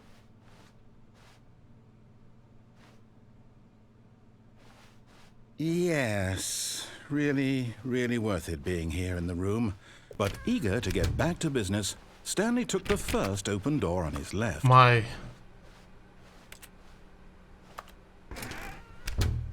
heart is shattered. Stanley was so bad at following directions, it's incredible he wasn't fired years ago. Done it. You're getting close now, Stanley. You've nearly gotten all of the Figler Anlarines. Very soon, you'll collect the last one, and then the first number will equal the second number, and that will be it. We'll be different people by then. Different in the sense that we used to have none of them, and now we have them all. You can't go back to when you had no Figler Anlarines. None of us can.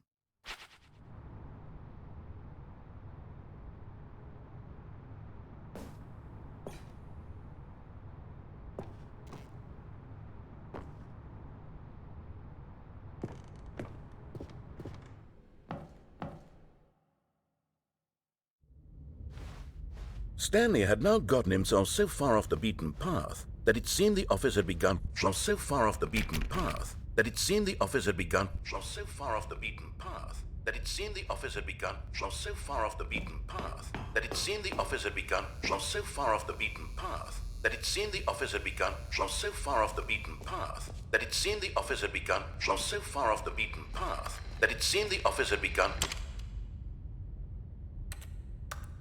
so far off the beaten. You didn't think I was actually just a recording, did you?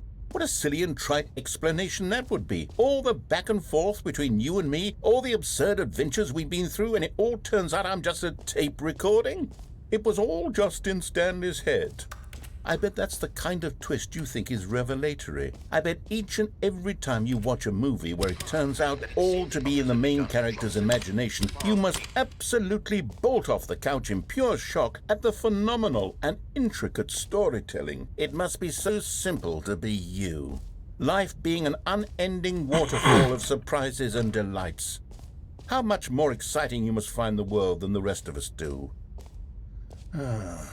Now I've become sad. Look what you've done to me. This is all your fault.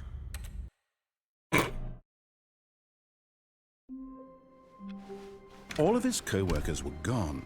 What could it mean? Wow. Stanley decided to go to the meeting room. Perhaps he had simply missed the memo. Replacement!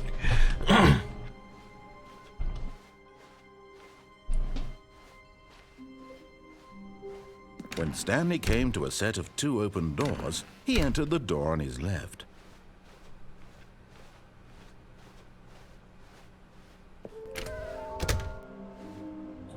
And we're both red. I know. Okay. Okay. Okay. I know where to go. Someone was following Stanley. He was sure of it. If he checked over his shoulder now, he would surely catch them. It was only a matter of time. Oh.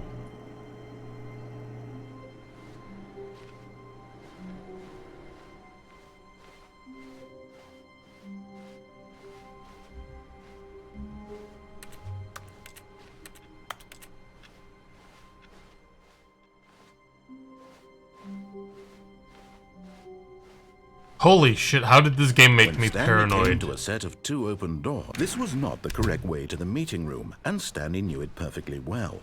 Perhaps he wanted to stop by the employee lounge first, just to admire it. The lounge was grand, majestic, perhaps, but eager to get back to business, Stanley took the first open door on his left. Stanley was so bad at following directions, it's incredible he wasn't fired years ago. Look, Stanley, I think perhaps we've gotten off on the wrong foot here. I'm not your enemy, really, I'm not. I realize that investing your trust in someone else can be difficult, but the fact is that the story has been about nothing but you all this time. What? Really? I was in the middle of something. Do you have zero consideration for others? Are you that convinced that I want something bad to happen to you? Why, I don't know how to convince you of this, but I really do want to help you, to show you something beautiful. Look, let me prove it.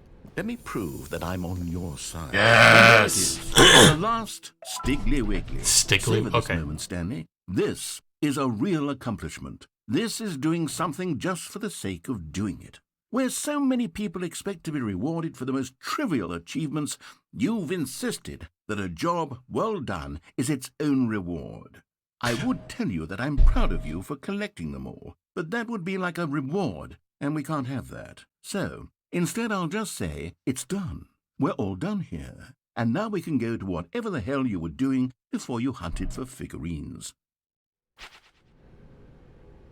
Now listen carefully, this is important. Stanley walked through the red door. I do know about the falling off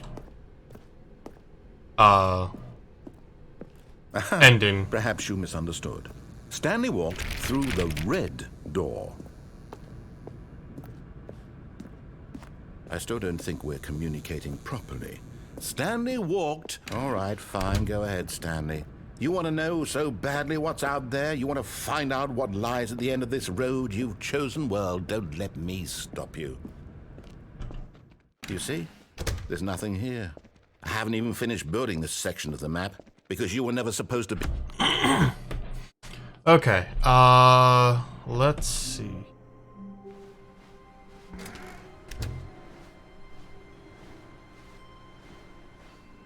Stanley, I'm sorry, but I have to put a pause on things. It's those figurines. Those figurines. I haven't stopped thinking about them since you were every last one. Wasn't it just the most intrinsically fulfilling moment of your entire life? Didn't it fill you to the brim with inner richness? Yes, I know we're supposed to be telling a story, but won't you please indulge me with one more trip back to the memory zone? I would love nothing more than to revisit the figurines. Just one more time.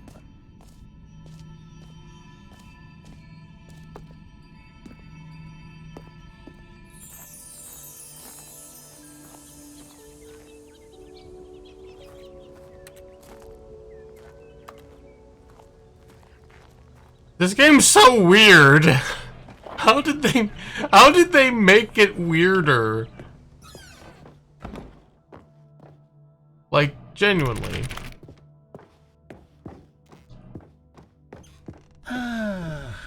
Here's where it all began. The first collectible. Back then, we had no idea of how many of them we'd find. Sure, it said 6 right there on the screen, but how could we know for certain? We were so innocent. We'll never be like that again, Stanley.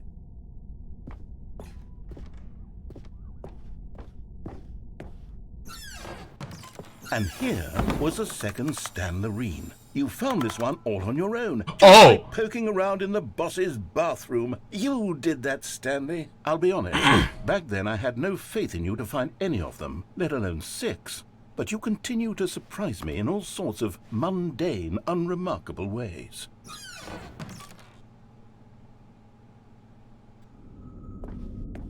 Okay, let's do a little quiz. Which of these rooms was the room you found your third mini Stan? Can you remember?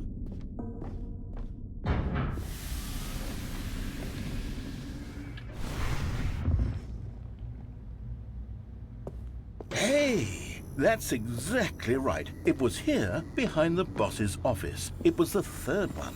You picked it up, and then after that, you had 3 of them. I'm glad these moments are so crystal clear in your memory, but I shouldn't be surprised. After all, science tells us that it's impossible to forget your 3rd time doing anything. This is in fact not where I got the 3rd one. Let's see, what came next? Oh yes, we found a Figley in this pink room. Oh, well, I can't actually say I remember being in this room, but it's here in the memory zone, so it must have happened.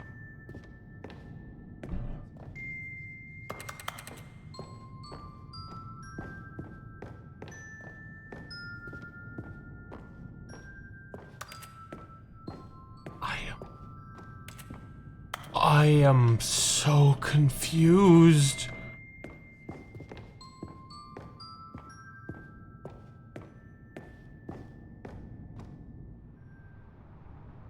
This was the 5th mini-stand, and this one was really something special. It was in the warehouse. I remember it so clearly. In fact, because this one is particularly special to me, I made a little video to commemorate the occasion. Enjoy.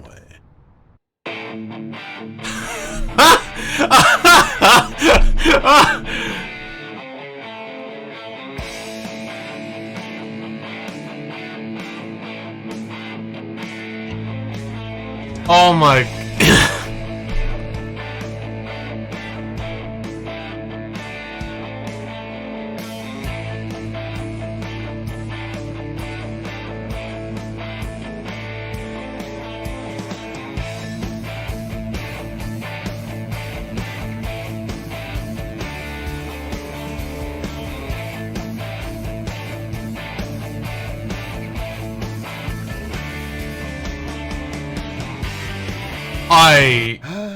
Takes you back, doesn't it? Yeah, it does. I spent a lot of time making that video, but it was 8 minutes I wouldn't have spent on anything else.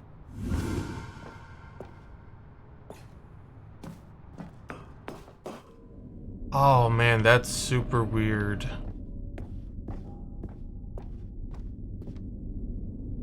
And then, Stanley, then we came to the last collectible, the final figurine, right here by the red and blue doors. This memory is the most distinct and clear in my mind, perhaps because it was the one that happened more recently than all the others.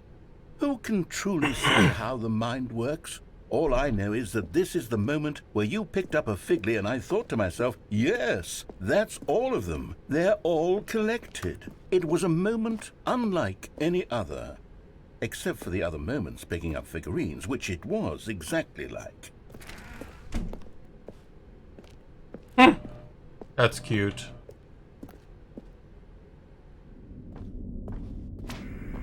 Oops. Oh. And then there was no more, because we've caught up to the present moment. Nothing left to do but move onward into the future. Goodbye, memory zone. Okay. No, I'm not done. I'm not ready to move on. Stop the loading screen. Isn't there some way we can stay here, keep enjoying these figurines? Let's just go backwards. We'll do the memory zone again from the opposite direction. See how that feels. Okay, yes, the room with the red and blue doors. I remember this. I must say, of all the figurines we looked at in our initial tour of the memory zone, this one is the most distinct and clear in my mind. Let's keep going. I want more. This game. And here's where I made that video. Don't you remember the video we watched?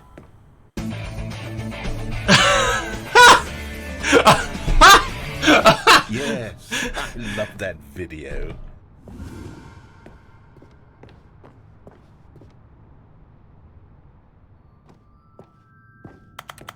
Still don't remember the pink room, Stanley. Still no memory of this one. Good room, though. A solid room.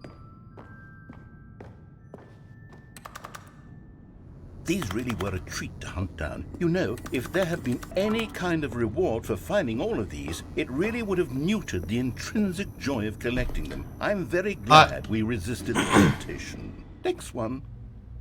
I... 」 . 。 . 。 . 。 . 。 . 。 . 。 . 。 . 。 . 。 . 。 . 。 . 。 . 。 . 。 . 。 . 。 . 。 。 . 。 。 . 。 。 . 。 。 . 。 。 . 。 . 。 . 。 . 。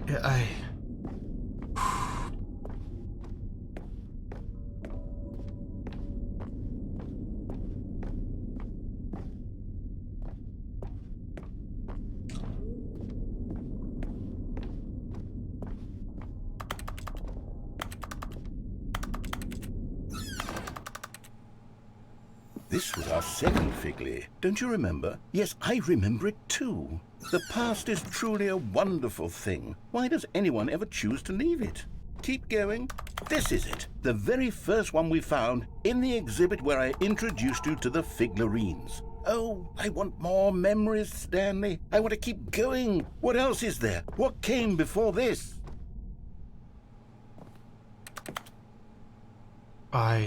This...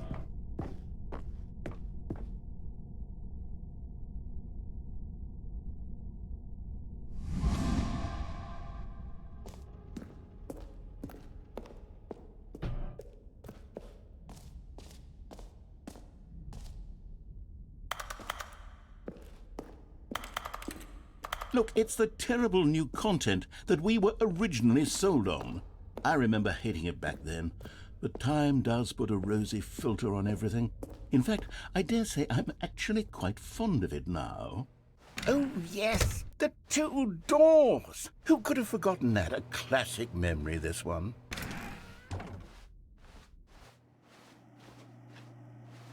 And before everything else, there was your office. Is there anything else? Was there something that came before your office? There's something I feel I can remember. I can remember.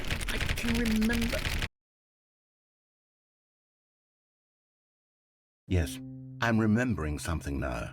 I remember before this whole story got started. Back then I was different. I used to make big decisions. I was passionate. I was skeptical. I weighed each decision with profound thoughtfulness. And then somewhere along the way, I stopped making decisions. I became lazy, and I came up with a character named Stanley to do my thinking for me. He would make the decisions. He would decide which way to go. I would cheer him on as he collected figurines for no reason. Why did I invent Stanley? Was I lonely? Yes, perhaps that's it. Perhaps I needed to imagine I had companionship. And Stanley really did make for a wonderful companion, even if he was a fiction. But I suppose it's grown old. I want to think for myself again. I want to go back to how it used to be. Yes, I can be on my own again. I can do it. I'll be stronger this time. I'll take care of myself. I don't need Stanley anymore. Oh, but he truly was so much fun to play with. You know what? Since we're in the memory zone, how about one more good memory? Let's go back just once and give Stanley one more run of the office, and then I'll retire him for good. I did enjoy telling his story so very much. Okay, here we go. This is the story of a man named Stanley.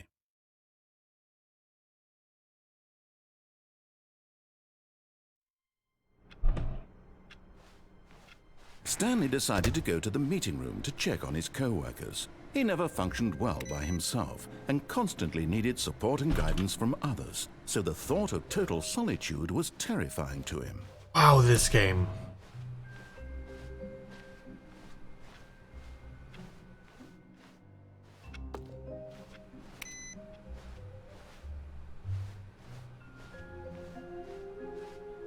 Yeah, I think...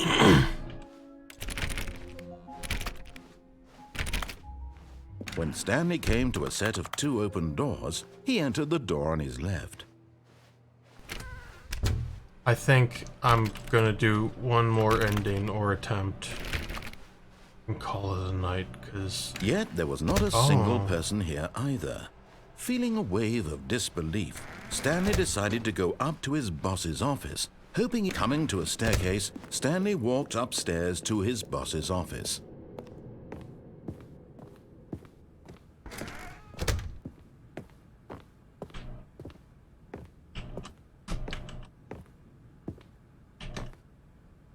Stepping into his manager's office, Stanley was once again stunned to discover not an indication of any human life. Shocked, unraveled, Stanley wondered in disbelief who orchestrated this. What dark secret was being held from him? What he could not have known was that the keypad behind the boss's desk. Stanley was in such a rush to get through the story as quickly as possible, he didn't even have a single minute to just let the narrator talk. That kind of anxiety isn't healthy, so he relaxed for a few moments with some calming New Age music.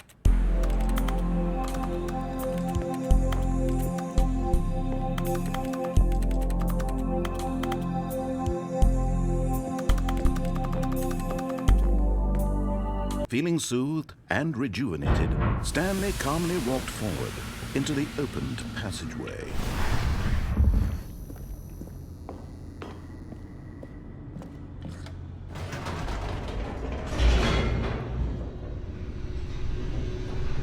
Holy smokes.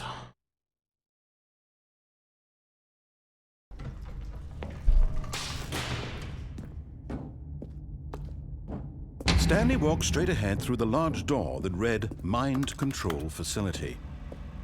Although this passageway had the word escape written on it, but of course, Stanley thought better of it and realized he simply had too much to live for.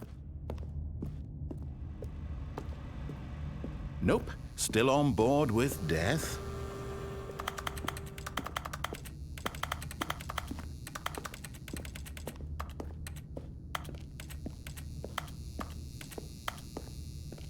The door behind him was not shut. Stanley still had every opportunity to turn around and get back on track. At this point, Stanley was making a conscious, concerted effort to walk forward and willingly confront his death.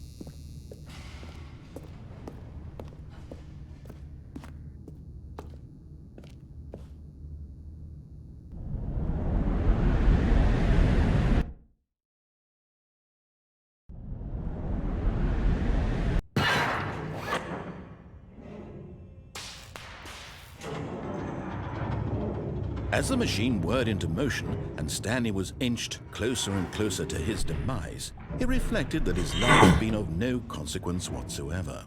Stanley can't see the bigger picture. He doesn't know the real story, trapped forever in his narrow vision of what this world is. Perhaps his death was of no great loss, like plucking the eyeballs from a blind man. And so he resigned and willingly accepted this violent end to his brief and shallow life. Farewell, Stanley.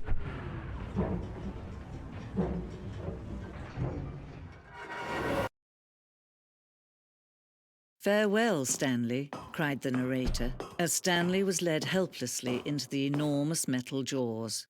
In a single visceral instant, Stanley was obliterated as the machine crushed every bone in his body, killing him instantly.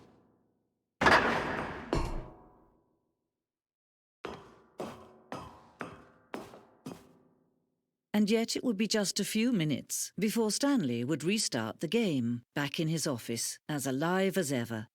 What exactly did the narrator think he was going to accomplish? When every path you can walk has been created for you long in advance, death becomes meaningless, making life the same. Do you see now? Do you see that Stanley was already dead from the moment he hit start?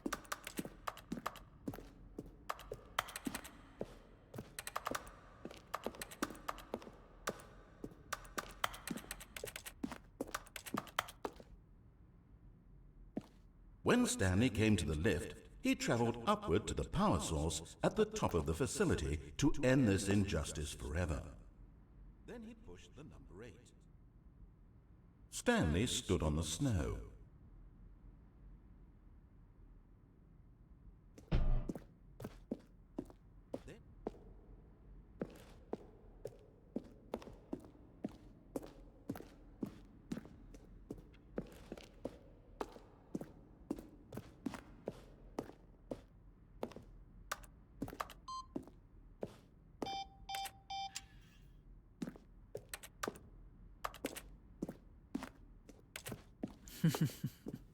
Oh, look at these two. How they wish to destroy one another.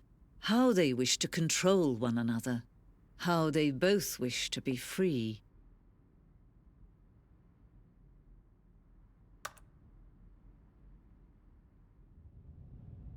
Can you see? Can you see how much they need one another? No, perhaps not. Sometimes these things cannot be seen. But listen to me. You can still save these two. You can stop the program before they both fail. Push escape and press quit. There's no other way to beat this game. As long as you move forward, you'll be walking someone else's path. Stop now and it'll be your only true choice. Whatever you do, choose it. Don't let time choose for you.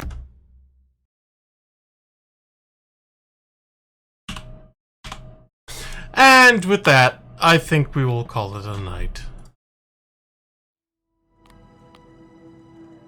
So, this was very weird. Like,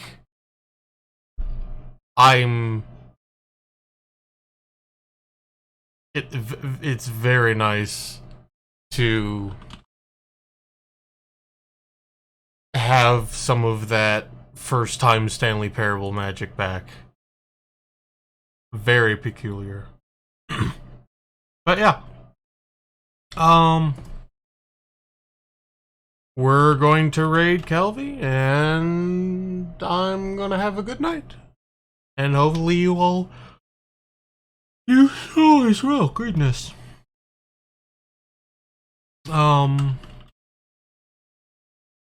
I don't know if I'm going to Beat Saber tomorrow morning, because I am quite sore, but Friday I am going to be playing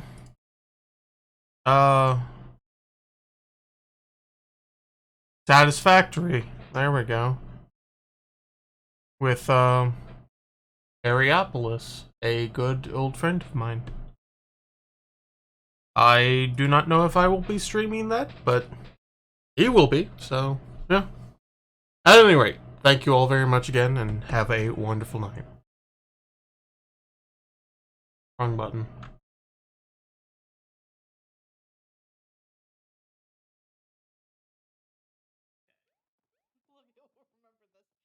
We all will remember this.